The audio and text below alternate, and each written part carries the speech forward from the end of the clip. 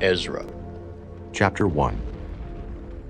Now in the first year of Cyrus king of Persia, that the word of the Lord by the mouth of Jeremiah might be fulfilled, the Lord stirred up the spirit of Cyrus king of Persia, that he made a proclamation throughout all his kingdom, and put it also in writing, saying, Thus saith Cyrus king of Persia, The Lord God of heaven hath given me all the kingdoms of the earth, and he hath charged me to build him an house at Jerusalem, which is in Judah. Who is there among you of all his people? His God be with him, and let him go up to Jerusalem, which is in Judah, and build the house of the Lord God of Israel. He is the God, which is in Jerusalem. And whosoever remaineth in any place where he sojourneth, let the men of his place help him with silver, and with gold, and with goods, and with beasts, beside the freewill offering for the house of God that is in Jerusalem. Then rose up the chief of the fathers of Judah and Benjamin, and the priests and the Levites, with all them whose spirit God had raised to go up to build the house of the Lord which is in Jerusalem. And all they that were about them strengthened their hands with vessels of silver, with gold, with goods, and with beasts, and with precious things, beside all that was willingly offered. Also Cyrus the king brought forth the vessels of the house of the Lord, which Nebuchadnezzar had brought forth out of Jerusalem, and had put them in the house of his gods. Even those did Cyrus king of Persia bring forth by the hand of Mithredath the treasurer, and numbered them unto Sheshbazzar the prince of Judah. And this is the number of them: 30 chargers of gold, 1,000 chargers of silver, 29 knives, 30 basins of gold, silver basins of a second sort, 410, and other vessels 1,000.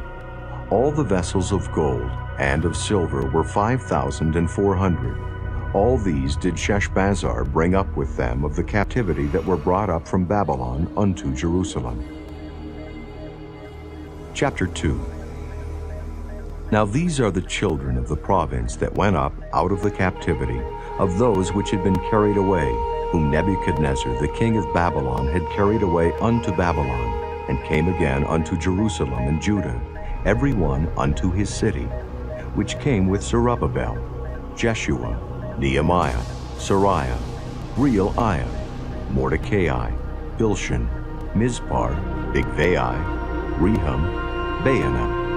The number of the men of the people of Israel, the children of Perish, 2,172. The children of Shephatiah, 372. The children of Era, 775. The children of Pahath-Moab, of the children of Jeshua and Joab, 2,812. The children of Elam, 1,254. The children of Zattu, 945.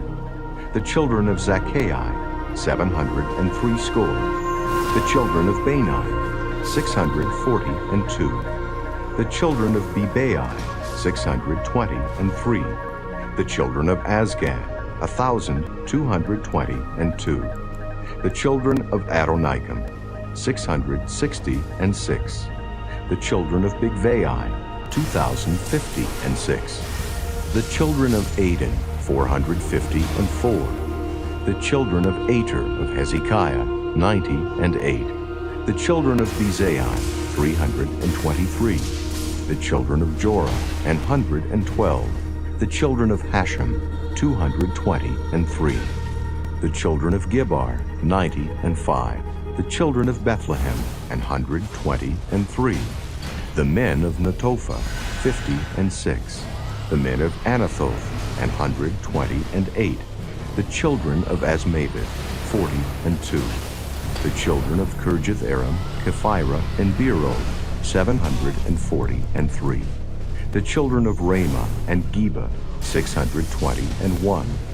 The men of Michmas, 122. The men of Bethel and Ai, 223. The children of Nebo, 52. The children of Magbish, 156. The children of the other Elam, 1,254. The children of Haram, 320. The children of Lod, Hadid, and Ono, 725. The children of Jericho, 345. The children of Senia, 3,630. The priests, the children of Jediah of the house of Jeshua, 973. The children of Immer, 1,052. The children of Pashur, 1,247. The children of Haram, 1,017.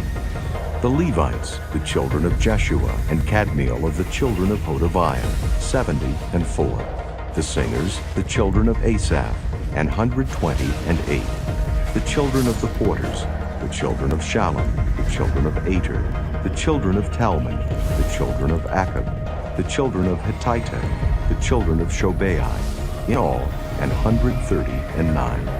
The Nethinims, the children of Ziha, the children of Hasupha, the children of Tebaoth, the children of Keros, the children of Ziaha, the children of Padan, the children of Labana, the children of Hagabah, the children of Akab, the children of Hagab, the children of Shalmai, the children of Hanan, the children of Giddel, the children of Gahon, the children of Reiah, the children of Rezin, the children of Nakoda, the children of Gazam, the children of Uzzah, the children of Paseah, the children of Besai, the children of Asna, the children of Mehunan, the children of Nephusim, the children of Bakbuk, the children of Akupha, the children of Harhur, the children of Basluth, the children of Mahida, the children of Harsha, the children of Barkos, the children of Sisera, the children of Thema, the children of Neziah, the children of Hatipha, the children of Solomon's servants, the children of Sotai, the children of Sophereth, the children of Peruda, the children of Jaala, the children of Darkon, the children of Giddel, the children of Shephatiah, the children of Hattil, the children of Pokereth of Sabaoth, the children of Ammi. All the Nethinims and the children of Solomon's servants were 392. And these were they which went up from Tel-Melah, Tel-Harsa, Kerub, Adon, and Immer. But they could not show their father's house and their seed, whether they were of Israel. The children of Deliah, the children of Tobiah, the children of Nekoda, 652. And of the children of the priests, the children of Habaya, the children of Koz, the children of Barzillai, which took a wife of the daughters of Barzillai, the Gileadite, and was called after their name. These sought their register among those that were reckoned by genealogy, but they were not found. Therefore were they as polluted, put from the priesthood. And the Tertius said unto them that they should not eat of the most holy things till there stood up a priest with Urim and with Thummim. The whole congregation together was 42,360, beside their servants and their maids, of whom there were 7,337. And there were among them 200 singing men and singing women. Their horses were 736, their mules 245, their camels 435, their asses 6,720. And some of the chief of the fathers, when they came to the house of the Lord, which is at Jerusalem, offered freely for the house of God to set it up in his place. They gave after their ability unto the treasure of the work 61,000 drams of gold, and 5,000 pound of silver, and 100 priests' garments. So the priests and the Levites and some of the people and the singers and the porters and the Nethinims dwelt in their cities, and all Israel in their cities. Chapter 3. And when the 7th month was come, and the children of Israel were in the cities, the people gathered themselves together as one man to Jerusalem. Then stood up Jeshua the son of Jozadak, and his brethren the priests, and Zerubbabel the son of Shealtiel, and his brethren, and builded the altar of the God of Israel, to offer burnt offerings thereon, as it is written in the law of Moses, the man of God. And they set the altar upon his bases, for fear was upon them because of the people of those countries. And they offered burnt offerings thereon unto the Lord, even burnt offerings morning and evening. They kept also the Feast of Tabernacles, as it is written, and offered the daily burnt offerings by number, according to the custom, as the duty of every day required. and afterward offered the continual burnt offering, both of the new moons, and of all the set feasts of the Lord that were consecrated, and of every one that willingly offered a freewill offering unto the Lord. From the first day of the 7th month began they to offer burnt offerings unto the Lord. But the foundation of the temple of the Lord was not yet laid. They gave money also unto the masons, and to the carpenters, and meat and drink and oil unto them of Zidon, and to them of Tyre, to bring cedar trees from Lebanon to the sea of Joppa, according to the grant that they had of Cyrus king of Persia. Now in the 2nd year of their coming unto the house of God at Jerusalem, in the 2nd month began Zerubbabel the son of Shealtiel, and Jeshua the son of Jozadak, and the remnant of their brethren the priests and the Levites, and all they that were come out of the captivity unto Jerusalem, and appointed the Levites from 20 years old and upward, to set forward the work of the house of the Lord. Then stood Jeshua with his sons and his brethren, Kadmiel and his sons, the sons of Judah, together, to set forward the workmen in the house of God, the sons of Henadad with their sons and their brethren the Levites. And when the builders laid the foundation of the temple of the Lord, they set the priests in their apparel with trumpets, and the Levites, the sons of Asaph, with cymbals, to praise the Lord, after the ordinance of David king of Israel. And they sang together by course in praising and giving thanks unto the Lord, because he is good, for his mercy endureth forever toward Israel. And all the people shouted with a great shout when they praised the Lord, because the foundation of the house of the Lord was laid. But many of the priests and Levites and chief of the fathers, who were ancient men, that had seen the first house, when the foundation of this house was laid before their eyes, wept with a loud voice, and many shouted aloud for joy, so that the people could not discern the noise of the shout of joy from the noise of the weeping of the people. For the people shouted with a loud shout, and the noise was heard afar off. Chapter 4. Now when the adversaries of Judah and Benjamin heard that the children of the captivity builded the temple unto the Lord God of Israel, then they came to Zerubbabel and to the chief of the fathers, and said unto them, Let us build with you, for we seek your God as ye do, and we do sacrifice unto him since the days of Esarhaddon, king of Assur, which brought us up hither. But Zerubbabel and Jeshua and the rest of the chief of the fathers of Israel said unto them, Ye have nothing to do with us to build an house unto our God, but we ourselves together will build unto the Lord God of Israel, as King Cyrus the king of Persia hath commanded us. Then the people of the land weakened the hands of the people of Judah, and troubled them in building, and hired counselors against them to frustrate their purpose all the days of Cyrus king of Persia, even until the reign of Darius king of Persia. And in the reign of Ahasuerus, in the beginning of his reign, wrote they unto him an accusation against the inhabitants of Judah and Jerusalem. And in the days of Artaxerxes wrote Bishlam, Mithredath, Tabeel, and the rest of their companions unto Artaxerxes king of Persia. And the writing of the letter was written in the Syrian tongue, and interpreted in the Syrian tongue. Rehum the chancellor and Shimshai the scribe wrote a letter against Jerusalem to Artaxerxes the king in this sort. Then wrote Rehum the chancellor and Shimshai the scribe and the rest of their companions, the Dinaites, the Apharsathites, the Tarpolites, the Apharsites, the Archabites, the Babylonians, the Susankites, the Dahavites, and the Elamites, and the rest of the nations, whom the great and noble Asnappar brought over, and set in the cities of Samaria, and the rest that are on this side the river, and at such a time. This is the copy of the letter that they sent unto him, even unto Artaxerxes the king. Thy servants, the men on this side the river, and at such a time.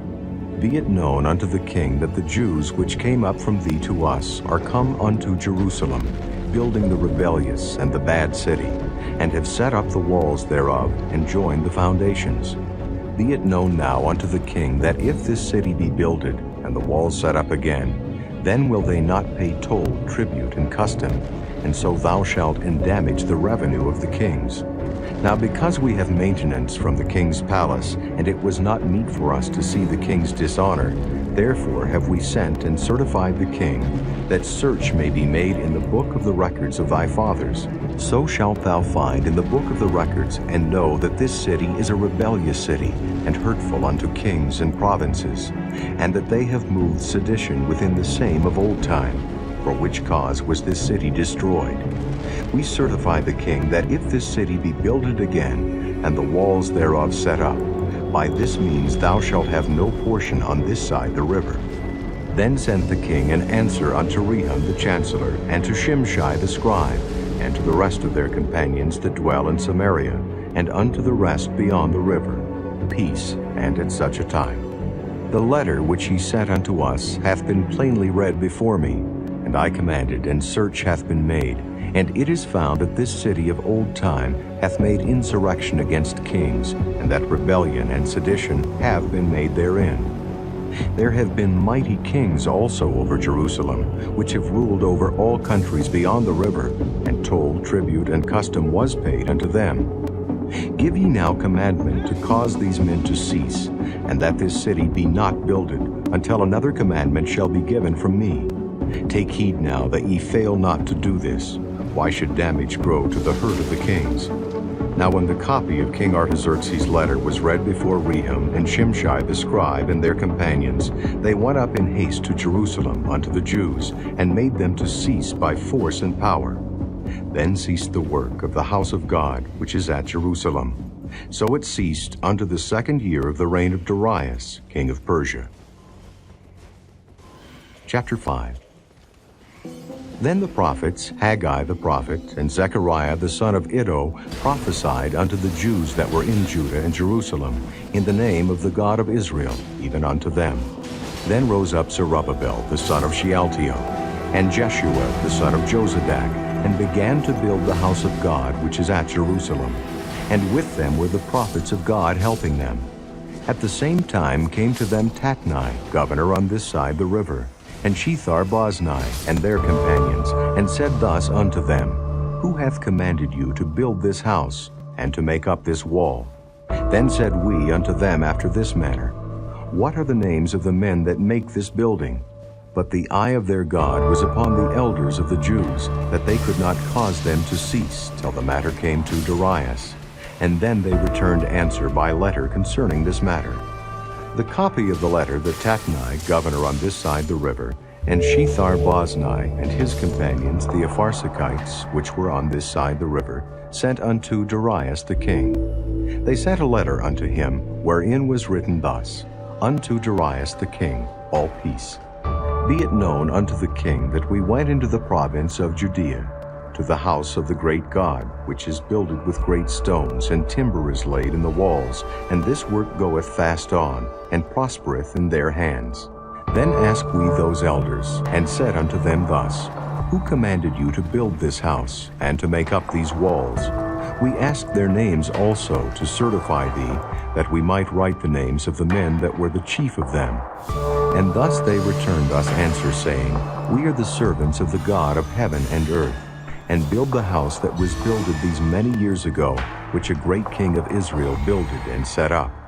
But after that our fathers had provoked the God of heaven unto wrath, he gave them into the hand of Nebuchadnezzar the king of Babylon, the Chaldean, who destroyed this house and carried the people away into Babylon. But in the 1st year of Cyrus the king of Babylon, the same king Cyrus made a decree to build this house of God. And the vessels also of gold and silver of the house of God, which Nebuchadnezzar took out of the temple that was in Jerusalem, and brought them into the temple of Babylon, those did Cyrus the king take out of the temple of Babylon, and they were delivered unto one, whose name was Sheshbazzar, whom he had made governor, and said unto him, Take these vessels, go, carry them into the temple that is in Jerusalem, and let the house of God be builded in his place. Then came the same Sheshbazzar, and laid the foundation of the house of God which is in Jerusalem. And since that time even until now hath it been in building, and yet it is not finished. Now therefore, if it seem good to the king, let there be search made in the king's treasure house, which is there at Babylon, whether it be so, that a decree was made of Cyrus the king to build this house of God at Jerusalem. And let the king send his pleasure to us concerning this matter. Chapter 6. Then Darius the king made a decree, and search was made in the house of the rolls where the treasures were laid up in Babylon. And there was found at Achmetha in the palace that is in the province of the Medes a roll, and therein was a record thus written. In the first year of Cyrus the king, the same Cyrus the king made a decree concerning the house of God at Jerusalem. Let the house be builded, the place where they offered sacrifices, and let the foundations thereof be strongly laid. The height thereof 80 cubits, and the breadth thereof 80 cubits, with 3 rows of great stones, and a row of new timber. And let the expenses be given out of the king's house. And also let the golden and silver vessels of the house of God, which Nebuchadnezzar took forth out of the temple which is at Jerusalem, and brought unto Babylon, be restored, and brought again unto the temple which is at Jerusalem, every one to his place, and place them in the house of God. Now therefore Tatnai, governor beyond the river, Shethar-boznai, and your companions the Apharsachites, which are beyond the river, be ye far from thence. Let the work of this house of God alone. Let the governor of the Jews and the elders of the Jews build this house of God in his place. Moreover, I make a decree what ye shall do to the elders of these Jews for the building of this house of God, that of the king's goods, even of the tribute beyond the river, forthwith expenses be given unto these men, that they be not hindered. And that which they have need of, both young bullocks and rams and lambs for the burnt offerings of the God of heaven, wheat, salt, wine, and oil, according to the appointment of the priests which are at Jerusalem, let it be given them day by day without fail, that they may offer sacrifices of sweet savors unto the God of heaven, and pray for the life of the king and of his sons. Also I have made a decree that whosoever shall alter this word, let timber be pulled down from his house, and being set up, let him be hanged thereon. And let his house be made a dunghill for this. And the God that hath caused his name to dwell there destroy all kings and people that shall put to their hand to alter and to destroy this house of God, which is at Jerusalem. I, Darius, have made a decree. Let it be done with speed. Then Tatnai, governor on this side the river, Shethar-boznai and their companions, according to that which Darius the king had said, so they did speedily.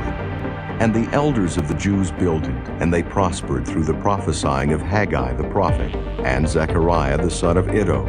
And they builded and finished it according to the commandment of the God of Israel, and according to the commandment of Cyrus, and Darius, and Artaxerxes king of Persia. And this house was finished on the 3rd day of the month Adar, which was in the 6th year of the reign of Darius the king. And the children of Israel, the priests and the Levites, and the rest of the children of the captivity, kept the dedication of this house of God with joy, and offered at the dedication of this house of God 100 bullocks, 200 rams, 400 lambs, and for a sin offering for all Israel, 12 he-goats, according to the number of the tribes of Israel. And they set the priests in their divisions and the Levites in their courses for the service of God which is at Jerusalem, as it is written in the book of Moses. And the children of the captivity kept the Passover upon the 14th day of the 1st month. For the priests and the Levites were purified together, all of them were pure, and killed the Passover for all the children of the captivity, and for their brethren the priests, and for themselves. And the children of Israel, which were come again out of captivity, and all such as had separated themselves unto them from the filthiness of the heathen of the land, to seek the Lord God of Israel, did eat, and kept the feast of unleavened bread 7 days with joy. For the Lord had made them joyful, and turned the heart of the king of Assyria unto them, to strengthen their hands in the work of the house of God, the God of Israel. Chapter 7. Now after these things, in the reign of Artaxerxes king of Persia, Ezra the son of Sariah, the son of Azariah, the son of Hilkiah, the son of Shallum, the son of Zadok, the son of Ahitub, the son of Amariah, the son of Azariah, the son of Merioth, the son of Zerahiah, the son of Uzzi, the son of Buckai, the son of Abishua, the son of Phinehas, the son of Eleazar, the son of Aaron the chief priest. This Ezra went up from Babylon, and he was a ready scribe in the law of Moses, which the Lord God of Israel had given. And the king granted him all his request, according to the hand of the Lord his God upon him. And there went up some of the children of Israel, and of the priests, and the Levites, and the singers, and the porters, and the Nethinims unto Jerusalem, in the 7th year of Artaxerxes the king. And he came to Jerusalem in the 5th month, which was in the 7th year of the king. For upon the 1st day of the 1st month began he to go up from Babylon. And on the 1st day of the 5th month came he to Jerusalem, according to the good hand of his God upon him. For Ezra had prepared his heart to seek the law of the Lord, and to do it, and to teach in Israel statutes and judgments. Now this is the copy of the letter that the king Artaxerxes gave unto Ezra the priest, the scribe, even a scribe of the words of the commandments of the Lord and of his statutes to Israel.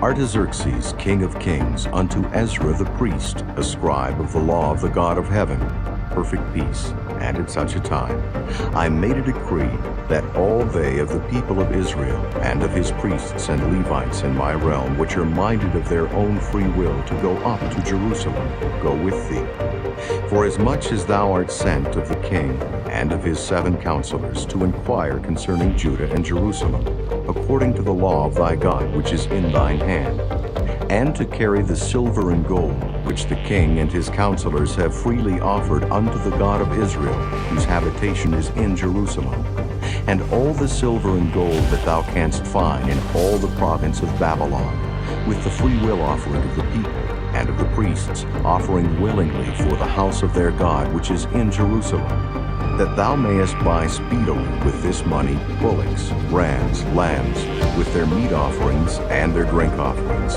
and offer them upon the altar of the house of your God which is in Jerusalem. And whatsoever shall seem good to thee and to thy brethren to do with the rest of the silver and the gold, that do after the will of your God. The vessels also that are given thee for the service of the house of thy God, those deliver thou before the God of Jerusalem. And whatsoever more shall be needful for the house of thy God, which thou shalt have occasion to bestow, bestow it out of the king's treasure house. And I, even I, Artaxerxes the king, do make a decree to all the treasurers which are beyond the river, that whatsoever Ezra the priest, the scribe of the law of the God of heaven, shall require of you, it be done speedily. Unto 100 talents of silver, and to 100 measures of wheat, and to 100 baths of wine, and to 100 baths of oil, and salt without prescribing how much. Whatsoever is commanded by the God of heaven, let it be diligently done for the house of the God of heaven. For why should there be wrath against the realm of the king and his sons? Also we certify you that touching any of the priests and Levites, singers, porters, Nethinims, or ministers of this house of God, it shall not be lawful to impose toll, tribute, or custom upon them. And thou, Ezra, after the wisdom of thy God that is in thine hand, set magistrates and judges which may judge all the people that are beyond the river, all such as know the laws of thy God, and teach ye them that know them not. And whosoever will not do the law of thy God and the law of the king, let judgment be executed speedily upon him, whether it be unto death, or to banishment, or to confiscation of goods, or to imprisonment. Blessed be the Lord God of our fathers, which hath put such a thing as this in the king's heart, to beautify the house of the Lord which is in Jerusalem, and hath extended mercy unto me before the king and his counselors, and before all the king's mighty princes. And I was strengthened as the hand of the Lord my God was upon me, and I gathered together out of Israel chief men to go up with me. Chapter 8. These are now the chief of their fathers, and this is the genealogy of them that went up with me from Babylon in the reign of Artaxerxes the king. Of the sons of Phinehas, Gershom. Of the sons of Ithamar, Daniel. Of the sons of David, Hattush. Of the sons of Shechaniah, of the sons of Pharosh, Zechariah, and with him were reckoned by genealogy of the males 150. Of the sons of Pahath-Moab, Elihoenai, the son of Zerahiah, and with him 200 males. Of the sons of Shechaniah, the son of Jahaziel, and with him 300 males. Of the sons also of Adin, Ebed, the son of Jonathan, and with him 50 males. And of the sons of Elam, Jeshaiah the son of Athaliah, and with him 70 males. And of the sons of Shephatiah, Zebadiah the son of Michael, and with him 80 males. Of the sons of Joab, Obadiah the son of Jehiel, and with him 218 males. And of the sons of Shelomith, the son of Josaphiah, and with him 160 males. And of the sons of Bebai, Zechariah the son of Bebai, and with him 28 males. And of the sons of Azgad, Johanan the son of Hakatan, and with him 110 males. And of the last sons of Adonikam, whose names are these, Eliphalet, Jeiel, and Shemaiah, and with them 80 males. Of the sons also of Bigvai, Uthai, and Zabad, and with them 70 males. And I gathered them together to the river that runneth to Ahava, and there abode we in tents 3 days. And I viewed the people and the priests, and found there none of the sons of Levi. Then sent I for Eliezer, for Ariel, for Shemaiah, and for Elnathan, and for Jerub, and for Elnathan, and for Nathan, and for Zechariah, and for Meshullam, chief men. Also for Joiarib, and for Elnathan, men of understanding. And I sent them with commandment unto Iddo the chief at the place Cassiphia. And I told them what they should say unto Iddo, and to his brethren the Nethinims at the place Cassiphia, that they should bring unto us ministers for the house of our God. And by the good hand of our God upon us they brought us a man of understanding, of the sons of Mahli, the son of Levi, the son of Israel, and Sherebiah with his sons and his brethren, 18, and Hashabiah, and with him Jeshaiah of the sons of Merari, his brethren and their sons, 20. Also of the Nethinims, whom David and the princes had appointed for the service of the Levites, 220 Nethinims. All of them were expressed by name. Then I proclaimed a fast there at the river of Ahava, that we might afflict ourselves before our God, to seek of him a right way for us, and for our little ones, and for all our substance. For I was ashamed to require of the king a band of soldiers and horsemen to help us against the enemy in the way, because we had spoken unto the king, saying, The hand of our God is upon all them for good that seek him, but his power and his wrath is against all them that forsake him. So we fasted and besought our God for this, and he was entreated of us. Then I separated 12 of the chief of the priests, Sherebiah, Hashabiah, and 10 of their brethren with them, and weighed unto them the silver and the gold and the vessels, even the offering of the house of our God, which the king and his counselors and his lords and all Israel there present had offered. I even weighed unto their hand 650 talents of silver, and silver vessels 100 talents, and of gold 100 talents. Also 20 basins of gold of 1,000 drams, and 2 vessels of fine copper, precious as gold. And I said unto them, Ye are holy unto the Lord. The vessels are holy also, and the silver and the gold are a freewill offering unto the Lord God of your fathers. Watch ye, and keep them until ye weigh them before the chief of the priests and the Levites, and chief of the fathers of Israel at Jerusalem, in the chambers of the house of the Lord. So took the priests and the Levites the weight of the silver and the gold and the vessels to bring them to Jerusalem unto the house of our God. Then we departed from the river of Ahava on the 12th day of the first month to go unto Jerusalem. And the hand of our God was upon us, and he delivered us from the hand of the enemy, and of such as lay in wait by the way. And we came to Jerusalem, and abode there 3 days. Now on the 4th day was the silver and the gold and the vessels weighed in the house of our God, by the hand of Merimoth, the son of Uriah the priest. And with him was Eleazar, the son of Phinehas. And with them was Jozabad, the son of Jeshua, and Noadiah, the son of Binnui, Levites, by number and by weight of every one. And all the weight was written at that time. Also the children of those that had been carried away, which were come out of the captivity, offered burnt offerings unto the God of Israel, 12 bullocks for all Israel, 96 rams, 77 lambs, 12 he-goats for a sin offering. All this was a burnt offering unto the Lord. And they delivered the king's commissions unto the king's lieutenants and to the governors on this side the river, and they furthered the people and the house of God. Chapter 9.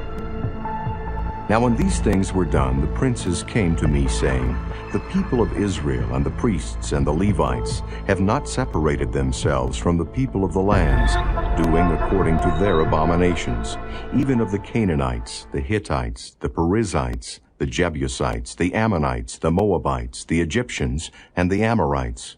For they have taken of their daughters for themselves and for their sons, so that the holy seed have mingled themselves with the people of those lands. Yea, the hand of the princes and rulers hath been chief in this trespass. And when I heard this thing, I rent my garment and my mantle, and plucked off the hair of my head and of my beard, and sat down astonied. Then were assembled unto me every one that trembled at the words of the God of Israel, because of the transgression of those that had been carried away. And I sat astonied until the evening sacrifice. And at the evening sacrifice I arose up from my heaviness, and having rent my garment and my mantle, I fell upon my knees, and spread out my hands unto the Lord my God, and said, O my God, I am ashamed and blush to lift up my face to thee, my God. For our iniquities are increased over our head, and our trespass is grown up unto the heavens. Since the days of our fathers have we been in a great trespass unto this day, and for our iniquities have we, our kings and our priests, been delivered into the hand of the kings of the lands, to the sword, to captivity, and to a spoil, and to confusion of face, as it is this day. And now for a little space grace hath been showed from the Lord our God, to leave us a remnant to escape, and to give us a nail in his holy place, that our God may lighten our eyes, and give us a little reviving in our bondage. For we were bondmen. Yet our God hath not forsaken us in our bondage, but hath extended mercy unto us in the sight of the kings of Persia, to give us a reviving to set up the house of our God, and to repair the desolations thereof, and to give us a wall in Judah and in Jerusalem. And now, O our God, what shall we say after this? For we have forsaken thy commandments, which thou hast commanded by thy servants the prophets, saying, The land unto which ye go to possess it is an unclean land, with the filthiness of the people of the lands, with their abominations, which have filled it from one end to another with their uncleanness. Now therefore give not your daughters unto their sons, neither take their daughters unto your sons, nor seek their peace or their wealth forever, that ye may be strong and eat the good of the land, and leave it for an inheritance to your children forever. And after all that is come upon us for our evil deeds and for our great trespass, seeing that thou, our God, hast punished us less than our iniquities deserve, and hast given us such deliverance as this, should we again break thy commandments and join in affinity with the people of these abominations? Wouldest not thou be angry with us till thou hadst consumed us, so that there should be no remnant nor escaping? O Lord God of Israel, thou art righteous, for we remain yet escaped, as it is this day. Behold, we are before thee in our trespasses, for we cannot stand before thee because of this. Chapter 10. Now when Ezra had prayed, and when he had confessed, weeping and casting himself down before the house of God, there assembled unto him out of Israel a very great congregation of men and women and children, for the people wept very sore. And Shechaniah the son of Jehiel, one of the sons of Elam, answered and said unto Ezra, We have trespassed against our God, and have taken strange wives of the people of the land. Yet now there is hope in Israel concerning this thing. Now therefore let us make a covenant with our God to put away all the wives and such as are born of them, according to the counsel of my Lord, and of those that tremble at the commandment of our God. And let it be done according to the law. Arise, for this matter belongeth unto thee. We also will be with thee. Be of good courage, and do it. Then arose Ezra, and made the chief priests, the Levites, and all Israel to swear that they should do according to this word. And they sware. Then Ezra rose up from before the house of God, and went into the chamber of Johanan the son of Eliashib. And when he came thither, he did eat no bread, nor drink water, for he mourned because of the transgression of them that had been carried away. And they made proclamation throughout Judah and Jerusalem unto all the children of the captivity, that they should gather themselves together unto Jerusalem. And that whosoever would not come within 3 days according to the counsel of the princes and the elders, all his substance should be forfeited, and himself separated from the congregation of those that had been carried away. Then all the men of Judah and Benjamin gathered themselves together unto Jerusalem within 3 days. It was the 9th month, on the 20th day of the month. And all the people sat in the street of the house of God, trembling because of this matter, and for the great rain.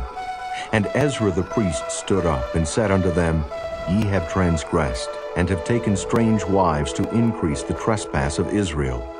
Now therefore make confession unto the Lord God of your fathers, and do his pleasure, and separate yourselves from the people of the land, and from the strange wives. Then all the congregation answered and said with a loud voice, As thou hast said, so must we do. But the people are many, and it is a time of much rain, and we are not able to stand without. Neither is this a work of 1 day or 2, for we are many that have transgressed in this thing.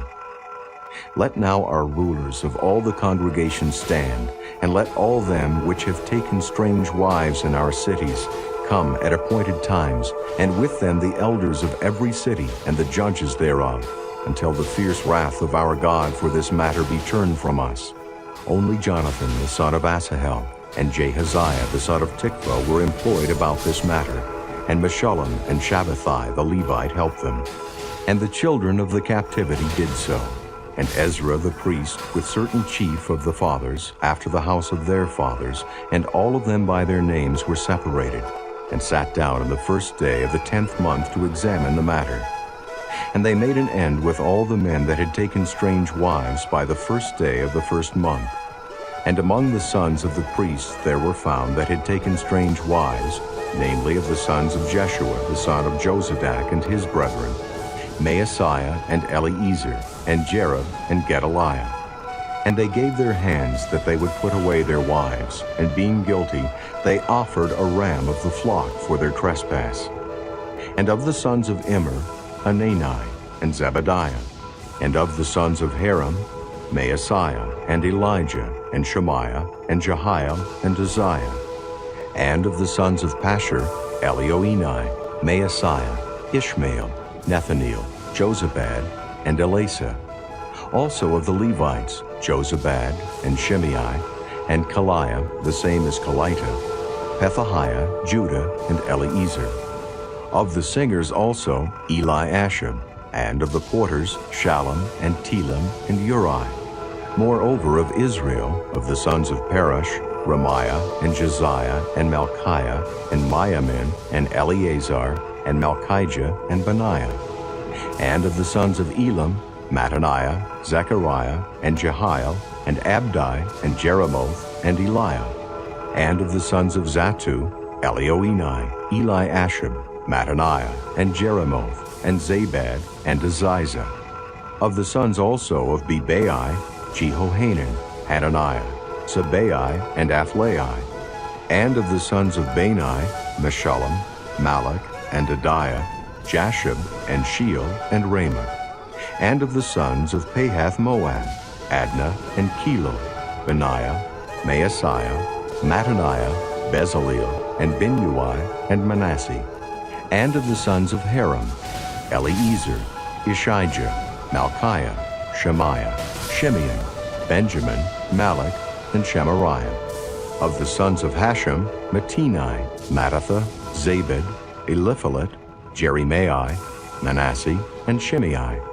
Of the sons of Bani, Maadai, Amram, and Ewell, Benaiah, Bediah, Kelu, Benaiah, Merimoth, Eliashib, Mattaniah, Mattenai, and Jaasah, and Bani, and Binui, Shimei, and Shelemiah, and Nathan, and Adiah, Machnadabai, Shashai, Sherai, Azareel, and Shelemiah, Shemariah, Shallum, Amariah, and Joseph.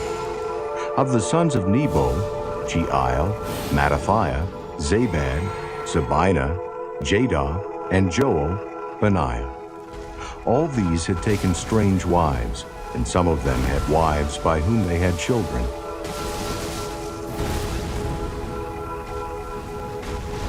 The Book of Nehemiah. Chapter 1. The words of Nehemiah, the son of Hakaliah. And it came to pass in the month Chislew, in the 20th year, as I was in Shushan the palace, that Hanani, one of my brethren, came, he and certain men of Judah, and I asked them concerning the Jews that had escaped, which were left of the captivity, and concerning Jerusalem. And they said unto me, The remnant that are left of the captivity there in the province are in great affliction and reproach. The wall of Jerusalem also is broken down, and the gates thereof are burned with fire.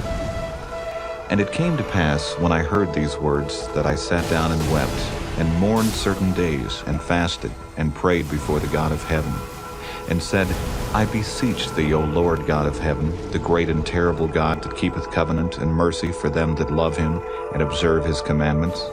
Let thine ear now be attentive, and thine eyes open, that thou mayest hear the prayer of thy servant, which I pray before thee now, day and night, for the children of Israel thy servants, and confess the sins of the children of Israel, which we have sinned against thee. Both I and my father's house have sinned.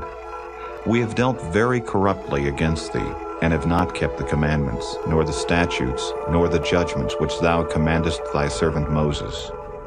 Remember, I beseech thee, the word that thou commandest thy servant Moses, saying, If ye transgress, I will scatter you abroad among the nations. But if ye turn unto me, and keep my commandments, and do them, though there were of you cast out unto the uttermost part of the heaven, yet will I gather them from thence, and will bring them unto the place that I have chosen to set my name there. Now these are thy servants and thy people, whom thou hast redeemed by thy great power and by thy strong hand. O Lord, I beseech thee, let now thine ear be attentive to the prayer of thy servant, and to the prayer of thy servants who desire to fear thy name. And prosper, I pray thee, thy servant this day, and grant him mercy in the sight of this man. For I was the king's cupbearer. Chapter 2. And it came to pass in the month Nisan, in the 20th year of Artaxerxes the king, that wine was before him, and I took up the wine, and gave it unto the king. Now I had not been beforetime sad in his presence. Wherefore the king said unto me, Why is thy countenance sad, seeing thou art not sick? This is nothing else but sorrow of heart.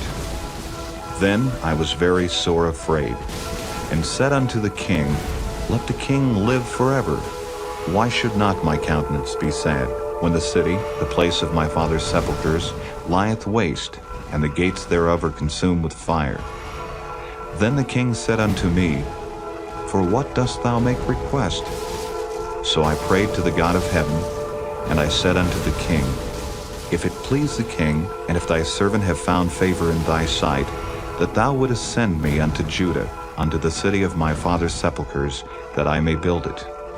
And the king said unto me, the queen also sitting by him, For how long shall thy journey be, and when wilt thou return?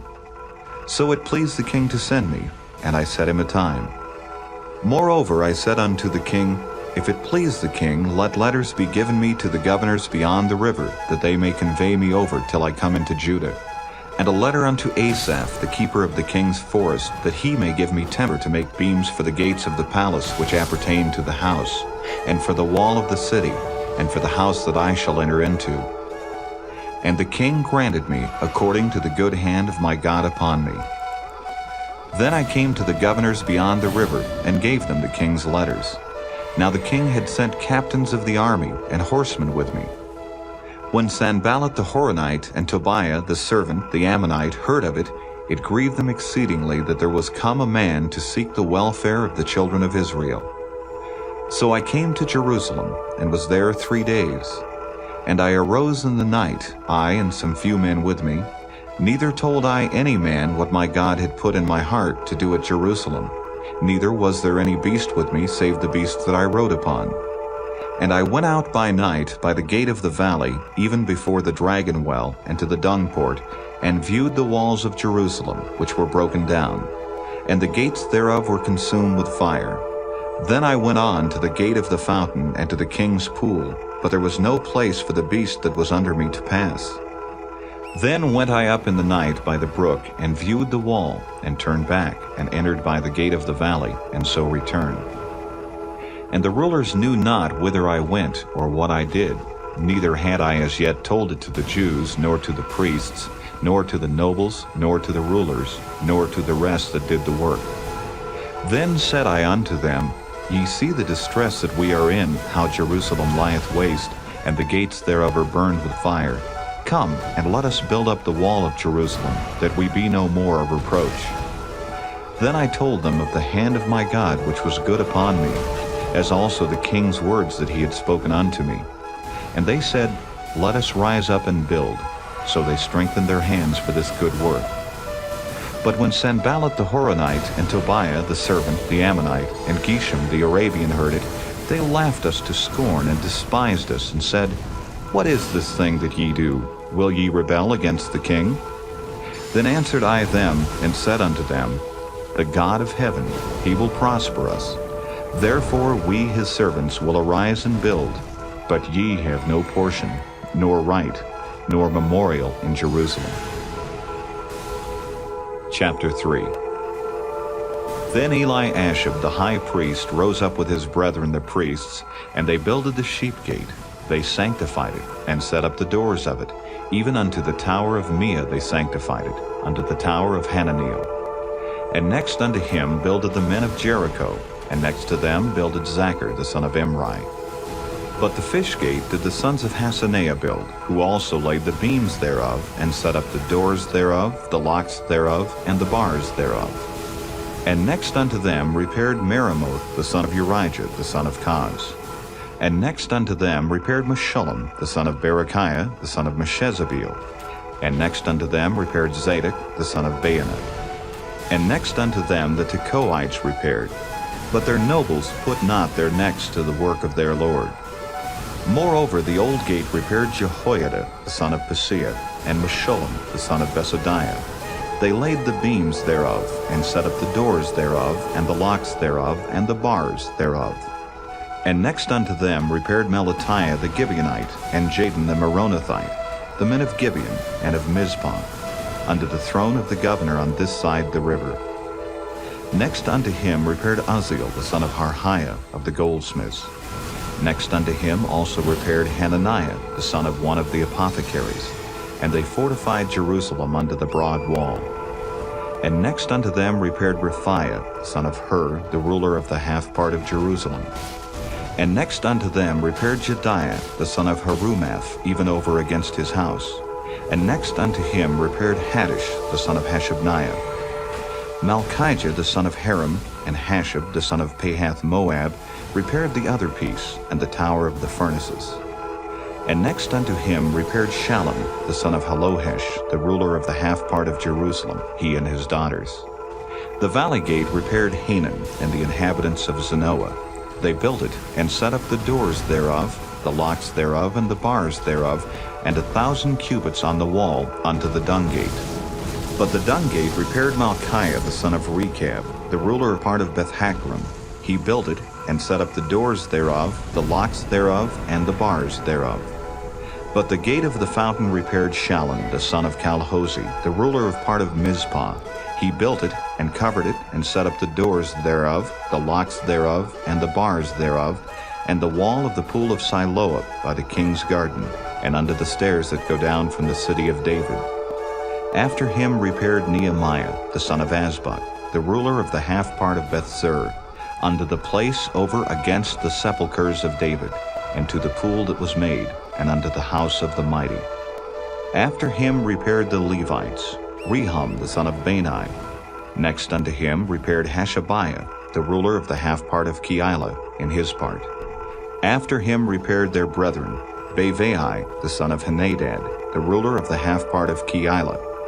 And next to him repaired Ezer, the son of Jeshua, the ruler of Mizpah, another piece over against the going up to the armory at the turning of the wall.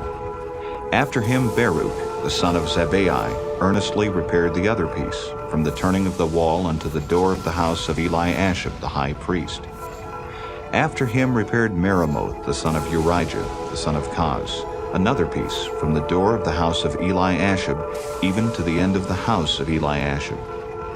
And after him repaired the priests, the men of the plain. After him repaired Benjamin and Hashab over against their house. After him repaired Azariah, the son of Maaseiah, the son of Ananiah, by his house. After him repaired Binnui, the son of Henadad, another piece, from the house of Azariah unto the turning of the wall, even unto the corner. Palal, the son of Uzai, over against the turning of the wall, and the tower which lieth out from the king's high house, that was by the court of the prison. After him Pedaiah, the son of Parosh. Moreover the Nethinims dwelt in Ophel, unto the place over against the water gate toward the east, and the tower that lieth out. After them the Tekoites repaired another piece, over against the great tower that lieth out, even unto the wall of Ophel. From above the horse gate repaired the priests, every one over against his house. After them repaired Zadok, the son of Immer, over against his house. After him repaired also Shemaiah, the son of Shechaniah, the keeper of the east gate. After him repaired Hananiah, the son of Shelemiah, and Hanan, the sixth son of Zalaph, another piece. After him repaired Meshullam, the son of Berechiah, over against his chamber. After him repaired Malchiah, the goldsmith's son, unto the place of the Nethinims and of the merchants, over against the gate Mithkad, and at the going up of the corner. And between the going up of the corner unto the sheep gate repaired the goldsmiths and the merchants. Chapter 4. But it came to pass that when Sanballat heard that we builded the wall, he was wroth, and took great indignation, and mocked the Jews. And he spake before his brethren and the army of Samaria, and said, What do these feeble Jews? Will they fortify themselves? Will they sacrifice? Will they make an end in a day? Will they revive the stones out of the heaps of rubbish which are burned? Now Tobiah the Ammonite was by him, and he said, Even that which they built, if a fox go up, he shall even break down their stone wall. Hear, O our God, for we are despised, and turn their reproach upon their own head, and give them for a prey in the land of captivity. And cover not their iniquity, and let not their sin be blotted out from before thee. For they have provoked thee to anger before the builders. So built we the wall, and all the wall was joined together unto the half thereof, for the people had a mind to work. But it came to pass that when Sanballat and Tobiah, and the Arabians, and the Ammonites, and the Ashdodites heard that the walls of Jerusalem were made up, and that the breaches began to be stopped, then they were very wroth, and conspired all of them together to come and to fight against Jerusalem, and to hinder it. Nevertheless, we made our prayer unto our God, and set a watch against them day and night because of them. And Judah said, The strength of the bearers of burdens is decayed, and there is much rubbish, so that we are not able to build the wall. And our adversaries said, They shall not know, neither see, till we come in the midst among them, and slay them, and cause the work to cease. And it came to pass that when the Jews which dwelt by them came, they said unto us 10 times, From all places whence ye shall return unto us, they will be upon you. Therefore set I in the lower places behind the wall, and on the higher places I even set the people after their families, with their swords, their spears, and their bows. And I looked, and rose up, and said unto the nobles, and to the rulers, and to the rest of the people, Be not ye afraid of them. Remember the Lord, which is great and terrible, and fight for your brethren, your sons and your daughters, your wives and your houses. And it came to pass, when our enemies heard that it was known unto us, and God had brought their counsel to naught, that we returned all of us to the wall, every one unto his work. And it came to pass from that time forth, that the half of my servants wrought in the work, and the other half of them held both the spears, the shields, and the bows, and the habergeons. And the rulers were behind all the house of Judah. They which builded on the wall, and they that bare burdens, with those that laded, every one with one of his hands wrought in the work, and with the other hand held a weapon. For the builders every one had his sword girded by his side, and so builded. and he that sounded the trumpet was by me. And I said unto the nobles, and to the rulers, and to the rest of the people, The work is great and large, and we are separated upon the wall one far from another. In what place therefore ye hear the sound of the trumpet, resort ye thither unto us. Our God shall fight for us. So we labored in the work, and half of them held the spears from the rising of the morning till the stars appeared. Likewise at the same time said I unto the people, Let every one with his servant lodge within Jerusalem, that in the night they may be a guard to us, and labor on the day. So neither I, nor my brethren, nor my servants, nor the men of the guard which followed me, none of us put off our clothes, saving that every one put them off for washing. Chapter 5. And there was a great cry of the people, and of their wives against their brethren the Jews. For there were that said, We, our sons, and our daughters are many. Therefore we take up corn for them, that we may eat and live. Some also there were that said, We have mortgaged our lands, vineyards, and houses, that we might buy corn, because of the dearth. There were also that said, We have borrowed money for the king's tribute, and that upon our lands and vineyards. Yet now our flesh is as the flesh of our brethren, our children as their children. And lo, we bring into bondage our sons and our daughters to be servants, and some of our daughters are brought into bondage already. Neither is it in our power to redeem them, for other men have our lands and vineyards. And I was very angry when I heard their cry in these words. Then I consulted with myself, and I rebuked the nobles and the rulers, and said unto them, Ye exact usury every one of his brother. And I set a great assembly against them. And I said unto them, We after our ability have redeemed our brethren the Jews, which were sold unto the heathen. And will ye even sell your brethren, or shall they be sold unto us? Then held they their peace, and found nothing to answer. Also I said, It is not good that ye do. Ought ye not to walk in the fear of our God, because of the reproach of the heathen our enemies? I likewise and my brethren and my servants might exact of them money and corn. I pray you, let us leave off this usury. Restore, I pray you, to them even this day their lands, their vineyards, their olive yards, and their houses, also the 100th part of the money, and of the corn, the wine, and the oil, that ye exact of them. Then said they, We will restore them, and will require nothing of them. So will we do as thou sayest. Then I called the priests, and took an oath of them, that they should do according to this promise. Also I shook my lap, and said, So God shake out every man from his house, and from his labor, that performeth not this promise. Even thus be he shaken out, and emptied. And all the congregation said, Amen, and praised the Lord. And the people did according to this promise. Moreover, from the time that I was appointed to be their governor in the land of Judah, from the 20th year even unto the 32nd year of Artaxerxes the king, that is 12 years, I and my brethren have not eaten the bread of the governor. But the former governors that had been before me were chargeable unto the people, and had taken of them bread and wine, beside 40 shekels of silver, yea, even their servants bare rule over the people. But so did not I, because of the fear of God. Yea, also I continued in the work of this wall, neither bought we any land, and all my servants were gathered thither unto the work. Moreover, there were at my table 150 of the Jews and rulers, beside those that came unto us from among the heathen that are about us. Now that which was prepared for me daily was 1 ox and 6 choice sheep. Also fowls were prepared for me, and once in 10 days store of all sorts of wine. Yet for all this required not I the bread of the governor, because the bondage was heavy upon this people. Think upon me, my God, for good, according to all that I have done for this people. Chapter 6. Now it came to pass, when Sanballat and Tobiah and Geshem the Arabian and the rest of our enemies heard that I had builded the wall, and that there was no breach left therein, though at that time I had not set up the doors upon the gates, that Sanballat and Geshem sent unto me, saying, Come, let us meet together in some one of the villages in the plain of Ono. But they thought to do me mischief. And I sent messengers unto them, saying, I am doing a great work, so that I cannot come down. Why should the work cease whilst I leave it and come down to you?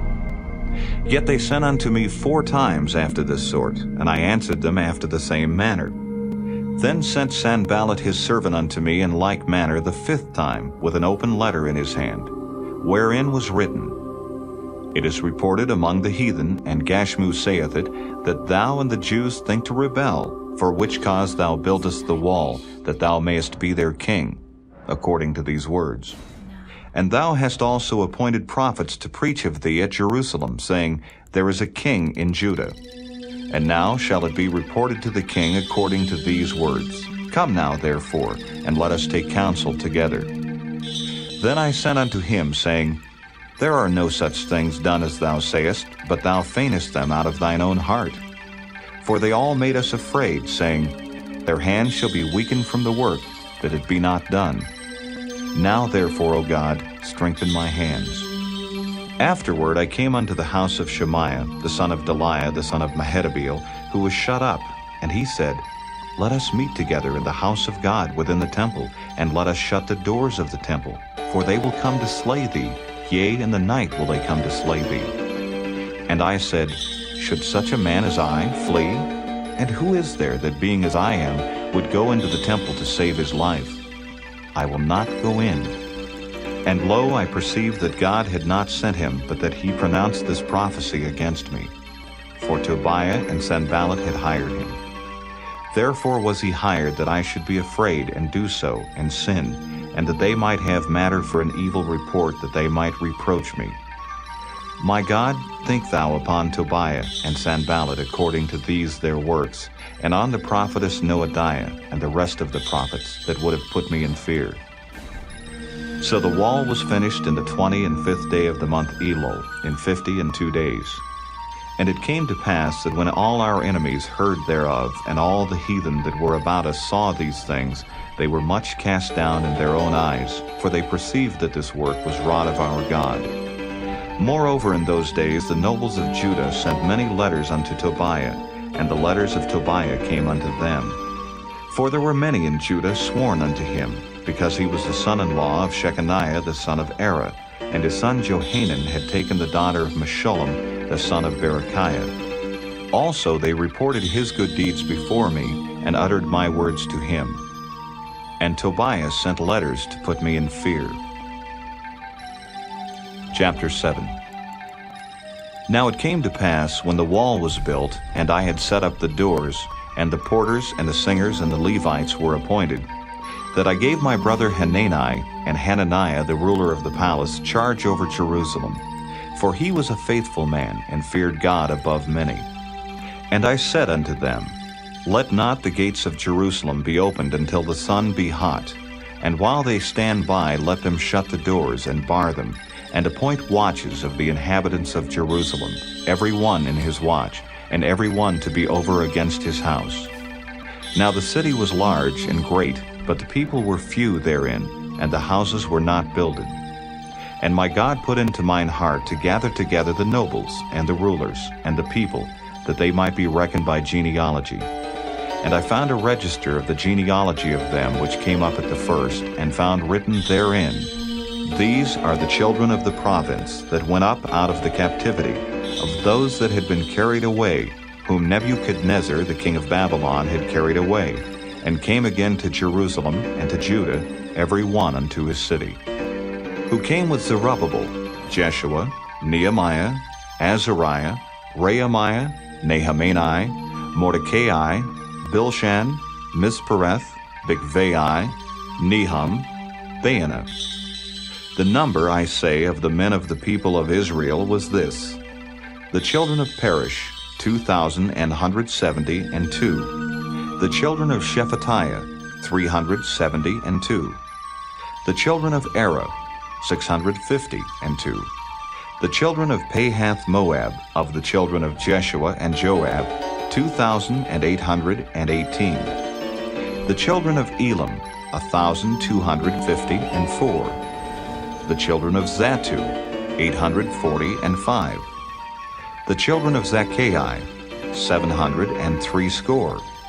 The children of Benui, 640 The children of Bebai, 620 The children of Azgad, 2,322 The children of Adonikam, 667 The children of Bigvai, 2,367 The children of Aden, 655 The children of Ader of Hezekiah, 98 The children of Hashem, 328 The children of Bezai, 324 The children of Hariph, 112 The children of Gibeon, 95 The men of Bethlehem and Netophah, 168 The men of Anathoth, 128 The men of Beth Asmaveth,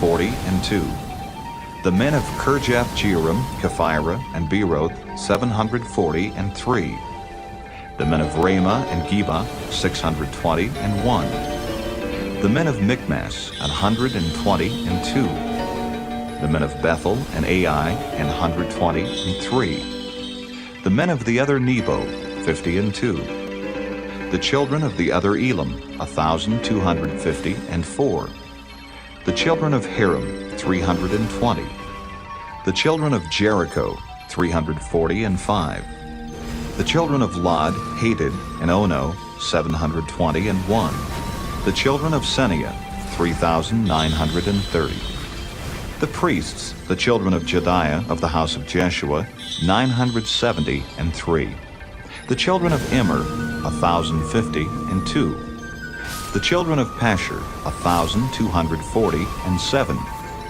The children of Haram, 1,017 The Levites, the children of Jeshua, of Kadmiel, and of the children of Hodavah, 74 The singers, the children of Asaph, 148 The porters, the children of Shallum, the children of Ader, the children of Talmon, the children of Akab, the children of Hatita, the children of Shobai, 138 The Nethinims, the children of Zihah, the children of Hashupha, the children of Tebaoth The children of Keros, the children of Siah, the children of Padan The children of Labana, the children of Hagabah, the children of Shalmai The children of Hanan, the children of Giddel, the children of Gahar The children of Reiah, the children of Rezin, the children of Nekoda The children of Gazam, the children of Uzzah, the children of Phasiah The children of Besai, the children of Meunim, the children of Nephishisim The children of Bakbuk, the children of Hakupha, the children of Harhur The children of Bazlith, the children of Mahida, the children of Harsha The children of Barkis, the children of Sisera, the children of Tamah The children of Neziah, the children of Hatipha The children of Solomon's servants The children of Sotai, the children of Sophereth, the children of Perida The children of Jaela, the children of Darkon, the children of Giddel The children of Shephatiah, the children of Hadel, the children of Pokereth of Zebaim, the children of Ammon All the Nethinims and the children of Solomon's servants were 392 And these were they which went up also from Tel Melah, Tel Harisha, Cherub, Adon, and Immer But they could not show their father's house, nor their seed, whether they were of Israel The children of Deliah, the children of Tobiah, the children of Nekoda, 642 And of the priests, the children of Habaya, the children of Kaz, the children of Barzillai, which took one of the daughters of Barzillai the Gileadite to wife, and was called after their name. These sought their register among those that were reckoned by genealogy, but it was not found. Therefore were they, as polluted, put from the priesthood. And the Tershatha said unto them that they should not eat of the most holy things till there stood up a priest with Urim and Thummim. The whole congregation together was 42,303 score, beside their manservants and their maidservants, of whom there were 7,337, and they had 245 singing men and singing women. Their horses 736, their mules 245, their camels 435, 6,720 asses. And some of the chief of the fathers gave unto the work. The Tirshatha gave to the treasure 1,000 drams of gold, 50 basins, 530 priests' garments. And some of the chief of the fathers gave to the treasure of the work 20,000 drams of gold, and 2,200 pound of silver. And that which the rest of the people gave was 20,000 drams of gold, and 2,000 pound of silver, and 67 priests' garments. So the priests and the Levites, and the porters, and the singers, and some of the people, and the Nethinims, and all Israel dwelt in their cities. And when the 7th month came, the children of Israel were in their cities. Chapter 8. And all the people gathered themselves together as one man into the street that was before the water gate. And they spake unto Ezra the scribe to bring the book of the law of Moses, which the Lord had commanded to Israel. And Ezra the priest brought the law before the congregation, both of men and women, and all that could hear with understanding, upon the first day of the 7th month. And he read therein before the street that was before the water gate, from the morning until midday, before the men and the women, and those that could understand. And the ears of all the people were attentive unto the book of the law. And Ezra the scribe stood upon a pulpit of wood, which they had made for the purpose. And beside him stood Mattithiah, and Shema, and Ananiah, and Urijah, and Hilkiah, and Maaseiah on his right hand. And on his left hand, Pedaiah, and Mishael, and Malchiah, and Hashem, and Hashbaddanah, Zechariah, and Meshullam. And Ezra opened the book in the sight of all the people, for he was above all the people. And when he opened it, all the people stood up. And Ezra blessed the Lord, the great God. And all the people answered, Amen, Amen, with lifting up their hands. And they bowed their heads and worshipped the Lord with their faces to the ground. Also Jeshua, and Bani, and Sherebiah, Jamin, Akkub, Shabbathai, Hodijah, Maaseiah, Kelida, Azariah, Jozabad, Hanan, Peliah, and the Levites caused the people to understand the law, and the people stood in their place. So they read in the book, in the law of God, distinctly, and gave the sense, and caused them to understand the reading. And Nehemiah, which is the Tirshatha, and Ezra the priest, the scribe, and the Levites that taught the people, said unto all the people, This day is holy unto the Lord your God. Mourn not, nor weep. For all the people wept when they heard the words of the law.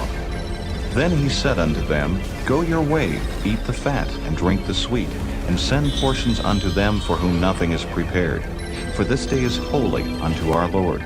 Neither be ye sorry, for the joy of the Lord is your strength. So the Levites stilled all the people, saying, Hold your peace, for the day is holy, neither be ye grieved. And all the people went their way to eat, and to drink, and to send portions, and to make great mirth, because they had understood the words that were declared unto them. And on the 2nd day were gathered together the chief of the fathers of all the people, the priests and the Levites, unto Ezra the scribe, even to understand the words of the law.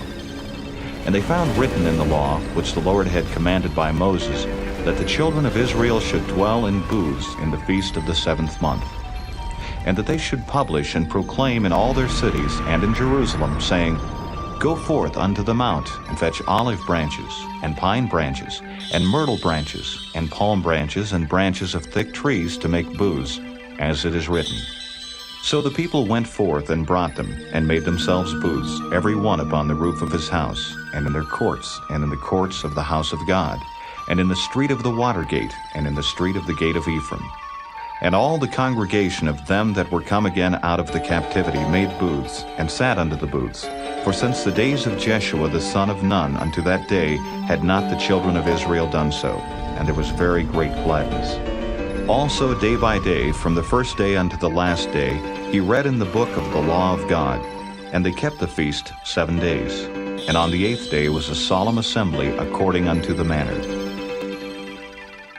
Chapter 9. Now in the 24th day of this month, the children of Israel were assembled with fasting, and with sackcloths and earth upon them. And the seed of Israel separated themselves from all strangers, and stood and confessed their sins and the iniquities of their fathers.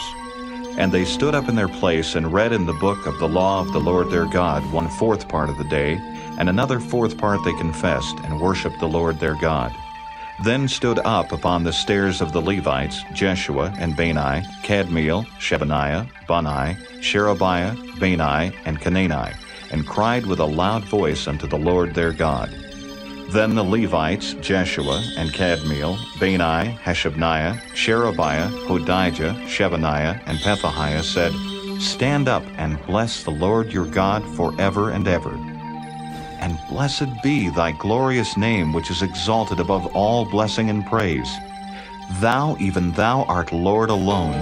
Thou hast made heaven, the heaven of heavens, with all their host, the earth and all things that are therein, the seas and all that is therein, and thou preservest them all, and the host of heaven worshipeth thee.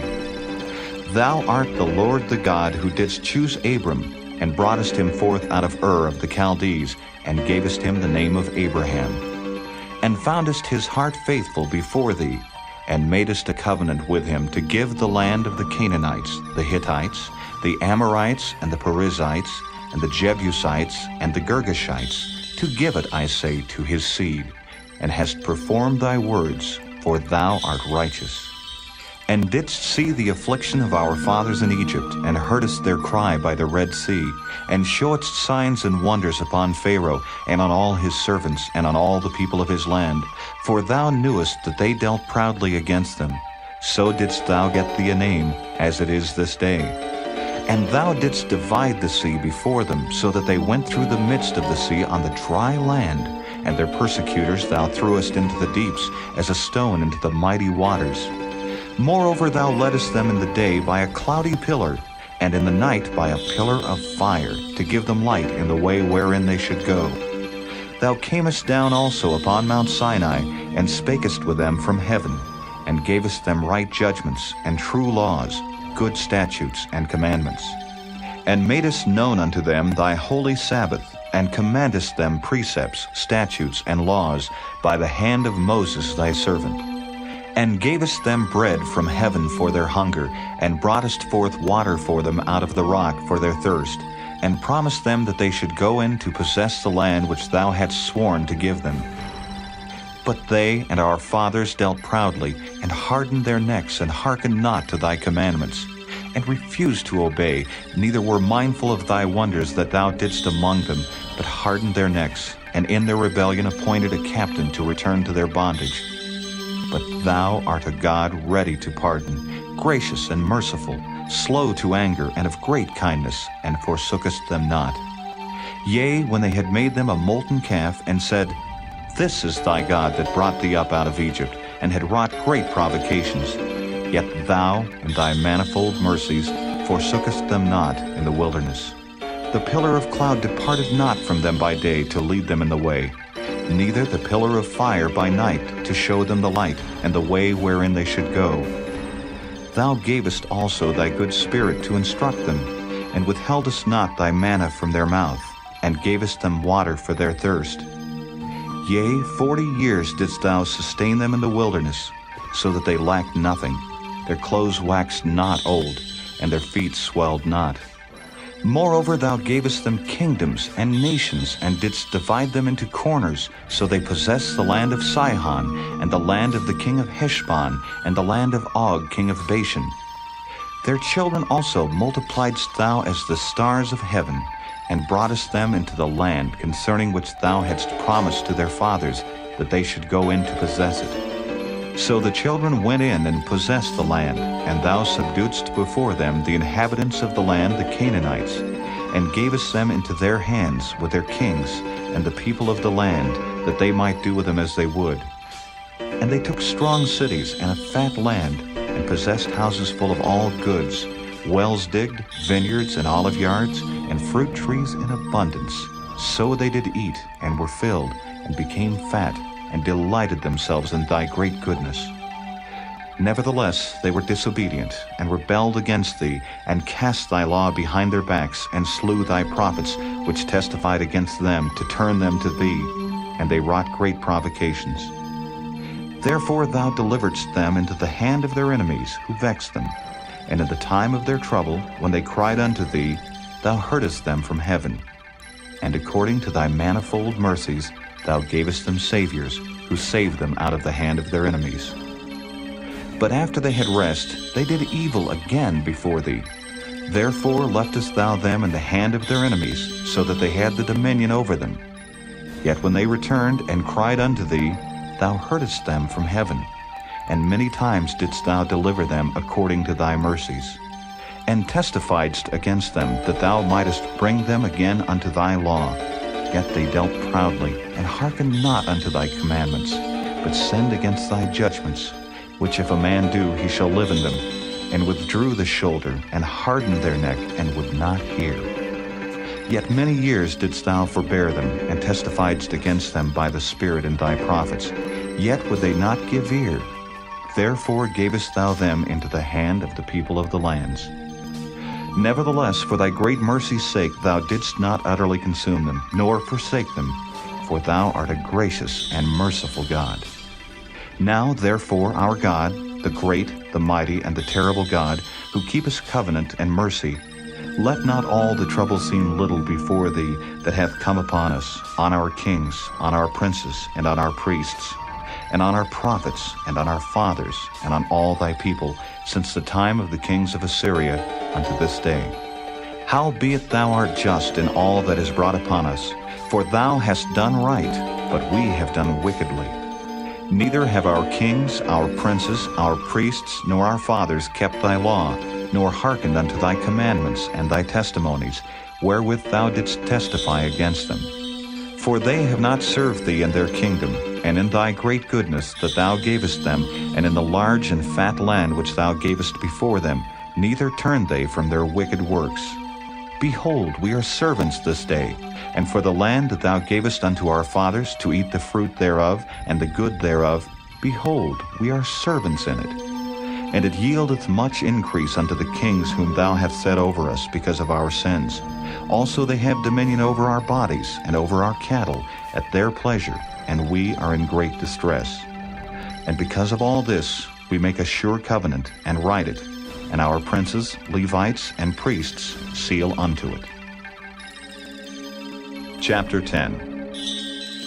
Now those that sealed were Nehemiah the Tirshatha, the son of Hakaliah, and Zidkijah, Sariah, Azariah, Jeremiah, Pashur, Amariah, Malchijah, Haddish, Shebaniah, Malach, Haram, Meremoth, Obadiah, Daniel, Genathon, Baruch, Meshullam, Abijah, Mijamin, Maaziah, Bilgai, Shemaiah.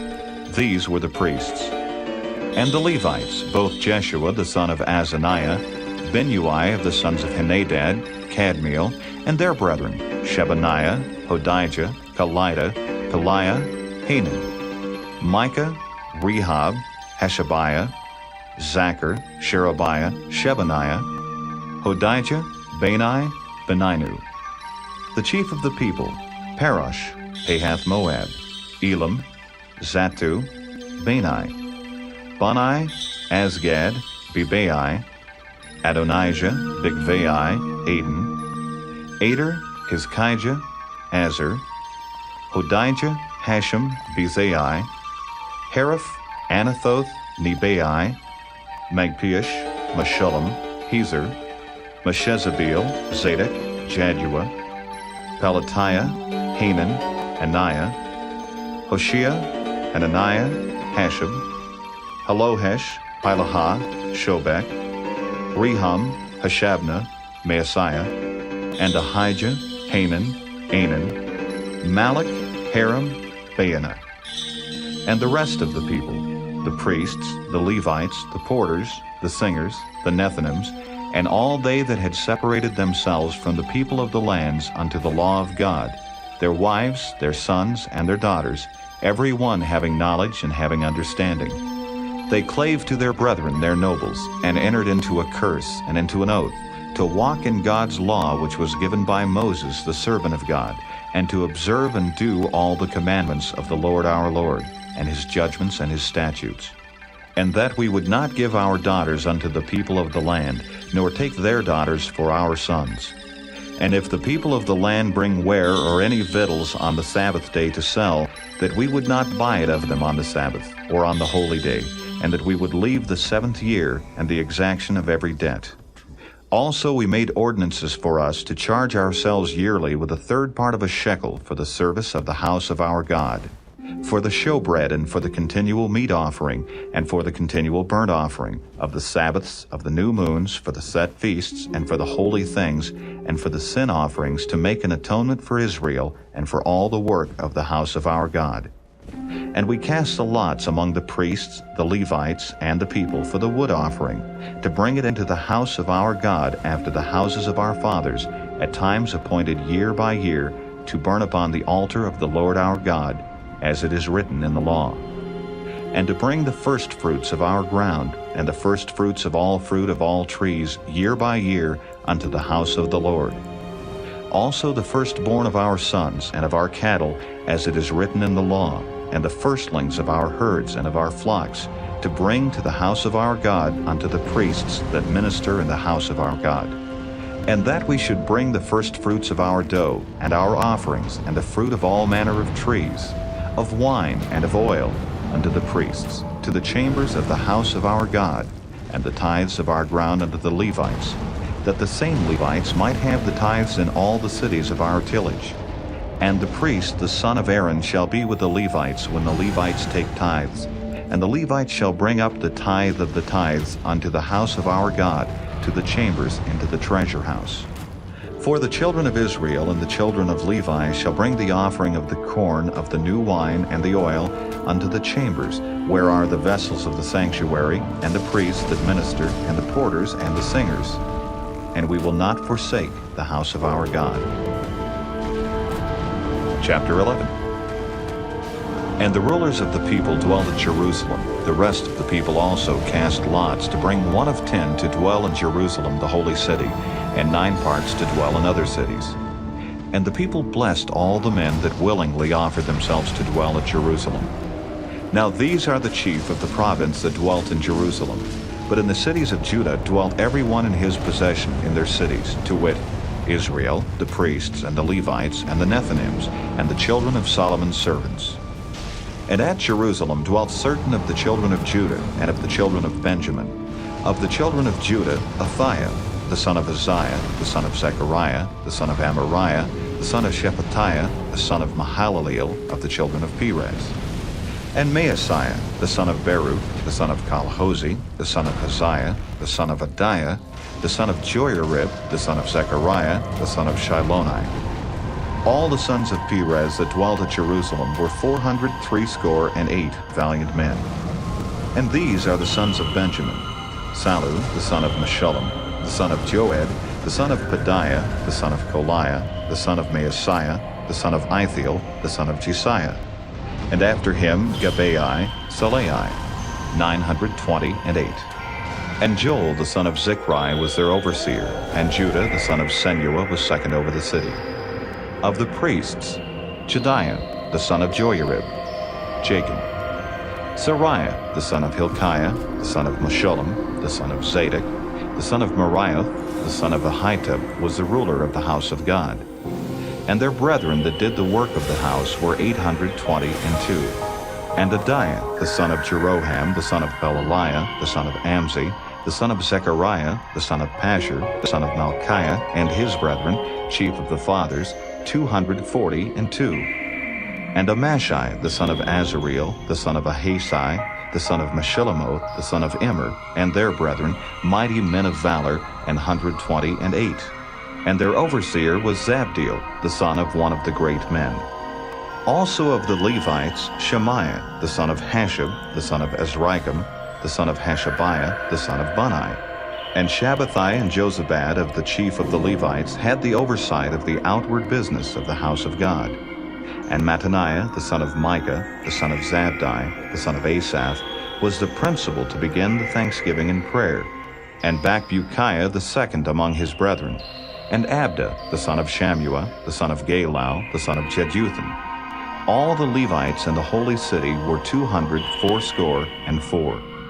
Moreover, the porters, Akab, Talmon, and their brethren that kept the gates were 172. And the residue of Israel, of the priests and the Levites, were in all the cities of Judah, every one in his inheritance.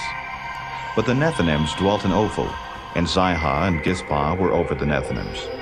The overseer also of the Levites at Jerusalem was Uzzi, the son of Bani, the son of Hashabiah, the son of Mattaniah, the son of Micah. Of the sons of Asaph, the singers were over the business of the house of God. For it was the king's commandment concerning them that a certain portion should be for the singers due for every day. And Pethahiah, the son of Meshezabeel, of the children of Zerah, the son of Judah, was at the king's hand in all matters concerning the people. And for the villages with their fields, some of the children of Judah dwelt at Kirjath Arba, and in the villages thereof, and at Dibon, and in the villages thereof, and at Jekabzeel, and in the villages thereof, and at Jeshua, and at Moladah, and at Bethphelet, and at Hazar Shual, and at Beersheba, and in the villages thereof, and at Ziklag, and at Makona, and in the villages thereof, and at Enrimmon, and at Zeriah, and at Jarmuth, Zanoah, Adullam, and in their villages, at Lachish, and the fields thereof, at Azekah, and in the villages thereof. And they dwelt from Beersheba unto the valley of Hinnom. The children also of Benjamin from Geba dwelt at Michmash, and Aijah, and Bethel, and in their villages, and at Anathoth, Nob, Ananiah, Hazor, Ramah, Gittaim, Hadid, Zeboam, Nebalat, Lod, and Ono, the valley of craftsmen. And of the Levites were divisions in Judah and in Benjamin. Chapter 12. Now these are the priests and the Levites that went up with Zerubbabel the son of Shealtiel, and Jeshua, Sariah, Jeremiah, Ezra, Amariah, Malach, Haddish, Shechaniah, Rehum, Meremoth, Iddo, Ginnetho, Abijah, Miamin, Maadiah, Bilgah, Shemaiah, and Joiarib, Jediah, Salu, Amok, Hilkiah, Jediah. These were the chief of the priests and of their brethren in the days of Jeshua. Moreover the Levites, Jeshua, Binnui, Kadmiel, Sherebiah, Judah, and Mattaniah, which was over the thanksgiving, he and his brethren. Also Bakbukiah and Unai, their brethren, were over against them in the watches. And Jeshua begat Joachim. Joachim also begat Eliashib, and Eliashib begat Joiada. And Joiada begat Jonathan, and Jonathan begat Jaddua. And in the days of Joachim were priests, the chief of the fathers, of Sariah, Moriah, of Jeremiah, Hananiah, of Ezra, Meshullam, of Amariah, Jehohanan, of Melechut, Jonathan, of Shebaniah, Joseph, of Haram, Adnah, of Marioth, Helkai, of Iddo, Zechariah, of Ginnethon, Meshullam, of Abijah, Zichri, of Meniaman, of Moadiah, Piltai, of Bilgah, Shammua, of Shemaiah, Jehonathan, and of Joiarib, Mattini, of Jediah, Uzzi, of Salai, Kalai, of Amok, Eber, of Hilkiah, Hashabiah, of Jediah, Nethaneel. The Levites in the days of Eliashib, Joiada, and Johanan, and Jaddua were recorded chief of the fathers.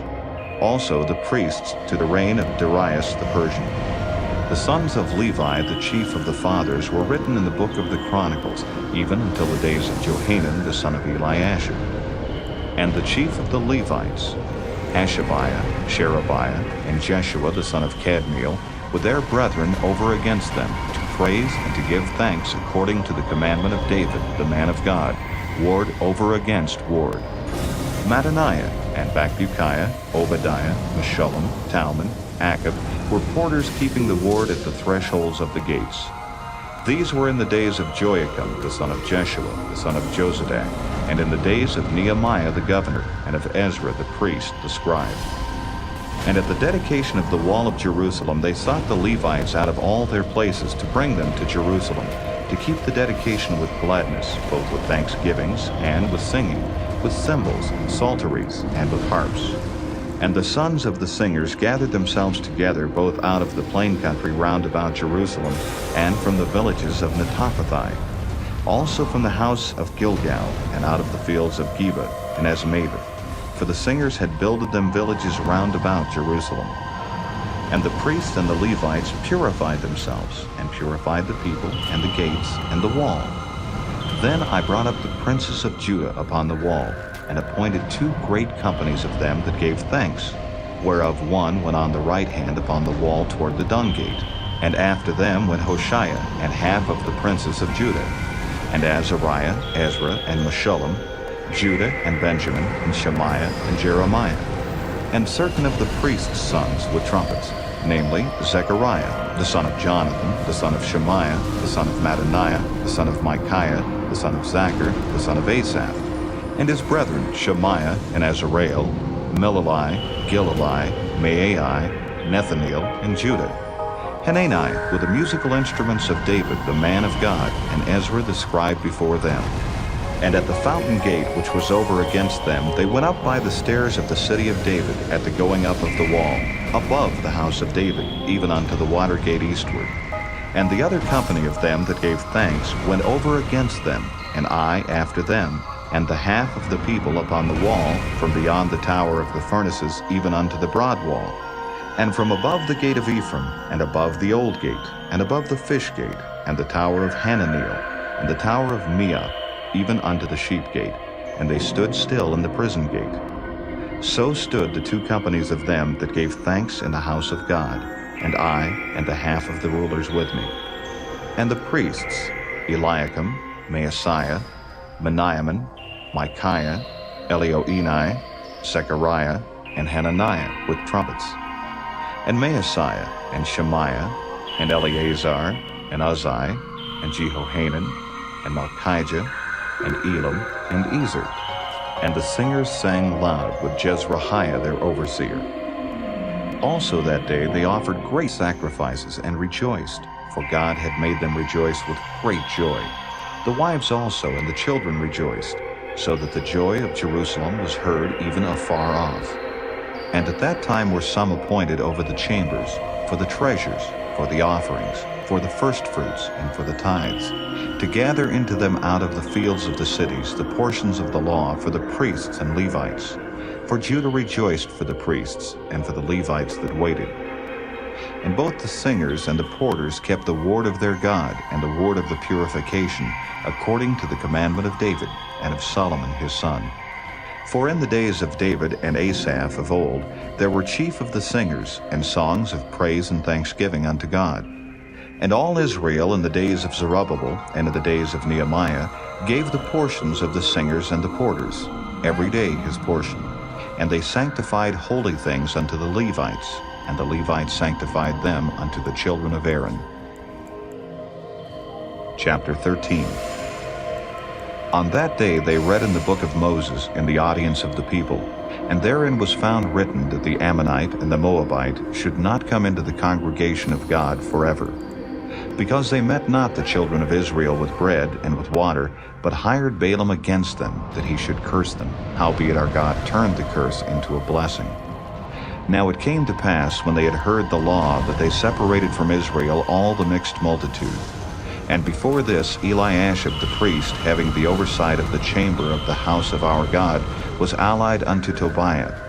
And he had prepared for him a great chamber, where aforetime they laid the meat offerings, the frankincense, and the vessels, and the tithes of the corn, the new wine, and the oil, which was commanded to be given to the Levites and the singers and the porters, and the offerings of the priests. But in all this time was not I at Jerusalem, for in the 32nd year of Artaxerxes, king of Babylon, came I unto the king, and after certain days obtained I leave of the king. And I came to Jerusalem, and understood of the evil that Eliashib did for Tobiah, in preparing him a chamber in the courts of the house of God. And it grieved me sore. Therefore I cast forth all the household stuff of Tobiah out of the chamber. Then I commanded, and they cleansed the chambers, and thither brought I again the vessels of the house of God, with the meat offering and the frankincense. And I perceived that the portions of the Levites had not been given them, for the Levites and the singers that did the work were fled every one to his field. Then contended I with the rulers and said, Why is the house of God forsaken? And I gathered them together and set them in their place. Then brought all Judah the tithe of the corn and the new wine and the oil unto the treasuries. And I made treasurers over the treasuries, Shelemiah the priest, and Zadok the scribe, and of the Levites, Pedaiah, and next to them was Hanan the son of Zachar, the son of Mattaniah, for they were counted faithful, and their office was to distribute unto their brethren. Remember me, O my God, concerning this, and wipe not out my good deeds that I have done for the house of my God, and for the offices thereof. In those days saw I in Judah some treading winepresses on the Sabbath, and bringing in sheaves, and lading asses, as also wine, grapes, and figs, and all manner of burdens which they brought into Jerusalem on the Sabbath day. And I testified against them in the day wherein they sold victuals. There dwelt men of Tyre also therein, which brought fish, and all manner of ware, and sold on the Sabbath unto the children of Judah, and in Jerusalem. Then I contended with the nobles of Judah, and said unto them, What evil thing is this that ye do, and profane the Sabbath day? Did not your fathers thus, and did not our God bring all this evil upon us, and upon this city? Yet ye bring more wrath upon Israel by profaning the Sabbath. And it came to pass that when the gates of Jerusalem began to be dark before the Sabbath, I commanded that the gates should be shut, and charged that they should not be opened till after the Sabbath. And some of my servants set I at the gates, that there should no burden be brought in on the Sabbath day. So the merchants and sellers of all kind of ware lodged without Jerusalem once or twice. Then I testified against them, and said unto them, Why lodge ye about the wall? If ye do so again, I will lay hands on you. From that time forth came they no more on the Sabbath. And I commanded the Levites that they should cleanse themselves, and that they should come and keep the gates, to sanctify the Sabbath day. Remember me, O my God, concerning this also, and spare me according to the greatness of thy mercy. In those days also saw I Jews that had married wives of Ashdod, of Ammon, and of Moab. And their children spake half in the speech of Ashdod, and could not speak in the Jews' language, but according to the language of each people. And I contended with them, and cursed them, and smote certain of them, and plucked off their hair, and made them swear by God, saying, Ye shall not give your daughters unto their sons, nor take their daughters unto your sons, or for yourselves. Did not Solomon king of Israel sin by these things? Yet among many nations was there no king like him, who was beloved of his God, and God made him king over all Israel. Nevertheless, even him did outlandish women cause to sin. Shall we then hearken unto you to do all this great evil, to transgress against our God in marrying strange wives? And one of the sons of Joiada, the son of Eliashib the high priest, was son-in-law to Sanballat the Horonite. Therefore I chased him from me. Remember them, O my God, because they have defiled the priesthood, and the covenant of the priesthood, and of the Levites. Thus cleansed I them from all strangers, and appointed the wards of the priests and the Levites, every one in his business, and for the wood offering at times appointed, and for the first fruits. Remember me, O my God, for good.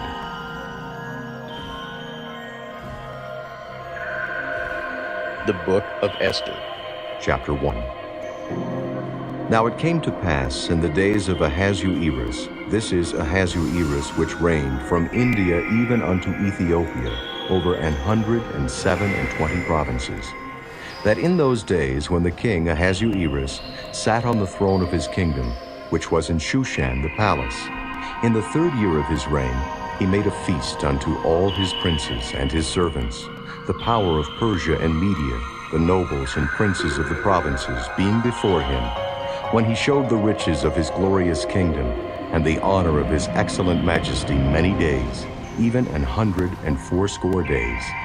And when these days were expired, the king made a feast unto all the people that were present in Shushan the palace, both unto great and small, 7 days in the court of the garden of the king's palace, where were white, green, and blue hangings, fastened with cords of fine linen, and purple to silver rings, and pillars of marble. The beds were of gold and silver, upon a pavement of red and blue and white and black marble. And they gave them drink in vessels of gold, the vessels being diverse one from another. and royal wine in abundance according to the state of the king. And the drinking was according to the law. None did compel, for so the king had appointed to all the officers of his house that they should do according to every man's pleasure. Also Vashti the queen made a feast for the women in the royal house which belonged to King Ahasuerus.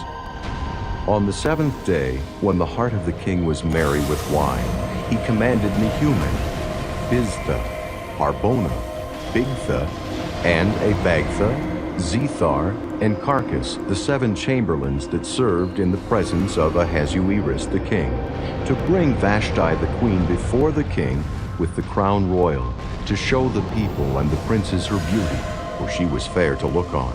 But the queen Vashti refused to come at the king's commandment by his chamberlains. Therefore was the king very wroth, and his anger burned in him. Then the king said to the wise men which knew the times, for so was the king's manner towards all that knew law and judgment. And the next unto him was Carshena, Shethon, Admatha, Tarshish, Meres, Marcena, and Memucan, 7 princes of Persia and Media, which saw the king's face, and which sat the first in the kingdom. What shall we do unto the queen Vashti according to law, because she hath not performed the commandment of the king Ahasuerus by the chamberlains? And Memucan answered before the king and the princes, Vashti the queen hath not done wrong to the king only, but also to all the princes, and to all the people that are in all the provinces of the king Ahasuerus. For this deed of the queen shall come abroad unto all women, so that they shall despise their husbands in their eyes, when it shall be reported the king Ahasuerus commanded Vashti the queen to be brought in before him, but she came not. Likewise shall the ladies of Persia and Media say this day unto all the king's princes, which have heard of the deed of the queen. Thus shall there arise too much contempt and wrath. If it please the king, let there go a royal commandment from him, and let it be written among the laws of the Persians and the Medes, that it be not altered, that Vashti come no more before King Ahasuerus, and let the king give her royal estate unto another that is better than she. And when the king's decree which he shall make shall be published throughout all his empire, for it is great, all the wives shall give to their husbands honor, both to great and small. And the saying pleased the king and the princes, and the king did according to the word of Memucan. For he sent letters into all the king's provinces, into every province according to the writing thereof, and to every people after their language, that every man should bear rule in his own house, and that it should be published according to the language of every people. Chapter 2. After these things, when the wrath of King Ahasuerus was appeased, he remembered Vashti and what she had done, and what was decreed against her. Then said the king's servants that ministered unto him, Let there be fair young virgins sought for the king, and let the king appoint officers in all the provinces of his kingdom, that they may gather together all the fair young virgins unto Shushan the palace, to the house of the women, unto the custody of Hegi the king's chamberlain, keeper of the women, and let their things for purification be given them. And let the maiden which pleaseth the king be queen instead of Vashti. And the thing pleased the king, and he did so. Now in Shushan the palace there was a certain Jew, whose name was Mordecai, the son of Jair, the son of Shimei, the son of Kish, a Benjamite, who had been carried away from Jerusalem with the captivity which had been carried away with Jeconiah, king of Judah, whom Nebuchadnezzar, the king of Babylon, had carried away. And he brought up Hadassah, that is Esther, his uncle's daughter, for she had neither father nor mother, and the maid was fair and beautiful, whom Mordecai, when her father and mother were dead, took for his own daughter. So it came to pass, when the king's commandment and his decree was heard, and when many maidens were gathered together unto Shushan the palace, to the custody of Hegi, that Esther was brought also unto the king's house, to the custody of Hegi, keeper of the women. And the maiden pleased him, and she obtained kindness of him, and he speedily gave her her things for purification, with such things as belonged to her, and 7 maidens which were meet to be given her out of the king's house. and he preferred her and her maids unto the best place of the house of the women. Esther had not showed her people nor her kindred, for Mordecai had charged her that she should not show it. And Mordecai walked every day before the court of the women's house, to know how Esther did, and what should become of her. Now when every maid's turn was come to go into King Ahasuerus, after that she had been 12 months, according to the manner of the women, for so were the days of their purifications accomplished, to wit, 6 months with oil of myrrh, and 6 months with sweet odors, and with other things for the purifying of the women. Then thus came every maiden unto the king. Whatsoever she desired was given her to go with her out of the house of the women unto the king's house. In the evening she went, and on the morrow she returned into the second house of the women, to the custody of Shaashgaz, the king's chamberlain, which kept the concubines. She came in unto the king no more, except the king delighted in her, and that she were called by name. Now when the turn of Esther, the daughter of Abihail, the uncle of Mordecai, who had taken her for his daughter, was come to go in unto the king, she required nothing but what Hegai, the king's chamberlain, the keeper of the women, appointed. And Esther obtained favor in the sight of all them that looked upon her. So Esther was taken unto King Ahasuerus into his house royal in the 10th month, which is the month Tebeth, in the 7th year of his reign. And the king loved Esther above all the women, and she obtained grace and favor in his sight more than all the virgins, so that he set the royal crown upon her head, and made her queen instead of Vashti. Then the king made a great feast unto all his princes and his servants, even Esther's feast. And he made a release to the provinces, and gave gifts according to the state of the king. And when the virgins were gathered together the second time, then Mordecai sat in the king's gate. Esther had not yet showed her kindred nor her people, as Mordecai had charged her. For Esther did the commandment of Mordecai, like as when she was brought up with him.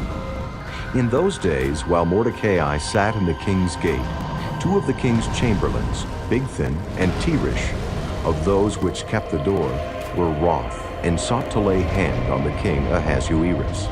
And the thing was known to Mordecai, who told it unto Esther the queen, and Esther certified the king thereof in Mordecai's name. And when inquisition was made of the matter, it was found out. Therefore they were both hanged on a tree, and it was written in the book of the Chronicles before the king. Chapter 3. After these things did King Ahasuerus promote Haman, the son of Hammedatha the Agagite, and advanced him, and set his seat above all the princes that were with him. And all the king's servants that were in the king's gate bowed and reverenced Haman, for the king had so commanded concerning him. But Mordecai bowed not, nor did him reverence. Then the king's servants, which were in the king's gate, said unto Mordecai, Why transgressest thou the king's commandment? Now it came to pass, when they spake daily unto him, and he hearkened not unto them, that they told Haman to see whether Mordecai's matters would stand, for he had told them that he was a Jew. And when Haman saw that Mordecai bowed not, nor did him reverence, then was Haman full of wrath. And he thought scorn to lay hands on Mordecai alone, for they had showed him the people of Mordecai. Wherefore Haman sought to destroy all the Jews that were throughout the whole kingdom of Ahasuerus, even the people of Mordecai. In the first month, that is, the month Nisan, in the 12th year of King Ahasuerus, they cast pur, that is, the lot, before Haman from day to day, and from month to month, to the 12th month, that is, the month Adar. And Haman said unto King Ahasuerus, There is a certain people scattered abroad and dispersed among the people in all the provinces of thy kingdom, and their laws are diverse from all people. Neither keep they the king's laws. Therefore it is not for the king's profit to suffer them. If it please the king, let it be written that they may be destroyed, and I will pay 10,000 talents of silver to the hands of those that have the charge of the business, to bring it unto the king's treasuries. And the king took his ring from his hand, and gave it unto Haman, the son of Hammedatha the Agagite, the Jews' enemy. And the king said unto Haman, The silver is given to thee, the people also, to do with them as it seemeth good to thee. Then were the king's scribes called on the 13th day of the first month, and there was written according to all that Haman had commanded unto the king's lieutenants, and to the governors that were over every province, and to the rulers of every people of every province, according to the writing thereof, and to every people after their language. In the name of King Ahasuerus was it written, and sealed with the king's ring. And the letters were sent by posts into all the king's provinces to destroy, to kill, and to cause to perish all Jews, both young and old, little children and women, in one day, even upon the 13th day of the 12th month, which is the month Adar, and to take the spoil of them for a prey. The copy of the writing for a commandment to be given in every province was published unto all people, that they should be ready against that day. The posts went out, being hastened by the king's commandment, and the decree was given in Shushan the palace. And the king and Haman sat down to drink. But the city Shushan was perplexed. Chapter 4. When Mordecai perceived all that was done, Mordecai rent his clothes, and put on sackcloth with ashes, and went out into the midst of the city, and cried with a loud and bitter cry, and came even before the king's gate, for none might enter into the king's gate clothed with sackcloth. And in every province, whithersoever the king's commandment and his decree came, there was great mourning among the Jews, and fasting, and weeping, and wailing, and many lay in sackcloth and ashes. So Esther's maids and her chamberlains came and told it her. Then was the queen exceedingly grieved, and she sent raiment to clothe Mordecai, and to take away his sackcloth from him, but he received it not. Then called Esther for Hatach, one of the king's chamberlains, whom he had appointed to attend upon her, and gave him a commandment to Mordecai, to know what it was, and why it was. So Hatach went forth to Mordecai, unto the street of the city, which was before the king's gate. And Mordecai told him of all that had happened unto him, and of the sum of the money that Haman had promised to pay to the king's treasuries for the Jews, to destroy them.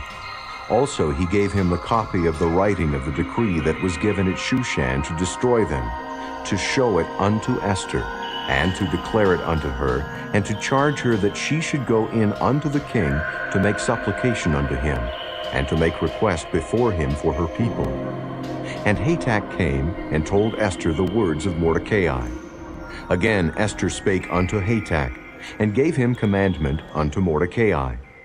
All the king's servants and the people of the king's provinces do know that whosoever, whether man or woman, shall come unto the king into the inner court, who is not called, there is one law of his to put him to death, except such to whom the king shall hold out the golden scepter, that he may live.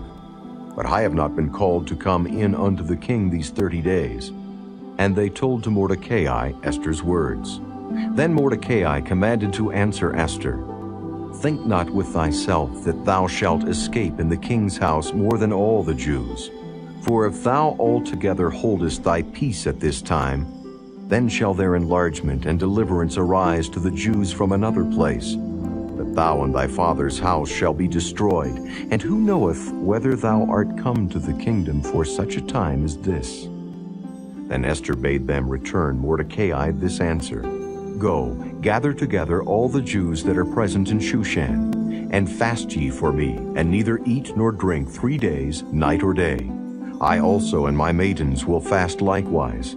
And so will I go in unto the king, which is not according to the law, and if I perish, I perish. So Mordecai went his way, and did according to all that Esther had commanded him. Chapter 5. Now it came to pass on the 3rd day that Esther put on her royal apparel, and stood in the inner court of the king's house, over against the king's house. And the king sat upon his royal throne, in the royal house, over against the gate of the house. And it was so, when the king saw Esther the queen standing in the court, that she obtained favor in his sight. And the king held out to Esther the golden scepter that was in his hand. So Esther drew near and touched the top of the scepter. Then said the king unto her, What wilt thou, Queen Esther? And what is thy request? It shall be even given thee to the half of the kingdom. And Esther answered, If it seem good unto the king, let the king and Haman come this day unto the banquet that I have prepared for him. Then the king said, Cause Haman to make haste, that he may do as Esther hath said. So the king and Haman came to the banquet that Esther had prepared. And the king said unto Esther at the banquet of wine, What is thy petition? And it shall be granted thee. And what is thy request? Even to the half of the kingdom it shall be performed. Then answered Esther and said, My petition and my request is, if I have found favor in the sight of the king, and if it please the king to grant my petition and to perform my request, let the king and Haman come to the banquet that I shall prepare for them, and I will do tomorrow as the king hath said. Then went Haman forth that day joyful and with a glad heart. But when Haman saw Mordecai in the king's gate, that he stood not up nor moved for him, he was full of indignation against Mordecai. Nevertheless, Haman refrained himself, and when he came home, he sent and called for his friends, and Zeresh his wife. And Haman told them of the glory of his riches, and the multitude of his children, and all the things wherein the king had promoted him, and how he had advanced him above the princes and servants of the king. Haman said moreover, Yea, Esther the queen did let no man come in with the king unto the banquet that she had prepared, but myself. And tomorrow am I invited unto her also with the king. Yet all this availeth me nothing, so long as I see Mordecai the Jew sitting at the king's gate. Then said Zeresh his wife, and all his friends unto him, Let a gallows be made of 50 cubits high, and tomorrow speak thou unto the king, that Mordecai may be hanged thereon. Then go thou in merrily with the king unto the banquet. And the thing pleased Haman, and he caused the gallows to be made. Chapter 6. On that night could not the king sleep, and he commanded to bring the book of records of the Chronicles, and they were read before the king. And it was found written that Mordecai had told of Bigthana and Teresh, two of the king's chamberlains, the keepers of the door, who sought to lay hand on the king Ahasuerus. And the king said, What honor and dignity hath been done to Mordecai for this? Then said the king's servants that ministered unto him, There is nothing done for him. And the king said, Who is in the court? Now Haman was come into the outward court of the king's house to speak unto the king to hang Mordecai on the gallows that he had prepared for him. And the king's servants said unto him, Behold, Haman standeth in the court. And the king said, Let him come in. So Haman came in, and the king said unto him, What shall be done unto the man whom the king delighteth to honor? Now Haman thought in his heart, To whom would the king delight to do honor more than to myself? And Haman answered the king, For the man whom the king delighteth to honor, let the royal apparel be brought, which the king useth to wear, and the horse that the king rideth upon, and the crown royal which is set upon his head. And let this apparel and horse be delivered to the hand of one of the king's most noble princes, that they may array the man withal, whom the king delighteth to honor, and bring him on horseback through the street of the city, and proclaim before him, Thus shall it be done to the man whom the king delighteth to honor.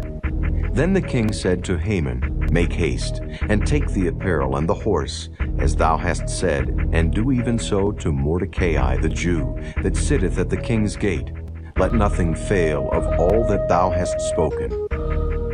Then took Haman the apparel and the horse, and arrayed Mordecai, and brought him on horseback through the street of the city, and proclaimed before him, Thus shall it be done unto the man whom the king delighteth to honor. And Mordecai came again to the king's gate. But Haman hasted to his house mourning, and having his head covered. And Haman told Zeresh his wife and all his friends everything that had befallen him. Then said his wise men and Zeresh his wife unto him, If Mordecai be of the seed of the Jews, before whom thou hast begun to fall, thou shalt not prevail against him. but shalt surely fall before him." And while they were yet talking with him, came the king's chamberlains, and hasted to bring Haman unto the banquet that Esther had prepared. Chapter 7. So the king and Haman came to banquet with Esther the queen. And the king said again unto Esther on the second day at the banquet of wine, "What is thy petition, Queen Esther? And it shall be granted thee. And what is thy request? And it shall be performed, even to the half of the kingdom." Then Esther the queen answered and said, "If I have found favor in thy sight, O king, and if it please the king, let my life be given me at my petition, and my people at my request. For we are sold, I and my people, to be destroyed, to be slain, and to perish. But if we had been sold for bondmen and bondwomen, I had held my tongue, although the enemy could not countervail the king's damage." Then the king Ahasuerus answered and said unto Esther the queen, "Who is he, and where is he, that durst presume in his heart to do so?" And Esther said, "The adversary and enemy is this wicked Haman." Then Haman was afraid before the king and the queen. And the king, arising from the banquet of wine in his wrath, went into the palace garden. And Haman stood up to make request for his life to Esther the queen, for he saw that there was evil determined against him by the king. Then the king returned out of the palace garden into the place of the banquet of wine, and Haman was fallen upon the bed whereon Esther was. Then said the king, "Will he force the queen also before me in the house?" As the word went out of the king's mouth, they covered Haman's face. And Harbona, one of the chamberlains, said before the king, "Behold also the gallows 50 cubits high, which Haman had made for Mordecai, who had spoken good for the king, standeth in the house of Haman." Then the king said, "Hang him thereon." So they hanged Haman on the gallows that he had prepared for Mordecai. Then was the king's wrath pacified. Chapter 8. On that day did the king Ahasuerus give the house of Haman the Jews' enemy unto Esther the queen. And Mordecai came before the king, for Esther had told what he was unto her. And the king took off his ring, which he had taken from Haman, and gave it unto Mordecai. And Esther set Mordecai over the house of Haman. And Esther spake yet again before the king, and fell down at his feet, and besought him with tears to put away the mischief of Haman the Agagite, and his device that he had devised against the Jews. Then the king held out the golden scepter toward Esther. So Esther arose, and stood before the king, and said, "If it please the king, and if I have found favor in his sight, and the thing seem right before the king, and I be pleasing in his eyes, let it be written to reverse the letters devised by Haman the son of Hammedatha the Agagite, which he wrote to destroy the Jews which are in all the king's provinces. For how can I endure to see the evil that shall come unto my people? Or how can I endure to see the destruction of my kindred?" Then the king Ahasuerus said unto Esther the queen, and to Mordecai the Jew, "Behold, I have given Esther the house of Haman, and him they have hanged upon the gallows because he laid his hand upon the Jews.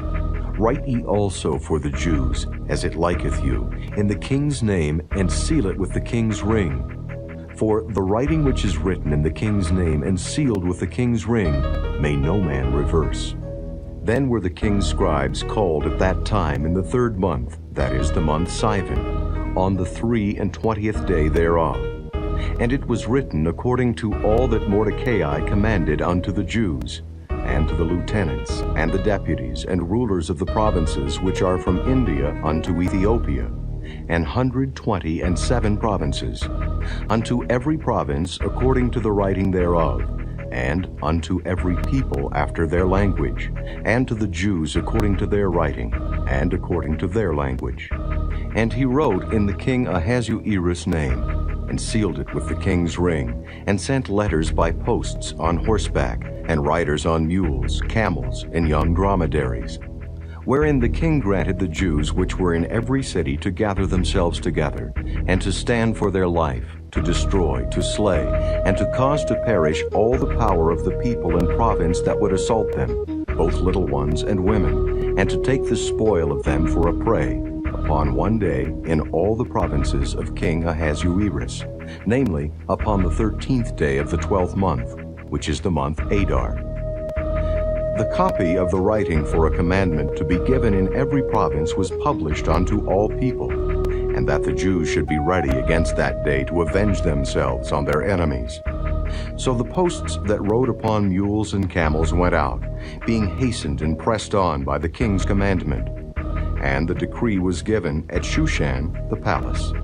And Mordecai went out from the presence of the king in royal apparel of blue and white, and with a great crown of gold, and with a garment of fine linen and purple. And the city of Shushan rejoiced and was glad. The Jews had light and gladness and joy and honor. And in every province and in every city, whithersoever the king's commandment and his decree came, the Jews had joy and gladness, a feast and a good day. And many of the people of the land became Jews, for the fear of the Jews fell upon them. Chapter 9. Now in the 12th month, that is the month Adar, on the 13th day of the same, when the king's commandment and his decree drew near to be put in execution, in the day that the enemies of the Jews hoped to have power over them, though it was turned to the contrary that the Jews had rule over them that hated them, the Jews gathered themselves together in their cities throughout all the provinces of the king Ahasuerus, to lay hand on such as sought their hurt, and no man could withstand them, for the fear of them fell upon all people. And all the rulers of the provinces, and the lieutenants, and the deputies, and officers of the king helped the Jews, because the fear of Mordecai fell upon them. For Mordecai was great in the king's house, and his fame went out throughout all the provinces. For this man Mordecai waxed greater and greater. Thus the Jews smote all their enemies with the stroke of the sword, and slaughter and destruction, and did what they would unto those that hated them. And in Shushan the palace the Jews slew and destroyed 500 men. And Parshandatha, and Dalphon, and Aspatha, and Paratha, and Adalia, and Aridatha, and Parmashta, and Arasai, and Aradai, and Vajezatha, the 10 sons of Haman, the son of Hammedatha, the enemy of the Jews, slew they. But on the spoil laid they not their hand. On that day the number of those that were slain in Shushan the palace was brought before the king.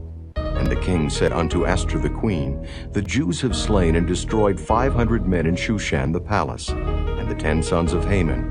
What have they done in the rest of the king's provinces? Now what is thy petition? And it shall be granted thee. Or what is thy request further? And it shall be done. Then said Esther, If it please the king, let it be granted to the Jews which are in Shushan to do tomorrow also according unto this day's decree, and let Haman's 10 sons be hanged upon the gallows. And the king commanded it so to be done. And the decree was given at Shushan, and they hanged Haman's 10 sons.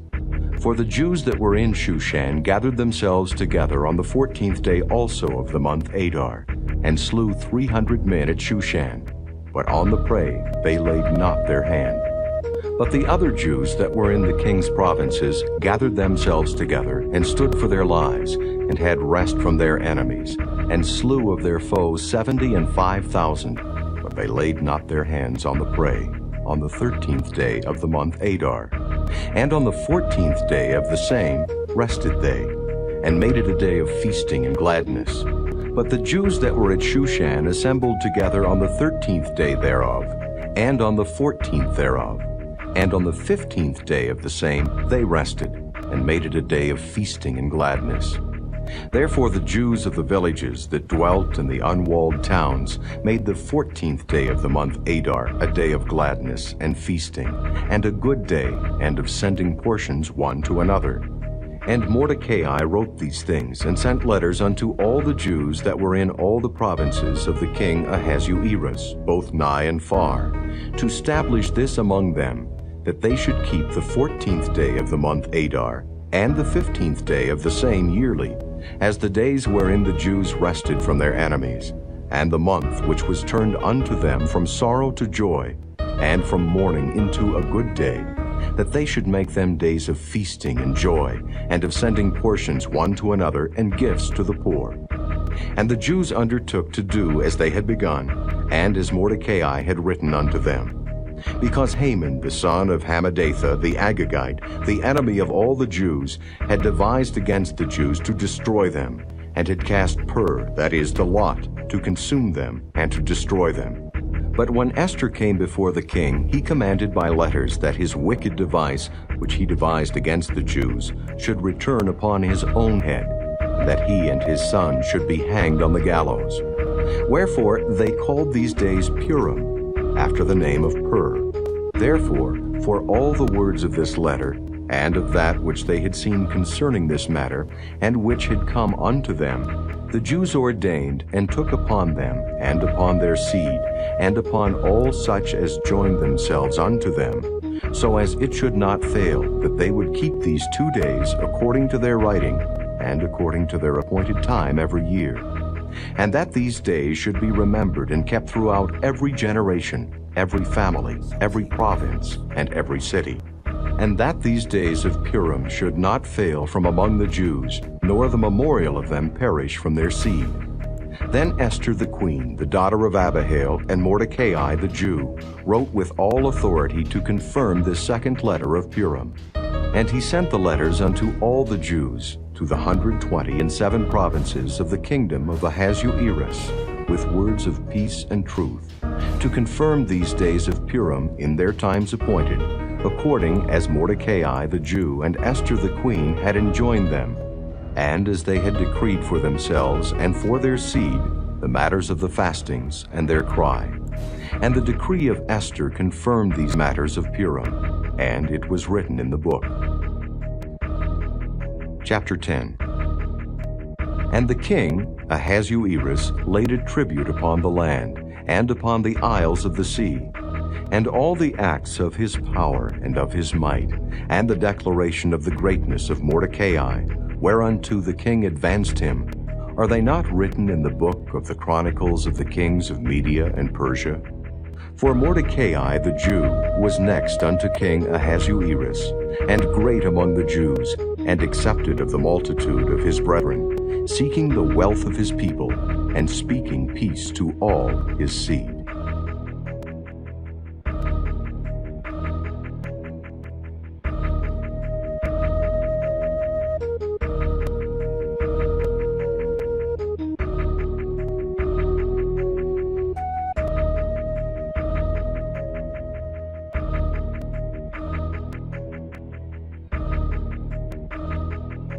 The Book of Job.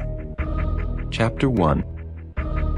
There was a man in the land of Uz whose name was Job, and that man was perfect and upright, and one that feared God and eschewed evil. And there were born unto him 7 sons and 3 daughters. His substance also was 7,000 sheep, and 3,000 camels, and 500 yoke of oxen, and 500 she-asses, and a very great household, so that this man was the greatest of all the men of the east. And his sons went and feasted in their houses, every one his day, and sent and called for their 3 sisters to eat and to drink with them. And it was so, when the days of their feasting were gone about, that Job sent and sanctified them, and rose up early in the morning, and offered burnt offerings according to the number of them all. For Job said, It may be that my sons have sinned, and cursed God in their hearts. Thus did Job continually. Now there was a day when the sons of God came to present themselves before the Lord, and Satan came also among them. And the Lord said unto Satan, Whence comest thou? Then Satan answered the Lord and said, From going to and fro in the earth, and from walking up and down in it. And the Lord said unto Satan, Hast thou considered my servant Job, that there is none like him in the earth, a perfect and an upright man, one that feareth God and escheweth evil? Then Satan answered the Lord and said, Doth Job fear God for naught? Hast not thou made an hedge about him, and about his house, and about all that he hath on every side? Thou hast blessed the work of his hands, and his substance is increased in the land. But put forth thine hand now, and touch all that he hath, and he will curse thee to thy face. And the Lord said unto Satan, Behold, all that he hath is in thy power. Only upon himself put not forth thine hand. So Satan went forth from the presence of the Lord. And there was a day when his sons and his daughters were eating and drinking wine in their eldest brother's house.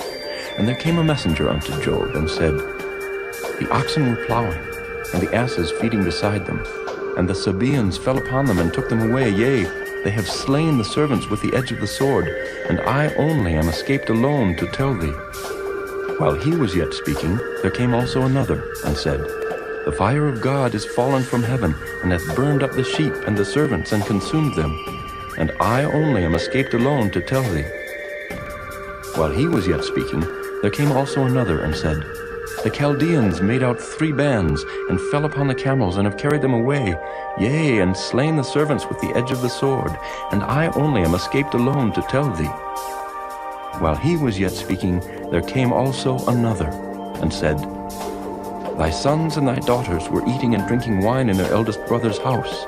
And behold, there came a great wind from the wilderness, and smote the 4 corners of the house, and it fell upon the young men, and they are dead.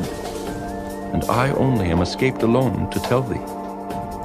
Then Job arose, and rent his mantle, and shaved his head, and fell down upon the ground, and worshipped, and said, Naked came I out of my mother's womb, and naked shall I return thither. The Lord gave, and the Lord hath taken away. Blessed be the name of the Lord. In all this, Job sinned not, nor charged God foolishly. Chapter 2. Again there was a day when the sons of God came to present themselves before the Lord, and Satan came also among them to present himself before the Lord. And the Lord said unto Satan, From whence comest thou? And Satan answered the Lord, and said, From going to and fro in the earth, and from walking up and down in it. And the Lord said unto Satan, Hast thou considered my servant Job, that there is none like him in the earth, a perfect and an upright man, one that feareth God and escheweth evil? And still he holdeth fast his integrity, although thou movedst me against him to destroy him without cause. And Satan answered the Lord, and said, Skin for skin, yea, all that a man hath will he give for his life. But put forth thine hand now, and touch his bone and his flesh, and he will curse thee to thy face.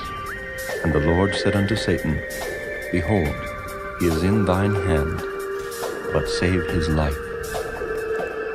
So went Satan forth from the presence of the Lord, and smote Job with sore boils from the sole of his foot unto his crown. And he took him a potsherd to scrape himself withal, and he sat down among the ashes. Then said his wife unto him, Dost thou still retain thine integrity? Curse God and die. But he said unto her, Thou speakest as one of the foolish women speaketh. What? Shall we receive good at the hand of God, and shall we not receive evil? In all this did not Job sin with his lips. Now when Job's 3 friends heard of all this evil that was come upon him, they came every one from his own place, Eliphaz the Temanite, and Bildad the Shuhite, and Zophar the Naamathite. For they had made an appointment together to come to mourn with him and to comfort him. And when they lifted up their eyes afar off, and knew him not, they lifted up their voice and wept. And they rent every one his mantle, and sprinkled dust upon their heads toward heaven. So they sat down with him upon the ground 7 days and 7 nights, and none spake a word unto him, for they saw that his grief was very great. Chapter 3. After this opened Job his mouth, and cursed his day. And Job spake, and said, Let the day perish wherein I was born, and the night in which it was said, There is a man-child conceived. Let that day be darkness. Let not God regard it from above, neither let the light shine upon it. Let darkness and the shadow of death stain it. Let a cloud dwell upon it. Let the blackness of the day terrify it. As for that night, let darkness seize upon it. Let it not be joined unto the days of the year, let it not come into the number of the months. Lo, let that night be solitary. Let no joyful voice come therein. Let them curse it that curse the day, who are ready to raise up their mourning. Let the stars of the twilight thereof be dark. Let it look for light, but have none. Neither let it see the dawning of the day, because it shut not up the doors of my mother's womb, nor hid sorrow from mine eyes. Why died I not from the womb? Why did I not give up the ghost when I came out of the belly? Why did the knees prevent me? Or why the breasts that I should suck? For now should I have lain still and been quiet, I should have slept. Then had I been at rest, with kings and counselors of the earth, which built desolate places for themselves, or with princes that had gold, who filled their houses with silver. For as an hidden, untimely birth I had not been, as infants which never saw light. There the wicked cease from troubling, and there the weary be at rest.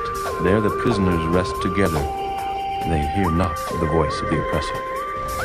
The small and great are there, and the servant is free from his master. Wherefore is light given to him that is in misery, and life unto the bitter in soul, which long for death, but it cometh not, and dig for it more than for hid treasures, which rejoice exceedingly and are glad when they can find the grave.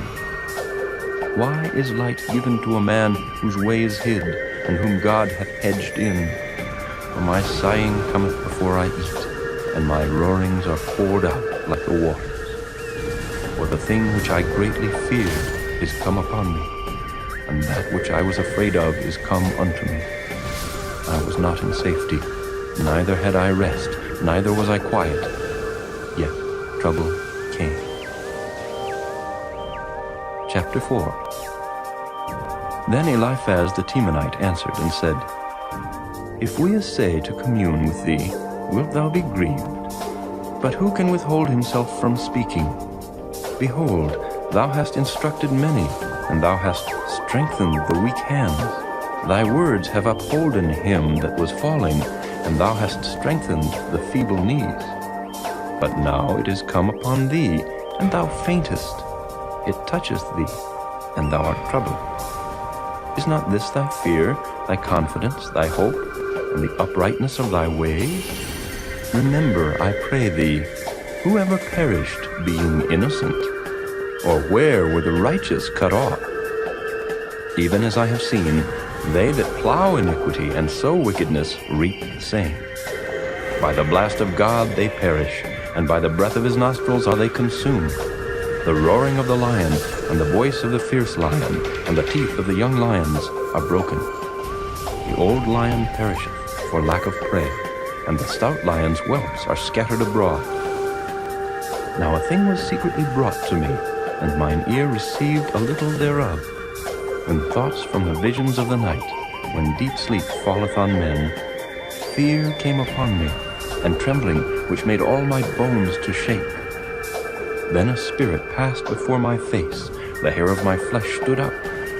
It stood still, but I could not discern the form thereof. An image was before mine eyes. There was silence, and I heard a voice, saying, Shall mortal man be more just than God? Shall a man be more pure than his Maker? Behold, he put no trust in his servants, and his angels he charged with folly. How much less in them that dwell in houses of clay, whose foundation is in the dust, which are crushed before the moth. They are destroyed from morning to evening. They perish forever without any regarding it. Doth not their excellency, which is in them, go away? They die, even without wisdom. Chapter 5. Call now, if there be any that will answer thee.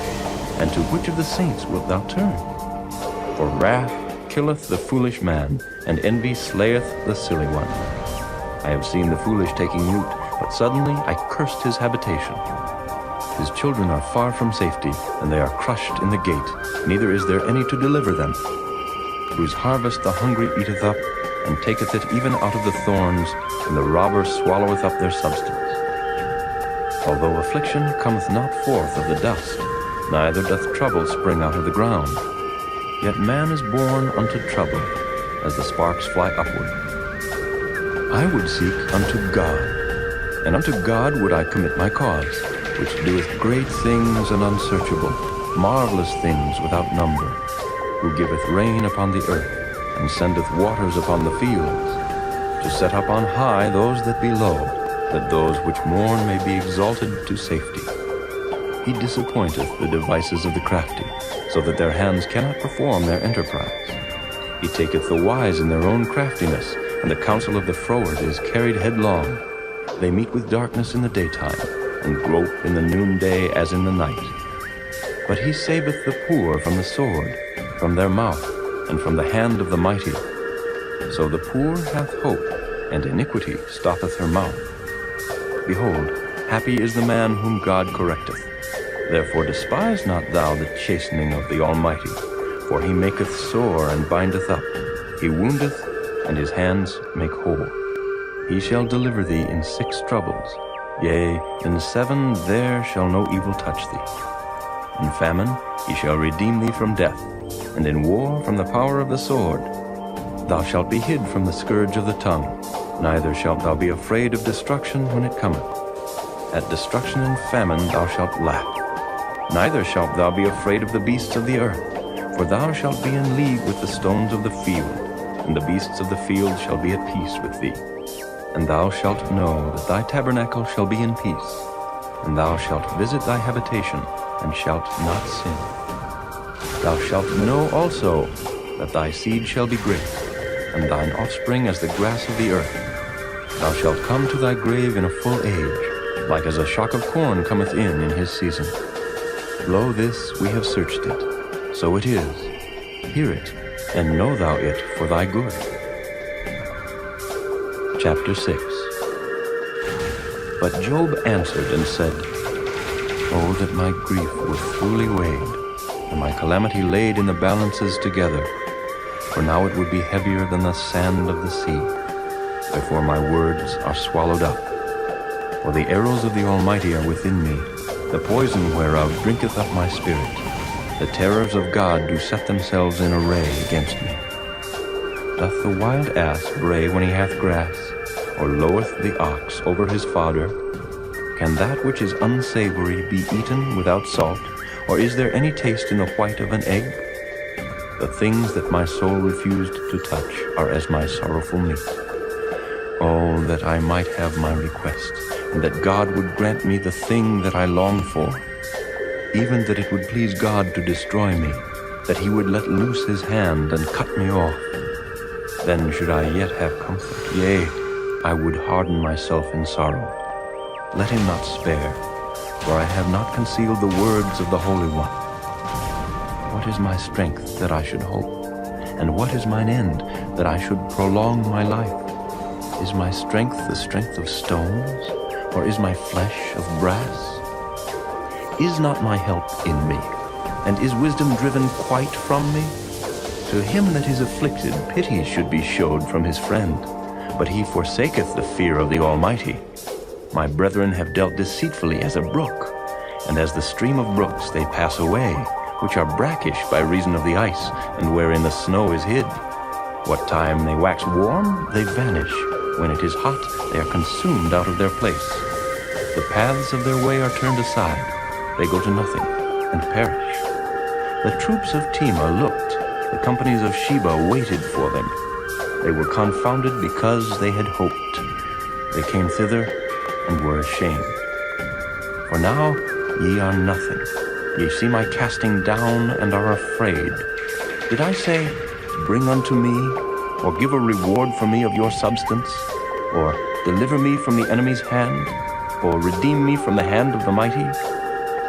Teach me, and I will hold my tongue, and cause me to understand wherein I have erred. How forcible are right words! But what doth your arguing reprove? Do ye imagine to reprove words, and the speeches of one that is desperate, which are as wind? Yea, Ye overwhelm the fatherless, and ye dig a pit for your friend.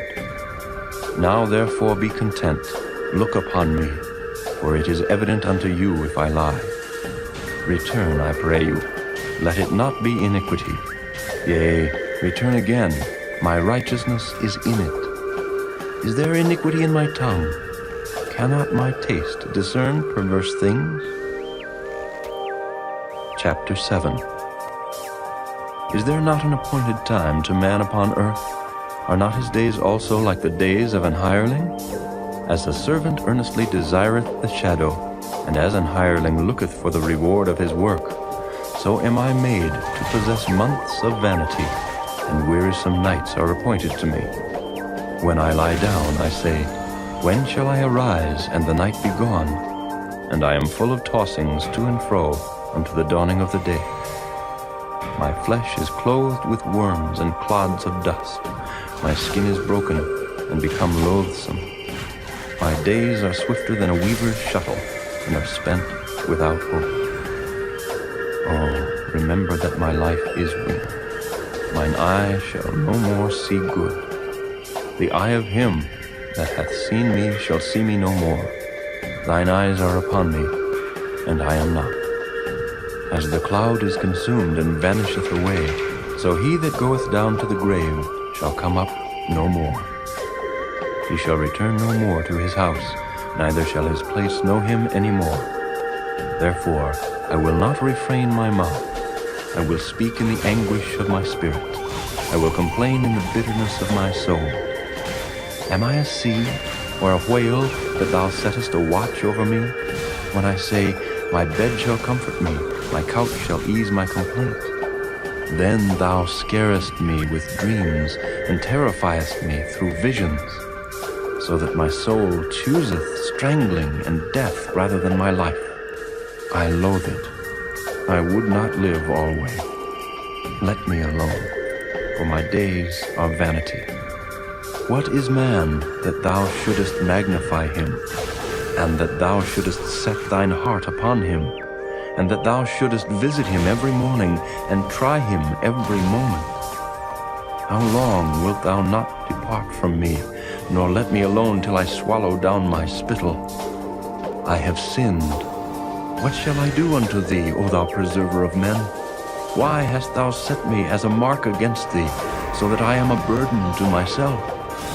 And why dost thou not pardon my transgression, and take away mine iniquity? For now shall I sleep in the dust, and thou shalt seek me in the morning, but I shall not be. Chapter 8. Then answered Bildad the Shuhite, and said, How long wilt thou speak these things? And how long shall the words of thy mouth be like a strong wind? Doth God pervert judgment, or doth the Almighty pervert justice? If thy children have sinned against him, and he have cast them away for their transgression, if thou wouldest seek unto God betimes, and make thy supplication to the Almighty, if thou wert pure and upright, surely now he would awake for thee, and make the habitation of thy righteousness prosperous. Though thy beginning was small, yet thy latter end should greatly increase. For inquire, I pray thee, of the former age, and prepare thyself to the search of their fathers. For we are but of yesterday, and know nothing, because our days upon earth are a shadow.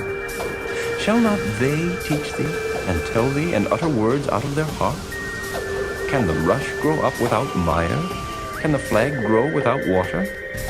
Whilst it is yet in his greenness, and not cut down, it withereth before any other herb. So are the paths of all that forget God, and the hypocrite's hope shall perish, whose hope shall be cut off, and whose trust shall be a spider's web. He shall lean upon his house, but it shall not stand. He shall hold it fast, but it shall not endure. He is green before the sun, and his branch shooteth forth in his garden. His roots are wrapped about the heap, and seeth the place of stones. If he destroy him from his place, then it shall deny him, saying, I have not seen thee. Behold, this is the joy of his way, and out of the earth shall others grow. Behold, God will not cast away a perfect man, neither will he help the evildoers. till he fill thy mouth with laughing, and thy lips with rejoicing. They that hate thee shall be clothed with shame, and the dwelling place of the wicked shall come to naught. Chapter 9. Then Job answered and said, I know it is so of a truth, but how should man be just with God? If he will contend with him, he cannot answer him 1 of 1,000. He is wise in heart, and mighty in strength. Who hath hardened himself against him, and hath prospered? Which removeth the mountains, and they know not? Which overturneth them in his anger? Which shaketh the earth out of her place, and the pillars thereof tremble? Which commandeth the sun, and it riseth not, and sealeth up the stars? Which alone spreadeth out the heavens, and treadeth upon the waves of the sea? Which maketh Arcturus, Orion, and Pleiades, and the chambers of the south? Which doeth great things past finding out, yea, and wonders without number. Lo, he goeth by me, and I see him not. He passeth on also, but I perceive him not. Behold, he taketh away. Who can hinder him? Who will say unto him, What doest thou? If God will not withdraw his anger, the proud helpers do stoop under him. How much less shall I answer him, and choose out my words to reason with him, whom though I were righteous, yet would I not answer, but I would make supplication to my judge. If I had called, and he had answered me, yet would I not believe that he had hearkened unto my voice. For he breaketh me with a tempest, and multiplieth my wounds without cause. He will not suffer me to take my breath, but filleth me with bitterness. If I speak of strength, lo, he is strong. And if of judgment, who shall set me a time to plead? If I justify myself, mine own mouth shall condemn me. If I say, I am perfect, it shall also prove me perverse. Though I were perfect, yet would I not know my soul, I would despise my life. This is one thing, therefore I said it. He destroyeth the perfect and the wicked. If the scourge slay suddenly, he will laugh at the trial of the innocent. The earth is given into the hand of the wicked. He covereth the faces of the judges thereof. If not, where and who is he? Now my days are swifter than a post. They flee away, they see no good. They are passed away as the swift ships, as the eagle that hasteth to the prey. If I say, I will forget my complaint, I will leave off my heaviness and comfort myself, I am afraid of all my sorrows. I know that thou wilt not hold me innocent. If I be wicked, why then labor I in vain? If I wash myself with snow water, and make my hands never so clean, yet shalt thou plunge me in the ditch, and mine own clothes shall abhor me. For he is not a man, as I am, that I should answer him, and we should come together in judgment. Neither is there any daysman betwixt us, that might lay his hand upon us both. Let him take his rod away from me, and let not his fear terrify me. Then would I speak, and not fear him. But it is not so with me. Chapter 10. My soul is weary of my life. I will leave my complaint upon myself. I will speak in the bitterness of my soul. I will say unto God, do not condemn me. Show me wherefore thou contendest with me. Is it good unto thee that thou shouldest oppress, that thou shouldest despise the work of thine hands, and shine upon the counsel of the wicked? Hast thou eyes of flesh, or seest thou as man seeth? Are thy days as the days of man? Are thy years as man's days, that thou inquirest after mine iniquity, and searchest after my sin? Thou knowest that I am not wicked, and there is none that can deliver out of thine hand. Thine hands have made me and fashioned me together round about, yet thou dost destroy me. Remember, I beseech thee, that thou hast made me as the clay, and wilt thou bring me into dust again? Hast thou not poured me out as milk, and curdled me like cheese? Thou hast clothed me with skin and flesh, and hast fenced me with bones and sinews. Thou hast granted me life and favor, and thy visitation hath preserved my spirit. And these things hast thou hid in thine heart. I know that this is with thee. If I sin, then thou markest me, and thou wilt not acquit me from mine iniquity. If I be wicked, woe unto me. And if I be righteous, yet will I not lift up my head. I am full of confusion, therefore see thou mine affliction, for it increaseth. Thou huntest me as a fierce lion, and again thou showest thyself marvelous upon me. Thou renewest thy witnesses against me, and increasest thine indignation upon me. Changes and war are against me. Wherefore then hast thou brought me forth out of the womb? Oh, that I had given up the ghost, and no eye had seen me. I should have been as though I had not been. I should have been carried from the womb to the grave. Are not my days few? Cease then, and let me alone, that I may take comfort a little before I go whence I shall not return, even to the land of darkness and the shadow of death, a land of darkness as darkness itself, and of the shadow of death, without any order, and where the light is as darkness. Chapter 11. Then answered Zophar the Naamathite, and said, Should not the multitude of words be answered? And should a man full of talk be justified? Should thy lies make men hold their peace? And when thou mockest, shall no man make thee ashamed? For thou hast said, My doctrine is pure, and I am clean in thine eyes. But oh, that God would speak, and open his lips against thee, and that he would show thee the secrets of wisdom, that they are double to that which is.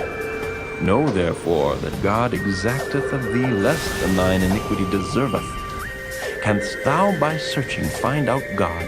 Canst thou find out the Almighty unto perfection? It is as high as heaven. What canst thou do? Deeper than hell. What canst thou know? The measure thereof is longer than the earth, and broader than the sea. If he cut off, and shut up, or gather together, then who can hinder him? For he knoweth vain men. He seeth wickedness also. Will he not then consider it? For vain man would be wise, though man be born like a wild ass's colt. If thou prepare thine heart, and stretch out thine hands toward him, if iniquity be in thine hand, put it far away, and let not wickedness dwell in thy tabernacles. For then shalt thou lift up thy face without spot. Yea, thou shalt be steadfast, and shalt not fear, because thou shalt forget thy misery, and remember it as waters that pass away. And thine age shall be clearer than the noonday. Thou shalt shine forth, thou shalt be as the morning, and thou shalt be secure, because there is hope. Yea, thou shalt dig about thee, and thou shalt take thy rest in safety. Also thou shalt lie down, and none shall make thee afraid. Yea, many shall make suit unto thee. But the eyes of the wicked shall fail, and they shall not escape, and their hope shall be as the giving up of the ghost. Chapter 12. And Job answered and said, No doubt but ye are the people, and wisdom shall die with you. But I have understanding as well as you. I am not inferior to you, yea, who knoweth not such things as these? I am as one mocked of his neighbor, who calleth upon God, and he answereth him. The just upright man is laughed to scorn. He that is ready to slip with his feet is as a lamp despised in the thought of him that is at ease.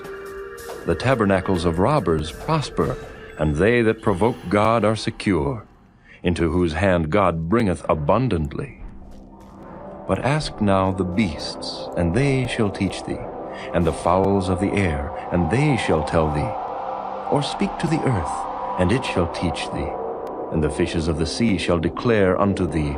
Who knoweth not in all these that the hand of the Lord hath wrought this? In whose hand is the soul of every living thing, and the breath of all mankind? Doth not the ear try words, and the mouth taste his meat? With the ancient is wisdom, and in length of days understanding. With him is wisdom and strength, he hath counsel and understanding. Behold, he breaketh down, and it cannot be built again. He shutteth up a man, and there can be no opening. Behold, he withholdeth the waters, and they dry up. Also he sendeth them out, and they overturn the earth. With him is strength and wisdom. The deceived and the deceiver are his.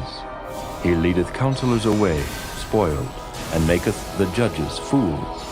He looseth the bond of kings, and girdeth their loins with a girdle. He leadeth princes away, spoiled, and overthroweth the mighty.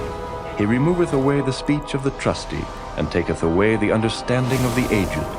He poureth contempt upon princes, and weakeneth the strength of the mighty. He discovereth deep things out of darkness, and bringeth out to light the shadow of death. He increaseth the nations, and destroyeth them. He enlargeth the nations, and straightheneth them again. He taketh away the heart of the chief of the people of the earth, and causeth them to wander in a wilderness where there is no way.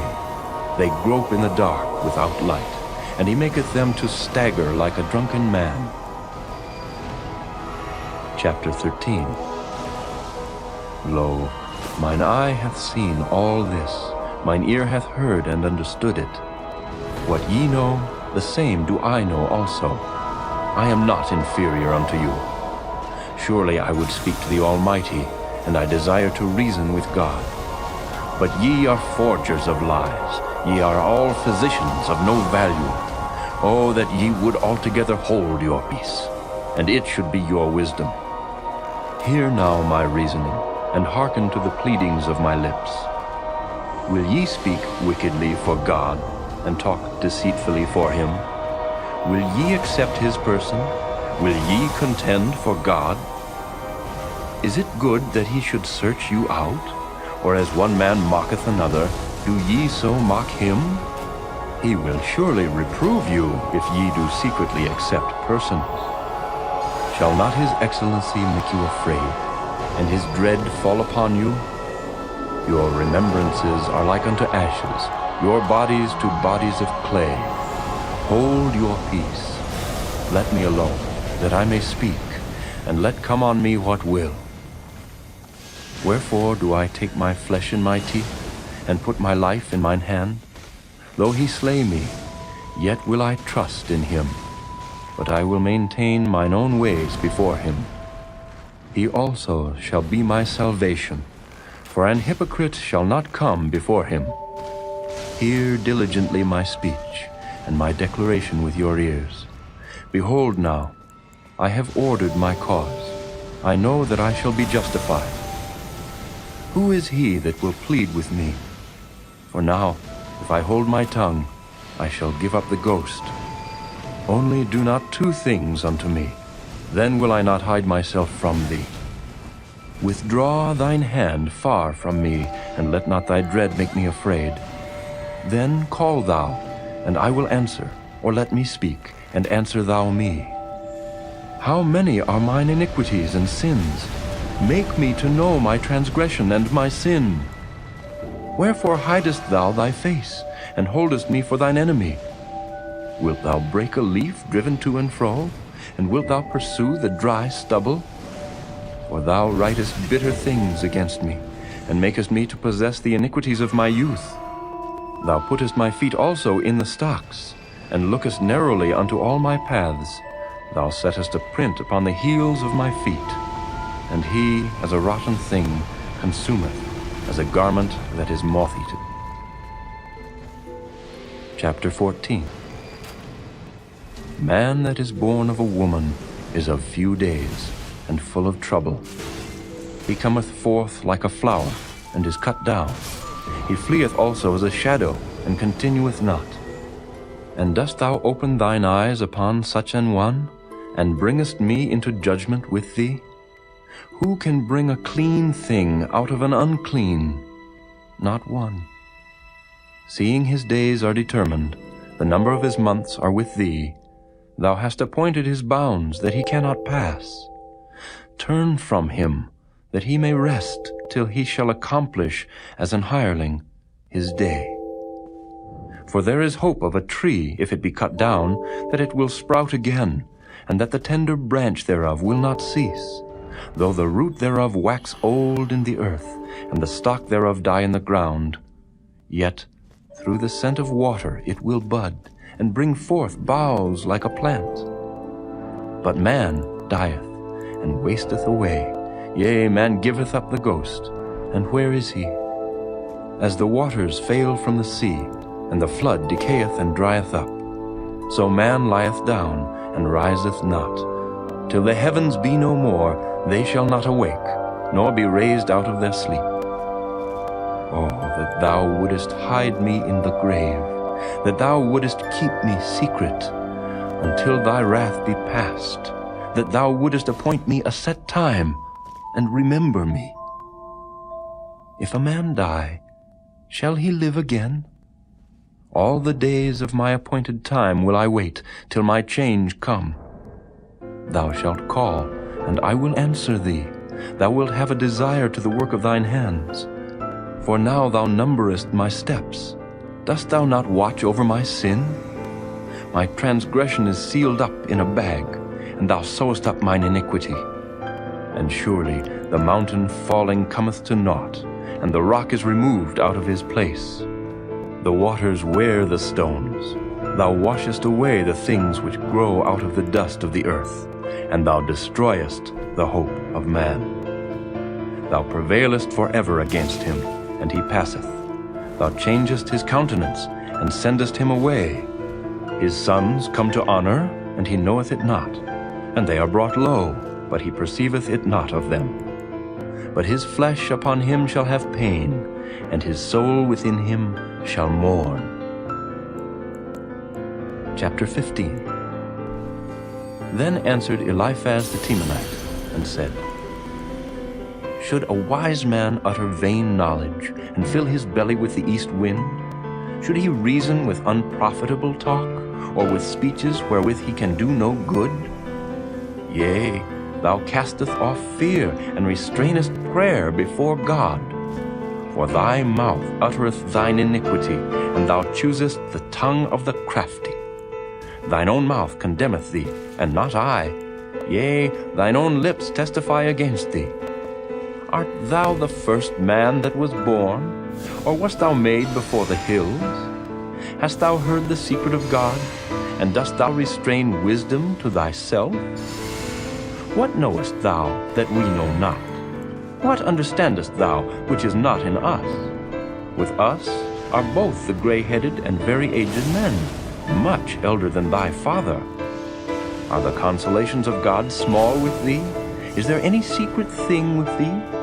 Why doth thine heart carry thee away?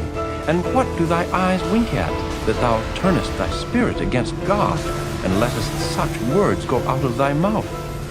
What is man, that he should be clean, and he which is born of a woman, that he should be righteous?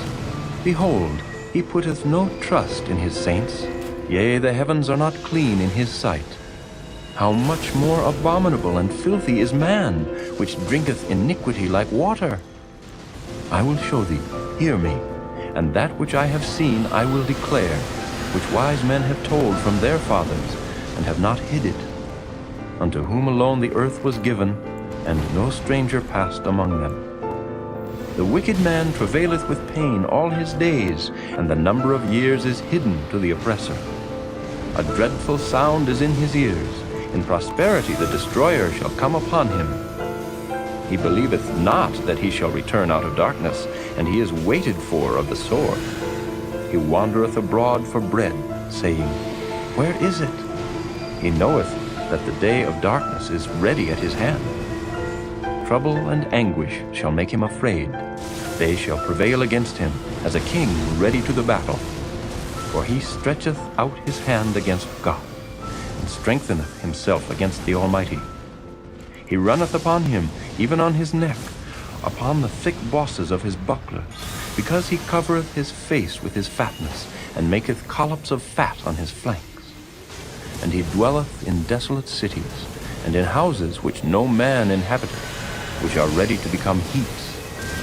He shall not be rich, neither shall his substance continue, neither shall he prolong the perfection thereof upon the earth. He shall not depart out of darkness, the flame shall dry up his branches, and by the breath of his mouth shall he go away.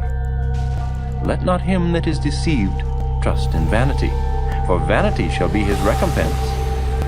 It shall be accomplished before his time, and his branch shall not be green.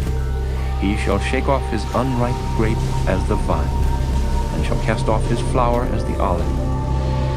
For the congregation of hypocrites shall be desolate, and fire shall consume the tabernacles of bribery. They conceive mischief, and bring forth vanity, and their belly prepareth deceit. Chapter 16. Then Job answered and said, I have heard many such things. Miserable comforters are ye all. Shall vain words have an end, or what emboldeneth thee that thou answerest? I also could speak as ye do. If your soul were in my soul's stead, I could heap up words against you, and shake mine head at you. But I would strengthen you with my mouth, and the moving of my lips should assuage your grief. Though I speak, my grief is not assuaged. And though I forbear, what am I eased? But now he hath made me weary. Thou hast made desolate all my company, and thou hast filled me with wrinkles, which is a witness against me, and my leanness rising up in me beareth witness to my face. He teareth me in his wrath, who hateth me. He gnasheth upon me with his teeth. Mine enemy sharpeneth his eyes upon me. They have gaped upon me with their mouth. They have smitten me upon the cheek reproachfully. They have gathered themselves together against me. God hath delivered me to the ungodly, and turned me over into the hands of the wicked. I was at ease, but he hath broken me asunder. He hath also taken me by my neck, and shaken me to pieces, and set me up for his mark. His archers compass me round about. He cleaveth my reins asunder, and doth not spare. He poureth out my gall upon the ground. He breaketh me with breach upon breach. He runneth upon me like a giant. I have sewed sackcloth upon my skin, and defiled my horn in the dust. My face is foul with weeping, and on my eyelids is the shadow of death. Not for any injustice in mine hands, also my prayer is pure. O earth, cover not thou my blood, and let my cry have no place. Also now, behold, my witness is in heaven, and my record is on high. My friends scorn me, but mine eye poureth out tears unto God. Oh, that one might plead for a man with God, as a man pleadeth for his neighbor. When a few years are come, then I shall go the way whence I shall not return. Chapter 17. My breath is corrupt, my days are extinct, the graves are ready for me. Are there not mockers with me, and doth not mine eye continue in their provocation? Lay down now, put me in a surety with thee. Who is he that will strike hands with me? For thou hast hid their heart from understanding, therefore shalt thou not exalt them. He that speaketh flattery to his friends, even the eyes of his children shall fail. He hath made me also a byword of the people, and aforetime I was as a tabret. Mine eye also is dim by reason of sorrow, and all my members are as a shadow. Upright men shall be astonied at this, and the innocent shall stir up himself against the hypocrite. The righteous also shall hold on his way, and he that hath clean hands shall be stronger and stronger. But as for you all, do ye return, and come now, for I cannot find one wise man among you. My days are past, my purposes are broken off, even the thoughts of my heart. They change the night into day, the light is short because of darkness. If I wait, the grave is mine house. I have made my bed in the darkness. I have said to corruption, Thou art my father. To the worm, Thou art my mother and my sister. And where is now my hope? As for my hope, who shall see it? They shall go down to the bars of the pit when our rest together is in the dust. Chapter 18.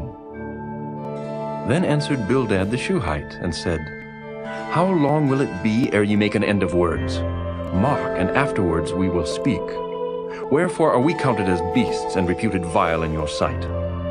He teareth himself in his anger. Shall the earth be forsaken for thee? And shall the rock be removed out of his place? Yea, the light of the wicked shall be put out, and the spark of his fire shall not shine. The light shall be dark in his tabernacle, and his candle shall be put out with him. The steps of his strength shall be straitened, and his own counsel shall cast him down. For he is cast into a net by his own feet, and he walketh upon a snare. The jinn shall take him by the heel, and the robber shall prevail against him.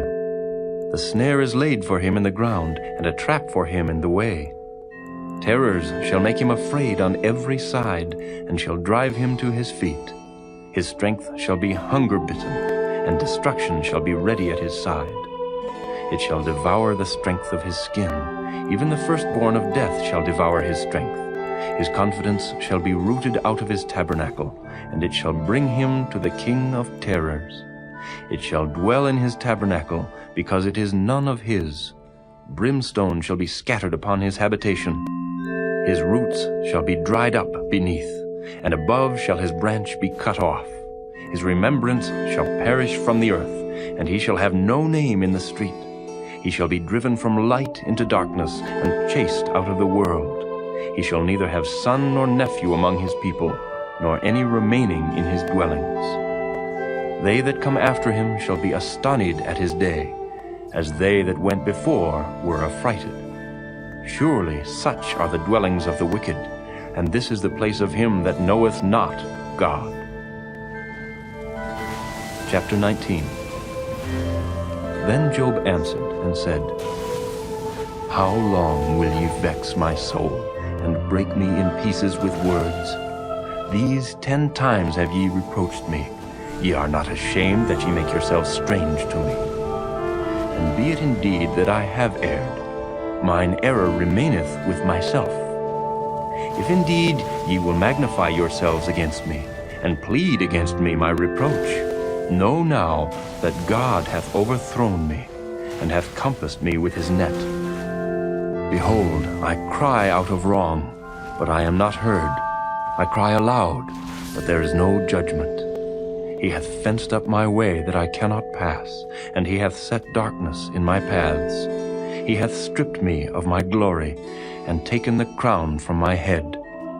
He hath destroyed me on every side, and I am gone. And mine hope hath he removed like a tree. He hath also kindled his wrath against me, and he counteth me unto him as one of his enemies. His troops come together, and raise up their way against me, and encamp round about my tabernacle. He hath put my brethren far from me, and mine acquaintance are verily estranged from me. My kinsfolk have failed, and my familiar friends have forgotten me.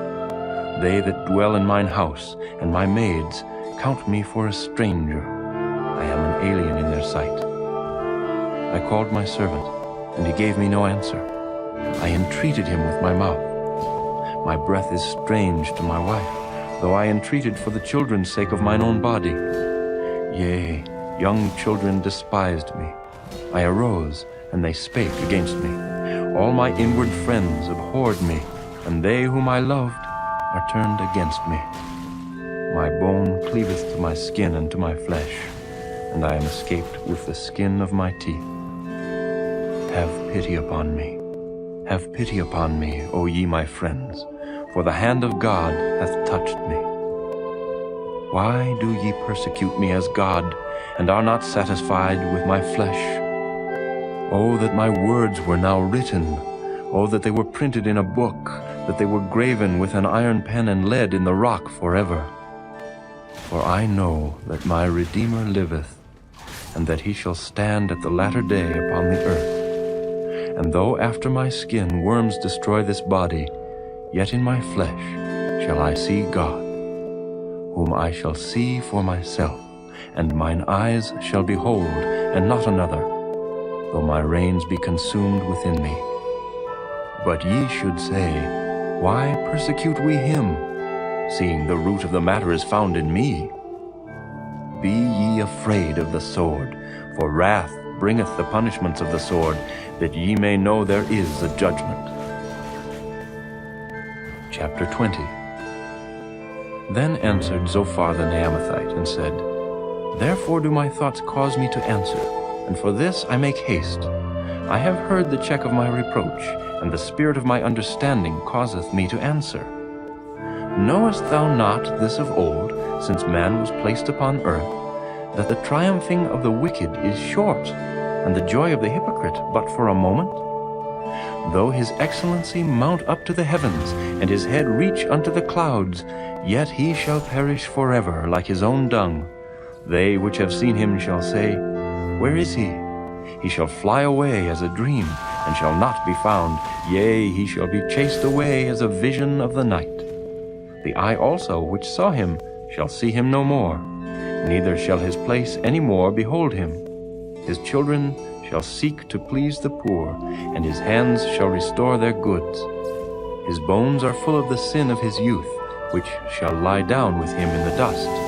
Though wickedness be sweet in his mouth, though he hide it under his tongue, though he spare it and forsake it not, but keep it still within his mouth, yet his meat in his bowels is turned. It is the gall of asps within him. He hath swallowed down riches, and he shall vomit them up again. God shall cast them out of his belly. He shall suck the poison of asps. The viper's tongue shall slay him. He shall not see the rivers, the floods, the brooks of honey and butter. That which he labored for shall he restore, and shall not swallow it down. According to his substance shall the restitution be, and he shall not rejoice therein. Because he hath oppressed and hath forsaken the poor, because he hath violently taken away an house which he builded not. Surely he shall not feel quietness in his belly, he shall not save of that which he desired. There shall none of his meat be left, therefore shall no man look for his goods. In the fullness of his sufficiency he shall be in straits. Every hand of the wicked shall come upon him. When he is about to fill his belly, God shall cast the fury of his wrath upon him, and shall rain it upon him while he is eating. He shall flee from the iron weapon, and the bow of steel shall strike him through. It is drawn, and cometh out of the body. Yea, the glittering sword cometh out of his gall. Terrors are upon him. All darkness shall be hid in his secret places. A fire not blown shall consume him. It shall go ill with him that is left in his tabernacle. The heaven shall reveal his iniquity, and the earth shall rise up against him. The increase of his house shall depart, and his goods shall flow away in the day of his wrath. This is the portion of a wicked man from God, and the heritage appointed unto him by God. Chapter 21. But Job answered and said, Hear diligently my speech, and let this be your consolations. Suffer me that I may speak, and after that I have spoken, mock on. As for me, is my complaint to man? And if it were so, why should not my spirit be troubled? Mark me, and be astonished, and lay your hand upon your mouth. Even when I remember I am afraid, and trembling taketh hold on my flesh. Wherefore do the wicked live, become old, yea, are mighty in power? Their seed is established in their sight with them, and their offspring before their eyes. Their houses are safe from fear, neither is the rod of God upon them. Their bull gendereth, and faileth not. Their cow calveth, and casteth not her calf. They send forth their little ones like a flock, and their children dance. They take the timbrel and harp, and rejoice at the sound of the organ. They spend their days in wealth, and in a moment go down to the grave. Therefore they say unto God, Depart from us, for we desire not the knowledge of thy ways. What is the Almighty that we should serve him? And what profit should we have if we pray unto him? Lo, their good is not in their hand.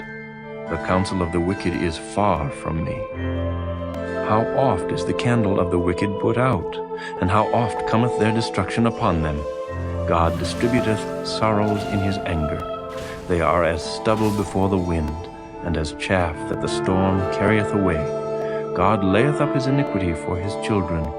He rewardeth him, and he shall know it. His eyes shall see his destruction, and he shall drink of the wrath of the Almighty. For what pleasure hath he in his house after him, when the number of his months is cut off in the midst? Shall any teach God knowledge, seeing he judgeth those that are high? One dieth in his full strength, being wholly at ease and quiet. His breasts are full of milk, and his bones are moistened with marrow. And another dieth in the bitterness of his soul, and never eateth with pleasure. They shall lie down alike in the dust, and the worms shall cover them. Behold, I know your thoughts, and the devices which ye wrongfully imagine against me. For ye say, Where is the house of the prince? And where are the dwelling places of the wicked? Have ye not asked them that go by the way? And do ye not know their tokens, that the wicked is reserved to the day of destruction? They shall be brought forth to the day of wrath. Who shall declare his way to his face? And who shall repay him what he hath done? Yet shall he be brought to the grave, and shall remain in the tomb. The clods of the valley shall be sweet unto him, and every man shall draw after him, as there are innumerable before him. How then comfort ye me in vain, seeing in your answers there remaineth falsehood? Chapter 22. Then Eliphaz the Temanite answered and said, Can a man be profitable unto God, as he that is wise may be profitable unto himself? Is it any pleasure to the Almighty that thou art righteous? Or is it gain to him that thou makest thy ways perfect? Will he reprove thee for fear of thee? Will he enter with thee into judgment? Is not thy wickedness great, and thine iniquities infinite? For thou hast taken a pledge from thy brother for naught, and stripped the naked of their clothing. Thou hast not given water to the weary to drink, and thou hast withholden bread from the hungry. But as for the mighty man, he had the earth, and the honorable man dwelt in it. Thou hast sent widows away empty, and the arms of the fatherless have been broken. Therefore snares are round about thee, and sudden fear troubleth thee, or darkness that thou canst not see, and abundance of waters cover thee. Is not God in the height of heaven? And behold the height of the stars, how high they are. And thou sayest, How doth God know? Can he judge through the dark cloud? Thick clouds are a covering to him, that he seeth not, and he walketh in the circuit of heaven. Hast thou marked the old way which wicked men have trodden, which were cut down out of time, whose foundation was overflown with a flood, which said unto God, Depart from us, and what can the Almighty do for them? Yet he filled their houses with good things, but the counsel of the wicked is far from me.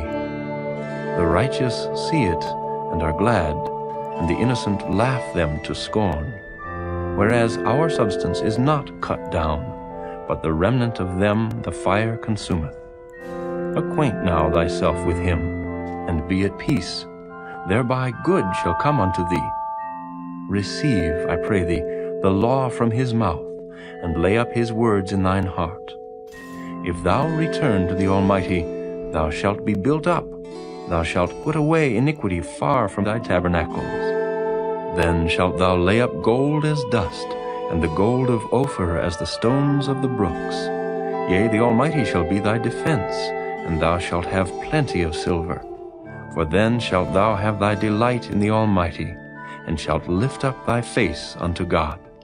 Thou shalt make thy prayer unto him, and he shall hear thee, and thou shalt pay thy vows. Thou shalt also decree a thing, and it shall be established unto thee, and the light shall shine upon thy ways. When men are cast down, then thou shalt say, There is lifting up, and he shall save the humble person. He shall deliver the island of the innocent, and it is delivered by the pureness of thine hands. Chapter 23. Then Job answered and said, Even today is my complaint bitter. My stroke is heavier than my groaning. Oh, that I knew where I might find him, that I might come even to his seat. I would order my cause before him and fill my mouth with arguments. I would know the words which he would answer me and understand what he would say unto me. Will he plead against me with his great power? No, but he would put strength in me. There the righteous might dispute with him, so should I be delivered forever from my judge. Behold, I go forward, but he is not there, and backward, but I cannot perceive him. On the left hand where he doth work, but I cannot behold him. He hideth himself on the right hand, that I cannot see him. But he knoweth the way that I take. When he hath tried me, I shall come forth as gold. My foot hath held his steps. His way have I kept, and not declined. Neither have I gone back from the commandment of his lips. I have esteemed the words of his mouth more than my necessary food. But he is in one mind, and who can turn him? And what his soul desireth, even that he doeth.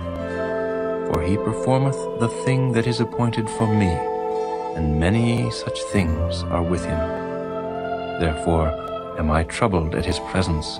When I consider, I am afraid of him. For God maketh my heart soft, and the Almighty troubleth me, because I was not cut off before the darkness, neither hath he covered the darkness from my face. Chapter 24.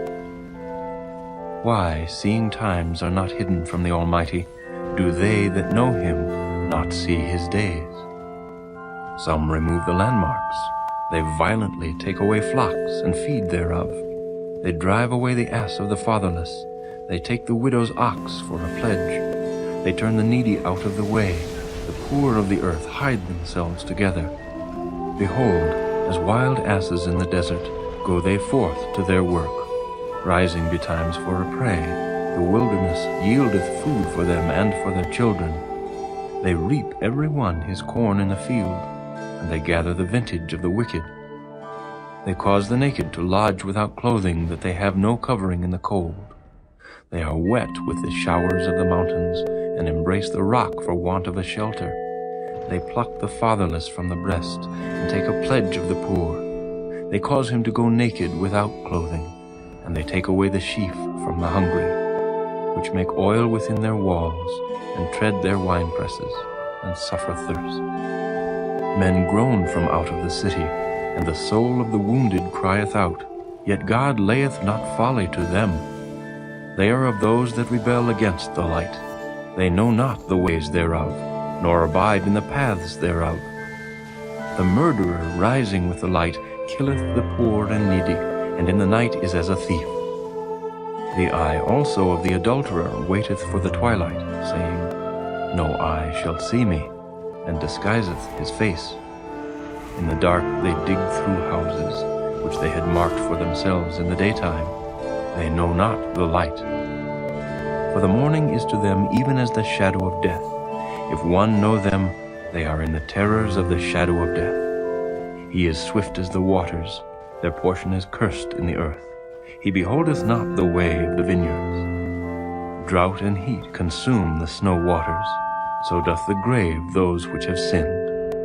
The womb shall forget him, the worm shall feed sweetly on him. He shall be no more remembered, and wickedness shall be broken as a tree. He evil entreateth the barren that beareth not, and doeth not good to the widow. He draweth also the mighty with his power. He riseth up, and no man is sure of life. Though it be given him to be in safety, whereon he resteth, yet his eyes are upon their ways. They are exalted for a little while, but are gone and brought low. They are taken out of the way as all other. and cut off as the tops of the ears of corn. And if it be not so now, who will make me a liar and make my speech nothing worth? Chapter 25. Then answered Bildad the Shuhite, and said, Dominion and fear are with him. He maketh peace in his high places. Is there any number of his armies? And upon whom doth not his light arise? How then can man be justified with God? Or how can he be clean that is born of a woman? Behold, even to the moon, and it shineth not. Yea, the stars are not pure in his sight. How much less man that is a worm, and the Son of Man which is a worm? Chapter 26. But Job answered and said, How hast thou helped him that is without power? How savest thou the arm that hath no strength? How hast thou counseled him that hath no wisdom? And how hast thou plentifully declared the thing as it is? To whom hast thou uttered words? And whose spirit came from thee?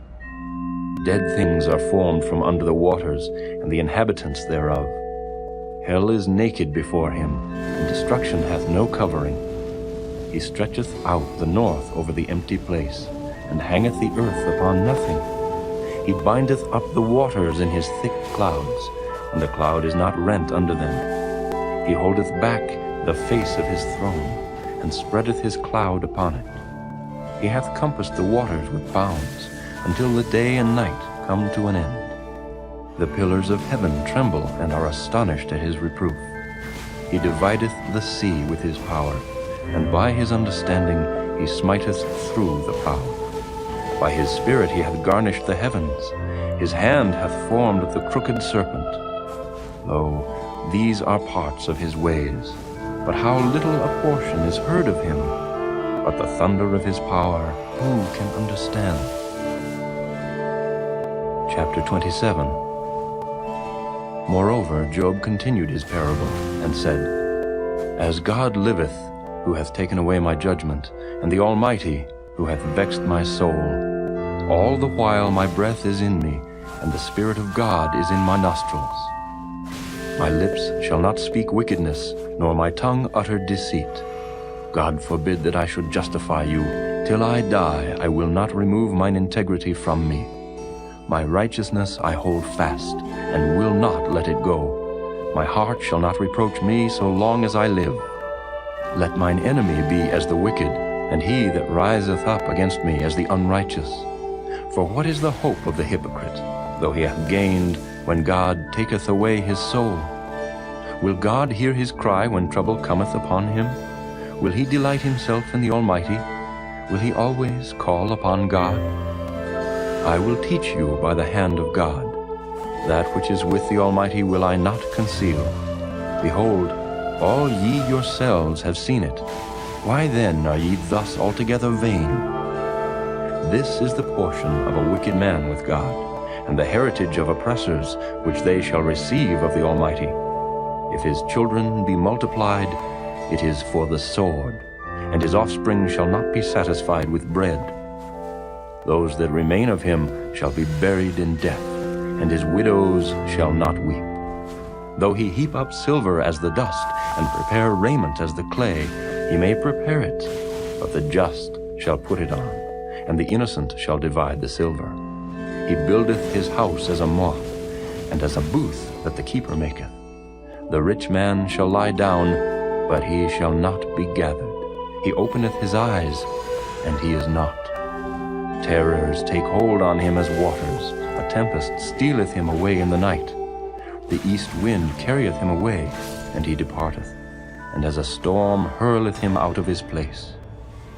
For God shall cast upon him, and not spare. He would fain flee out of his hand. Men shall clap their hands at him, and shall hiss him out of his place. Chapter 28. Surely there is a vein for the silver, and a place for gold where they fine it. Iron is taken out of the earth, and brass is molten out of the stone. He setteth an end to darkness, and searcheth out all perfection, the stones of darkness and the shadow of death. The flood breaketh out from the inhabitant, even the waters forgotten of the foot. They are dried up, they are gone away from men. As for the earth, out of it cometh bread, and under it is turned up as it were fire. The stones of it are the place of sapphires, and it hath dust of gold. There is a path which no fowl knoweth, and which the vulture's eye hath not seen. The lion's whelps have not trodden it, nor the fierce lion passed by it. He putteth forth his hand upon the rock. He overturneth the mountains by the roots. He cutteth out rivers among the rocks, and his eye seeth every precious thing. He bindeth the floods from overflowing, and the thing that is hid bringeth he forth to light. But where shall wisdom be found? And where is the place of understanding?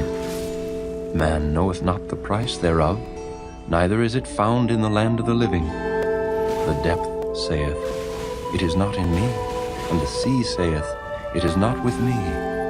It cannot be gotten for gold, neither shall silver be weighed for the price thereof. It cannot be valued with the gold of Ophir, with the precious onyx or the sapphire. The gold and the crystal cannot equal it, and the exchange of it shall not be for jewels of fine gold. No mention shall be made of coral or of pearls, for the price of wisdom is above rubies. The topaz of Ethiopia shall not equal it, neither shall it be valued with pure gold. Whence then cometh wisdom? And where is the place of understanding, seeing it is hid from the eyes of all living, and kept close from the fowls of the air? Destruction and death say, We have heard the fame thereof with our ears. God understandeth the way thereof, and he knoweth the place thereof. For he looketh to the ends of the earth, and seeth under the whole heaven, to make the weight for the winds. And he weigheth the waters by measure. When he made a decree for the rain, and a way for the lightning of the thunder, then did he see it, and declare it. He prepared it, yea, and searched it out. And unto man he said, Behold, the fear of the Lord, that is wisdom, and to depart from evil is understanding. Chapter 29.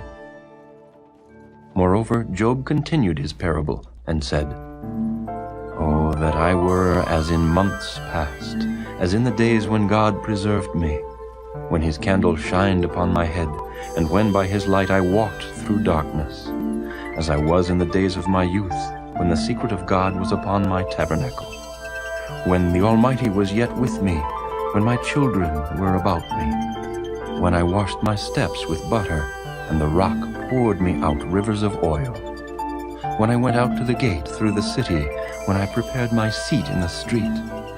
The young men saw me and hid themselves, and the aged arose and stood up. The princes refrained talking, and laid their hand on their mouth. The nobles held their peace, and their tongue cleaved to the roof of their mouth. When the ear heard me, then it blessed me, and when the eye saw me, it gave witness to me. Because I delivered the poor that cried, and the fatherless, and him that had none to help him. The blessing of him that was ready to perish came upon me, and I caused the widow's heart to sing for joy. I put on righteousness, and it clothed me. My judgment was as a robe and a diadem. I was eyes to the blind, and feet was I to the lame. I was a father to the poor, and the cause which I knew not I searched out. And I brake the jaws of the wicked, and plucked the spoil out of his teeth. Then I said, I shall die in my nest, and I shall multiply my days as the sand. My root was spread out by the waters, and the dew lay all night upon my branch. My glory was fresh in me, and my bow was renewed in my hand. Unto me men gave ear, and waited, and kept silence at my counsel. After my words they spake not again, and my speech dropped upon them. And they waited for me as for the rain, and they opened their mouth wide as for the latter rain. If I laughed on them, they believed it not, and the light of my countenance they cast not down. I chose out their way, and sat chief and dwelt as a king in the army, as one that comforteth the mourners. Chapter 30. But now they that are younger than I have me in derision, whose fathers I would have disdained to have set with the dogs of my flock. Yea, whereto might the strength of their hands profit me, in whom old age was perished? For want and famine they were solitary, fleeing into the wilderness in former time, desolate and waste, who cut up mallows by the bushes, and juniper roots for their meat. They were driven forth from among men. They cried after them as after a thief, to dwell in the cliffs of the valleys, in caves of the earth, and in the rocks. Among the bushes they brayed, under the nettles they were gathered together. They were children of fools, yea, children of base men. They were viler than the earth. And now am I their song, yea, I am their byword. They abhor me, they flee far from me, and spare not to spit in my face. Because he hath loosed my cord, and afflicted me, they have also let loose the bridle before me. Upon my right hand rise the youth. They push away my feet, and they raise up against me the ways of their destruction. They mar my path. They set forward my calamity. They have no helper. They came upon me as a wide breaking in of waters. In the desolation they rolled themselves upon me. Terrors are turned upon me. They pursue my soul as the wind, and my welfare passeth away as a cloud. And now my soul is poured out upon me. The days of affliction have taken hold upon me. My bones are pierced in me in the night season, and my sinews take no rest. By the great force of my disease is my garment changed. It bindeth me about as the collar of my coat. He hath cast me into the mire, and I am become like dust and ashes. I cry unto thee, and thou dost not hear me. I stand up, and thou regardest me not. Thou art become cruel to me. With thy strong hand thou opposest thyself against me. Thou liftest me up to the wind. Thou causest me to ride upon it, and dissolvest my substance. For I know that thou wilt bring me to death, and to the house appointed for all living. Howbeit he will not stretch out his hand to the grave, though they cry in his destruction. Did not I weep for him that was in trouble? Was not my soul grieved for the poor? When I looked for good, then evil came unto me. And when I waited for light, there came darkness. My bowels boiled, and rested not. The days of affliction prevented me. I went mourning without the sun. I stood up, and I cried in the congregation. I am a brother to dragons, and a companion to owls. My skin is black upon me, and my bones are burned with heat. My heart also is turned to mourning, and my organ into the voice of them that weep. Chapter 31. I made a covenant with mine eyes. Why then should I think upon a maid?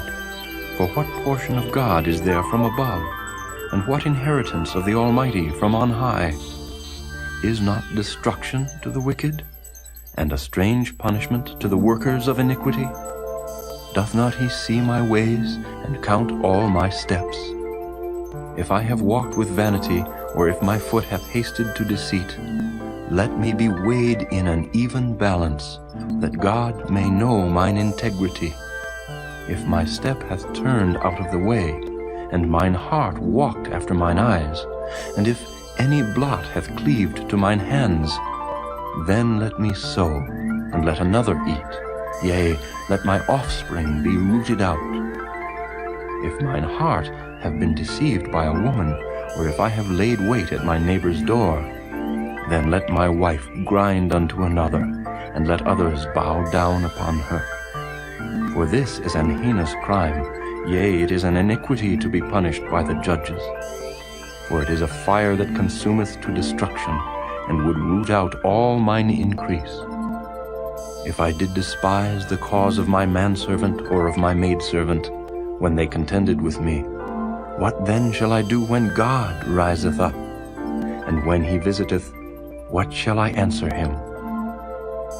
Did not he that made me in the womb make him? And did not one fashion us in the womb? If I have withheld the poor from their desire, or have caused the eyes of the widow to fail, or have eaten my morsel myself alone, and the fatherless hath not eaten thereof, for from my youth he was brought up with me, as with a father, and I have guided her from my mother's womb.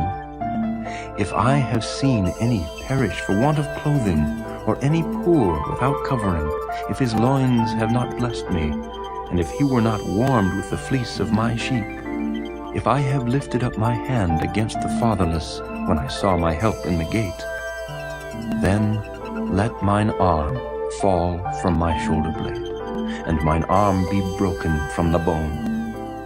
For destruction from God was a terror to me, and by reason of his highness I could not endure. If I have made gold my hope, or have said to the fine gold, Thou art my confidence, if I rejoiced because my wealth was great, and because mine hand had gotten much, if I beheld the sun when it shined, or the moon walking in brightness, and my heart hath been secretly enticed, or my mouth hath kissed my hand, this also were an iniquity to be punished by the judge, for I should have denied the God that is above. If I rejoiced at the destruction of him that hated me, or lifted up myself when evil found him, neither have I suffered my mouth to sin by wishing a curse to his soul. If the men of my tabernacle said not, Oh, that we had of his flesh, we cannot be satisfied, the stranger did not lodge in the street, but I opened my doors to the traveler. If I covered my transgressions as Adam by hiding mine iniquity in my bosom, did I fear a great multitude, or did the contempt of families terrify me, that I kept silence and went not out of the door? Oh, that one would hear me. Behold, my desire is that the Almighty would answer me, and that mine adversary had written a book. Surely I would take it upon my shoulder, and bind it as a crown to me. I would declare unto him the number of my steps, as a prince would I go near unto him. If my land cry against me, or that the furrows likewise thereof complain, if I have eaten the fruits thereof without money, or have caused the owners thereof to lose their life, let thistles grow instead of wheat, and cockle instead of barley. The words of Job are ended. Chapter 32. So these three men ceased to answer Job, because he was righteous in his own eyes. Then was kindled the wrath of Elihu, the son of Barachel the Buzite, of the kindred of Ram. Against Job was his wrath kindled, because he justified himself rather than God. Also against his three friends was his wrath kindled, because they had found no answer, and yet had condemned Job. Now Elihu had waited till Job had spoken, because they were elder than he. When Elihu saw that there was no answer in the mouth of these three men, then his wrath was kindled. And Elihu the son of Barachel the Buzite answered, and said, I am young, and ye are very old, wherefore I was afraid, and durst not show you mine opinion. I said, Days should speak, and multitude of years should teach wisdom. But there is a spirit in man, and the inspiration of the Almighty giveth them understanding. Great men are not always wise, neither do the aged understand judgment. Therefore I said, Hearken to me, I also will show mine opinion. Behold, I waited for your words, I gave ear to your reasons, whilst ye searched out what to say. Yea, I attended unto you, and behold, there was none of you that convinced Job, or that answered his words. Lest ye should say, We have found out wisdom, God thrusteth him down, not man. Now he hath not directed his words against me, neither will I answer him with your speeches. they were amazed. They answered no more. They left off speaking. When I had waited, for they spake not, but stood still and answered no more, I said, I will answer also my part. I also will show mine opinion. For I am full of matter, the spirit within me constraineth me. Behold, my belly is as wine which hath no vent. It is ready to burst like new bottles. I will speak, that I may be refreshed. I will open my lips and answer. Let me not, I pray you, accept any man's person, neither let me give flattering titles unto man. For I know not to give flattering titles. In so doing, my Maker would soon take me away. Chapter 33. Wherefore, Job, I pray thee, hear my speeches, and hearken to all my words. Behold, now I have opened my mouth, my tongue hath spoken in my mouth.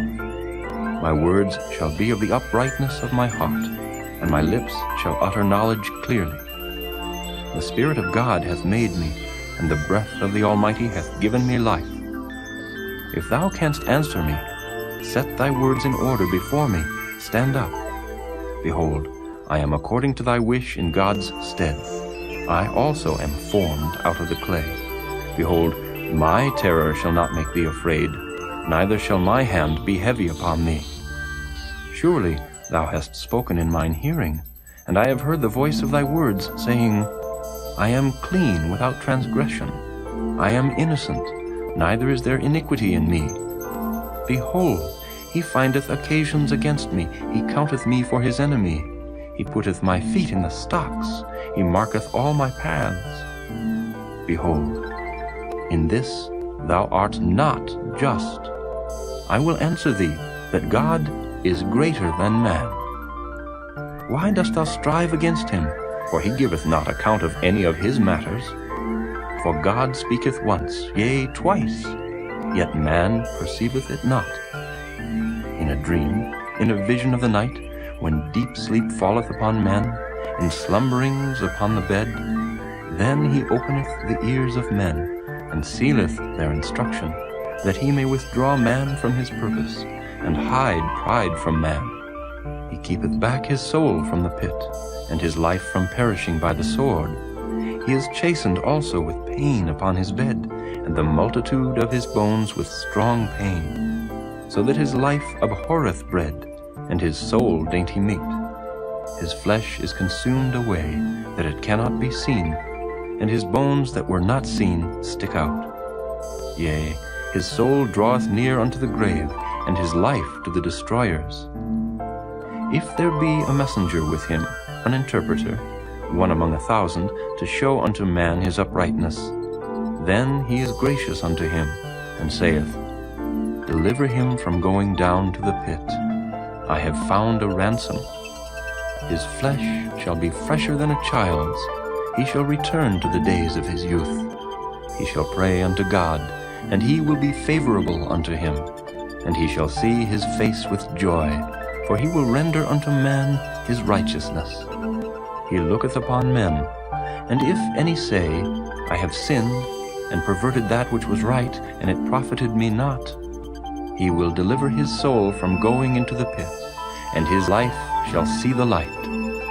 Lo, all these things worketh God oftentimes with man, to bring back his soul from the pit, to be enlightened with the light of the living.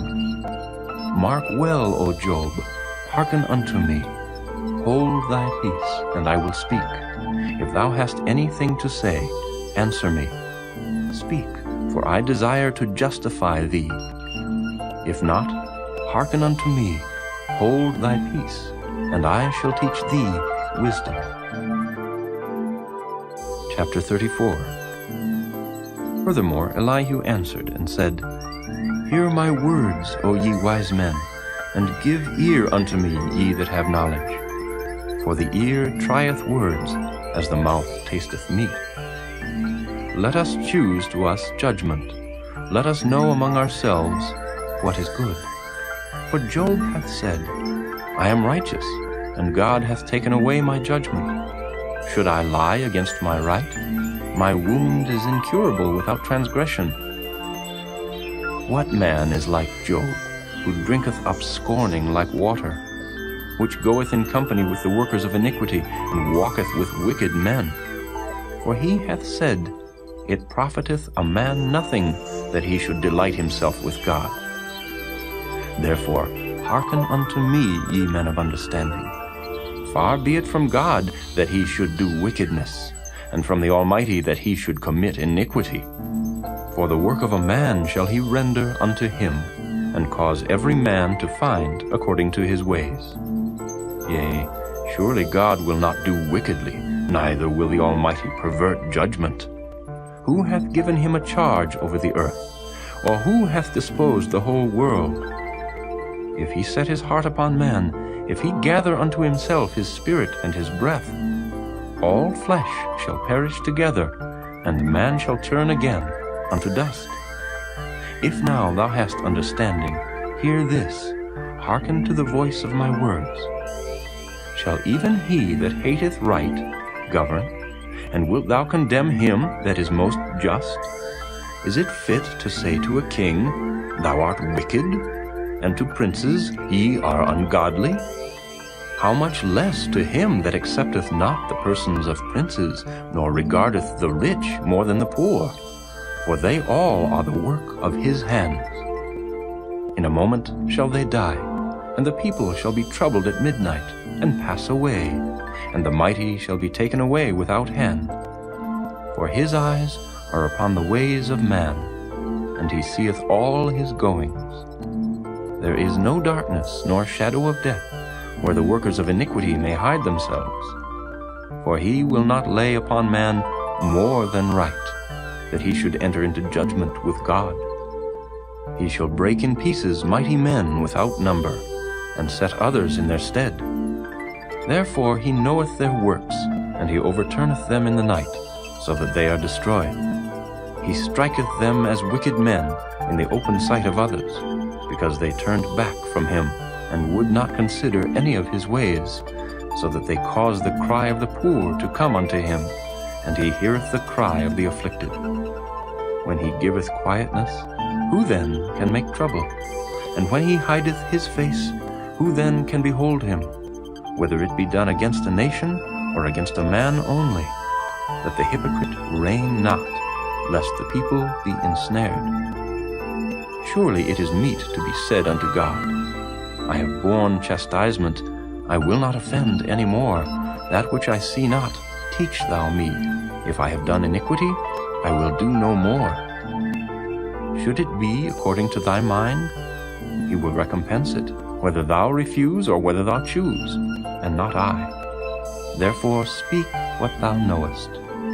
Let men of understanding tell me, and let a wise man hearken unto me. Job hath spoken without knowledge, and his words were without wisdom. My desire is that Job may be tried unto the end, because of his answers for wicked men. For he addeth rebellion unto his sin. He clappeth his hands among us, and multiplieth his words against God. Chapter 35. Elihu spake moreover, and said, Thinkest thou this to be right, that thou saidst, My righteousness is more than God's? For thou saidst, What advantage will it be unto thee? And, What profit shall I have if I be cleansed from my sin?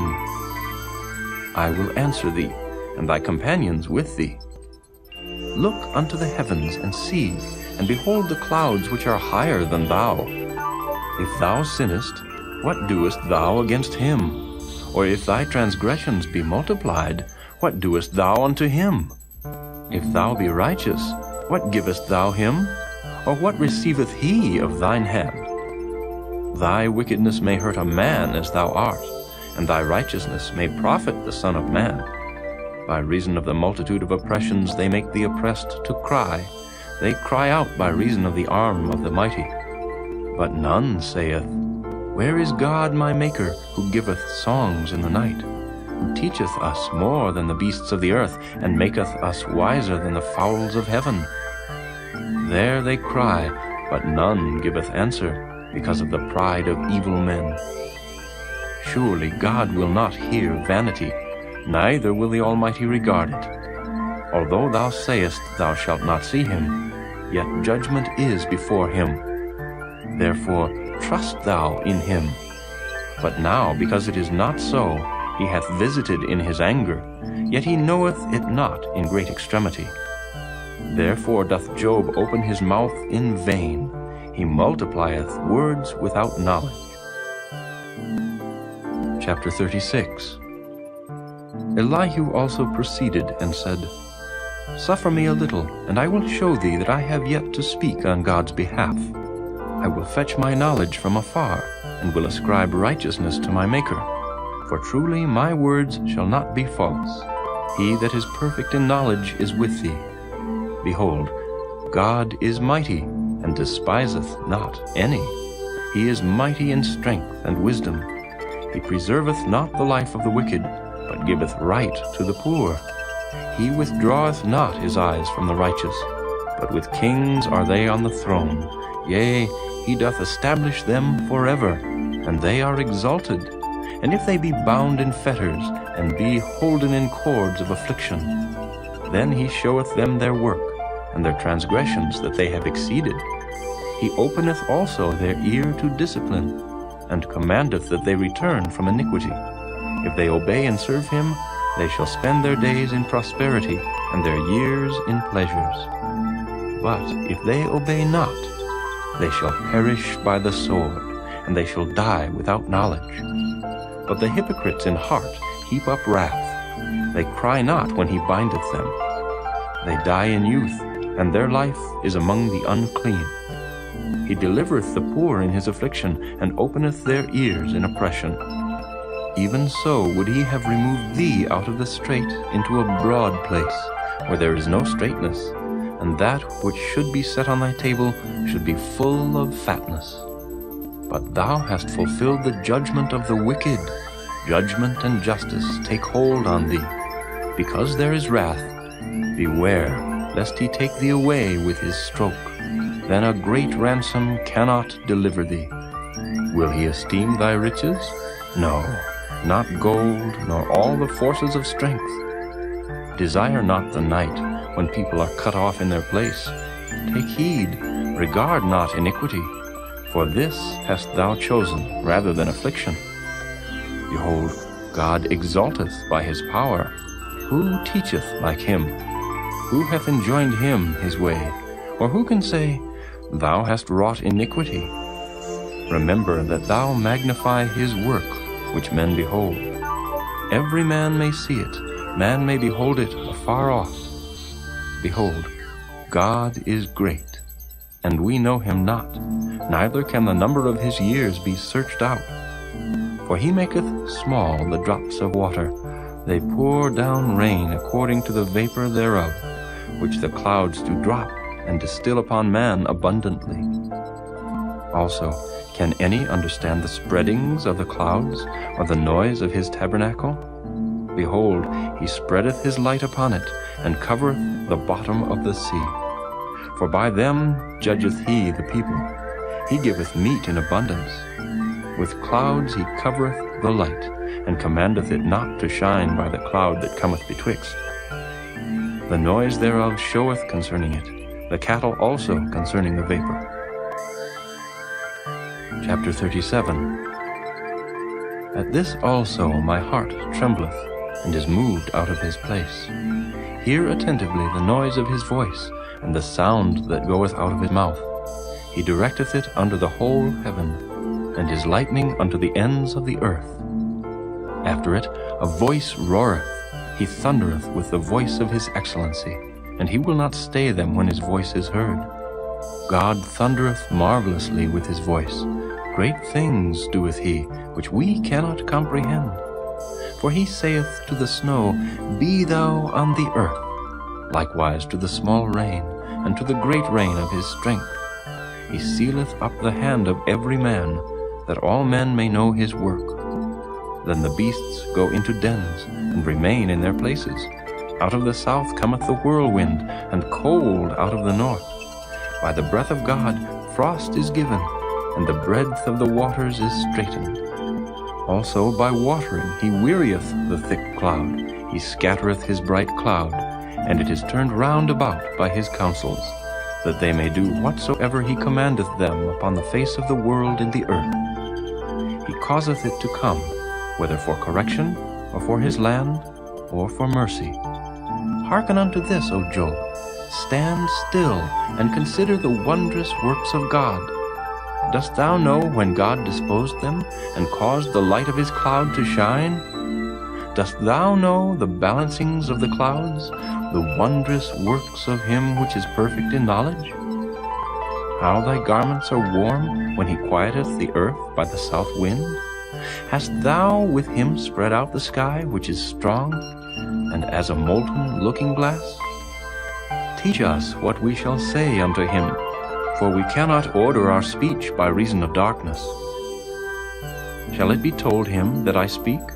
If a man speak, surely he shall be swallowed up. And now men see not the bright light which is in the clouds, but the wind passeth, and cleanseth them. Fair weather cometh out of the north. With God is terrible majesty. Touching the Almighty, we cannot find him out. He is excellent in power, and in judgment, and in plenty of justice. He will not afflict. Men do therefore fear him. He respecteth not any that are wise of heart. Chapter 38.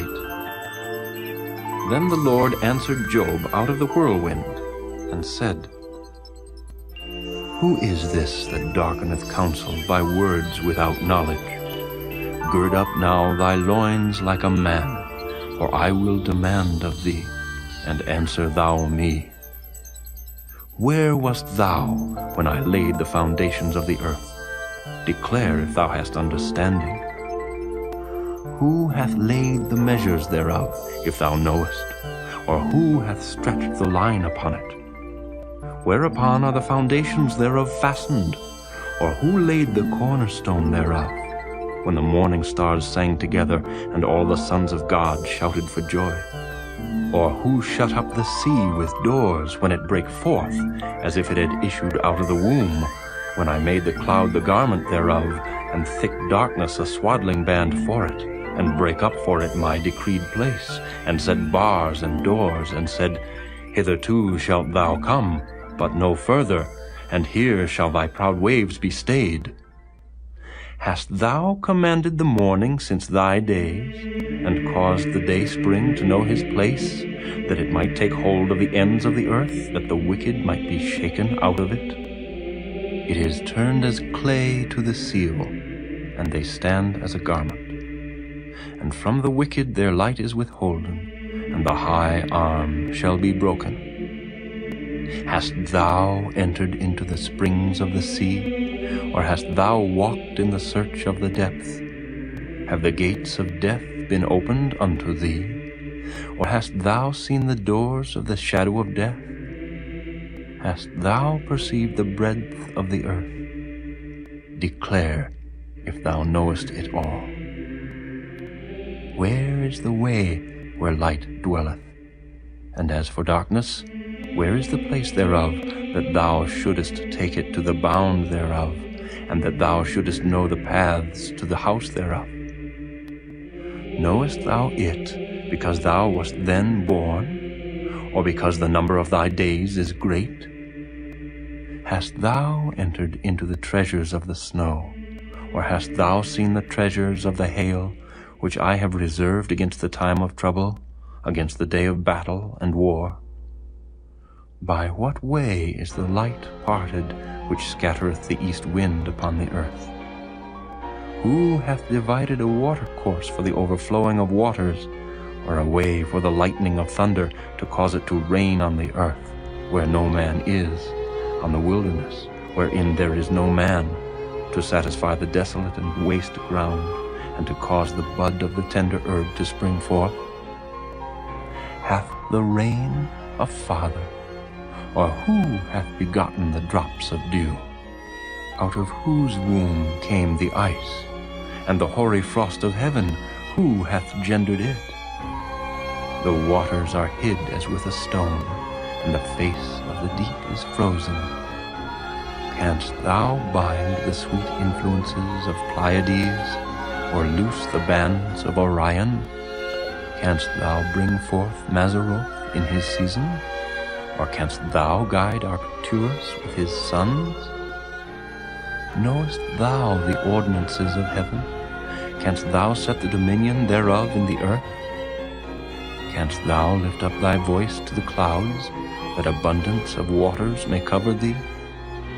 Canst thou send lightnings that they may go, and say unto thee, Here we are? Who hath put wisdom in the inward parts? Or who hath given understanding to the heart? Who can number the clouds in wisdom, or who can stay the bottles of heaven, when the dust groweth into hardness, and the clods cleave fast together? Wilt thou hunt the prey for the lion, or fill the appetite of the young lions, when they couch in their dens, and abide in the covert to lie in wait? Who provideth for the raven his food? When his young ones cry unto God, they wander for lack of meat. Chapter 39. Knowest thou the time when the wild goats of the rock bring forth? Or canst thou mark when the hinds do calve? Canst thou number the months that they fulfill? Or knowest thou the time when they bring forth? They bow themselves, they bring forth their young ones, they cast out their sorrows. Their young ones are in good liking, they grow up with corn, they go forth, and return not unto them. Who hath sent out the wild ass free? Or who hath loosed the bands of the wild ass, whose house I have made the wilderness, and the barren land his dwellings? He scorneth the multitude of the city, neither regardeth he the crying of the driver.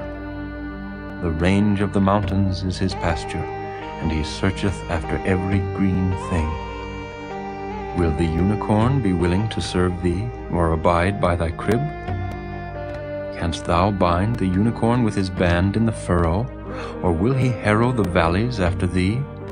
Wilt thou trust him, because his strength is great, or wilt thou leave thy labor to him? Wilt thou believe him, that he will bring home thy seed, and gather it into thy barn? Gavest thou the goodly wings unto the peacocks, or wings and feathers unto the ostrich, which leaveth her eggs in the earth, and warmeth them in dust, and forgetteth that the foot may crush them, or that the wild beast may break them? She is hardened against her young ones, as though they were not hers. Her labor is in vain without fear, because God hath deprived her of wisdom, neither hath he imparted to her understanding. What time she lifteth up herself on high, she scorneth the horse and his rider. Hast thou given the horse strength? Hast thou clothed his neck with thunder? Canst thou make him afraid as a grasshopper? The glory of his nostrils is terrible. He paweth in the valley, and rejoiceth in his strength. He goeth on to meet the armed men. He mocketh at fear, and is not affrighted, neither turneth he back from the sword. The quiver rattleth against him, the glittering spear and the shield. He swalloweth the ground with fierceness and rage, neither believeth he that it is the sound of the trumpet. He saith among the trumpets, Ha ha! And he smelleth the battle afar off, the thunder of the captains and the shouting. Doth the hawk fly by thy wisdom, and stretch her wings toward the south? Doth the eagle mount up at thy command, and make her nest on high? She dwelleth and abideth on the rock, upon the crag of the rock and the strong place. From thence she seeketh the prey, and her eyes behold afar off. Her young ones also suck up blood, and where the slain are, there is she. Chapter 40. Moreover, the Lord answered Job, and said, Shall he that contendeth with the Almighty instruct him? He that reproveth God, let him answer it. Then Job answered the Lord, and said, Behold, I am vile. what shall I answer thee? I will lay mine hand upon my mouth. Once have I spoken, but I will not answer, yea, twice, but I will proceed no further. Then answered the Lord unto Job out of the whirlwind, and said, Gird up thy loins now like a man. I will demand of thee, and declare thou unto me. Wilt thou also disannul my judgment? Wilt thou condemn me, that thou mayest be righteous? Hast thou an arm like God, or canst thou thunder with a voice like him? Deck thyself now with majesty and excellency, and array thyself with glory and beauty. Cast abroad the rage of thy wrath, and behold every one that is proud, and abase him. Look on every one that is proud, and bring him low, and tread down the wicked in their place. Hide them in the dust together, and bind their faces in secret. Then will I also confess unto thee that thine own right hand can save thee. Behold now Behemoth, which I made with thee. He eateth grass as an ox. Lo now, his strength is in his loins, and his force is in the navel of his belly. He moveth his tail like a cedar. The sinews of his stones are wrapped together. His bones are as strong pieces of brass. His bones are like bars of iron. He is the chief of the ways of God. He that made him can make his sword to approach unto him. Surely the mountains bring him forth food, where all the beasts of the field play. He lieth under the shady trees, in the covert of the reed and fens. The shady trees cover him with their shadow. The willows of the brook compass him about. Behold, he drinketh up a river, and hasteth not. He trusteth that he can draw up Jordan into his mouth. He taketh it with his eyes. His nose pierceth through snares. Chapter 41. Canst thou draw out Leviathan with an hook, or his tongue with a cord which thou lettest down? Canst thou put an hook into his nose, or bore his jaw through with a thorn? Will he make many supplications unto thee? Will he speak soft words unto thee? Will he make a covenant with thee? Wilt thou take him for a servant forever? Wilt thou play with him as with a bird, or wilt thou bind him for thy maidens?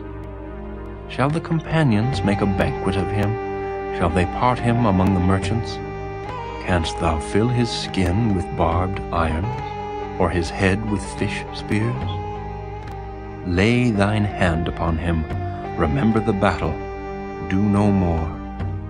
Behold, the hope of him is in vain. Shall not one be cast down even at the sight of him? None is so fierce that dare stir him up. Who then is able to stand before me? Who hath prevented me that I should repay him? Whatsoever is under the whole heaven is mine. I will not conceal his parts, nor his power, nor his comely proportion.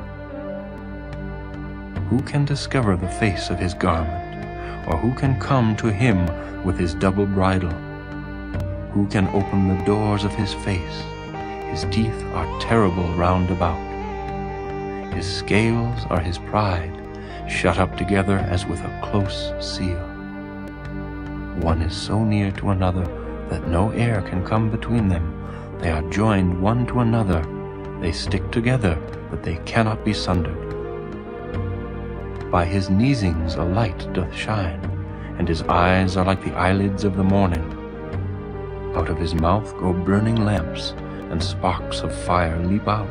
Out of his nostrils goeth smoke, as out of a seething pot or cauldron. His breath kindleth coals, and a flame goeth out of his mouth. In his neck remaineth strength, and sorrow is turned into joy before him. The flakes of his flesh are joined together. They are firm in themselves. They cannot be moved.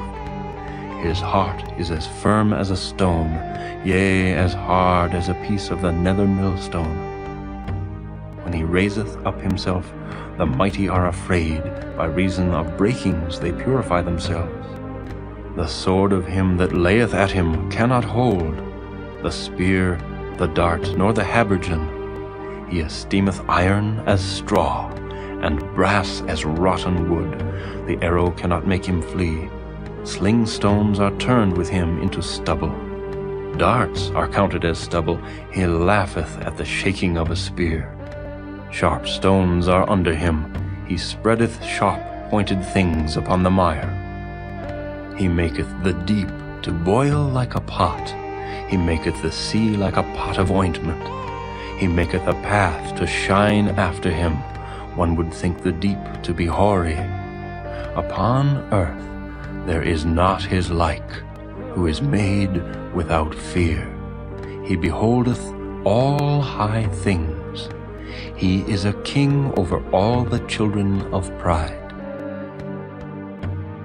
Chapter 42. Then Job answered the Lord and said, I know that thou canst do everything, and that no thought can be withholden from thee. Who is he that hideth counsel without knowledge? Therefore have I uttered that I understood not. Things too wonderful for me, which I knew not. Hear, I beseech thee, and I will speak. I will demand of thee, and declare thou unto me. I have heard of thee by the hearing of the ear, but now mine eye seeth thee. Wherefore I abhor myself, and repent in dust and ashes. And it was so, that after the Lord had spoken these words unto Job, the Lord said to Eliphaz the Temanite, My wrath is kindled against thee, and against thy two friends, for ye have not spoken of me the thing that is right, as my servant Job hath. Therefore take unto you now 7 bullocks and 7 rams, and go to my servant Job, and offer up for yourselves a burnt offering, and my servant Job shall pray for you. For him will I accept, lest I deal with you after your folly, and that ye have not spoken of me the thing which is right, like my servant Job. So Eliphaz the Temanite, and Bildad the Shuhite, and Zophar the Naamathite went, and did according as the Lord commanded them. The Lord also accepted Job. And the Lord turned the captivity of Job, when he prayed for his friends. Also the Lord gave Job twice as much as he had before. Then came there unto him all his brethren, and all his sisters, and all they that had been of his acquaintance before, and did eat bread with him in his house. And they bemoaned him, and comforted him over all the evil that the Lord had brought upon him. Every man also gave him a piece of money, and every one an earring of gold. So the Lord blessed the latter end of Job more than his beginning, for he had 14,000 sheep, and 6,000 camels, and 1,000 yoke of oxen, and 1,000 she-asses. He had also 7 sons and 3 daughters, and he called the name of the first Jemimah, and the name of the second Keziah, and the name of the third Keren-Happuch. And in all the land were no women found so fair as the daughters of Job, and their father gave them inheritance among their brethren. After this lived Job 140 years, and saw his sons and his sons' sons, even 4 generations. So Job died, being old and full of days.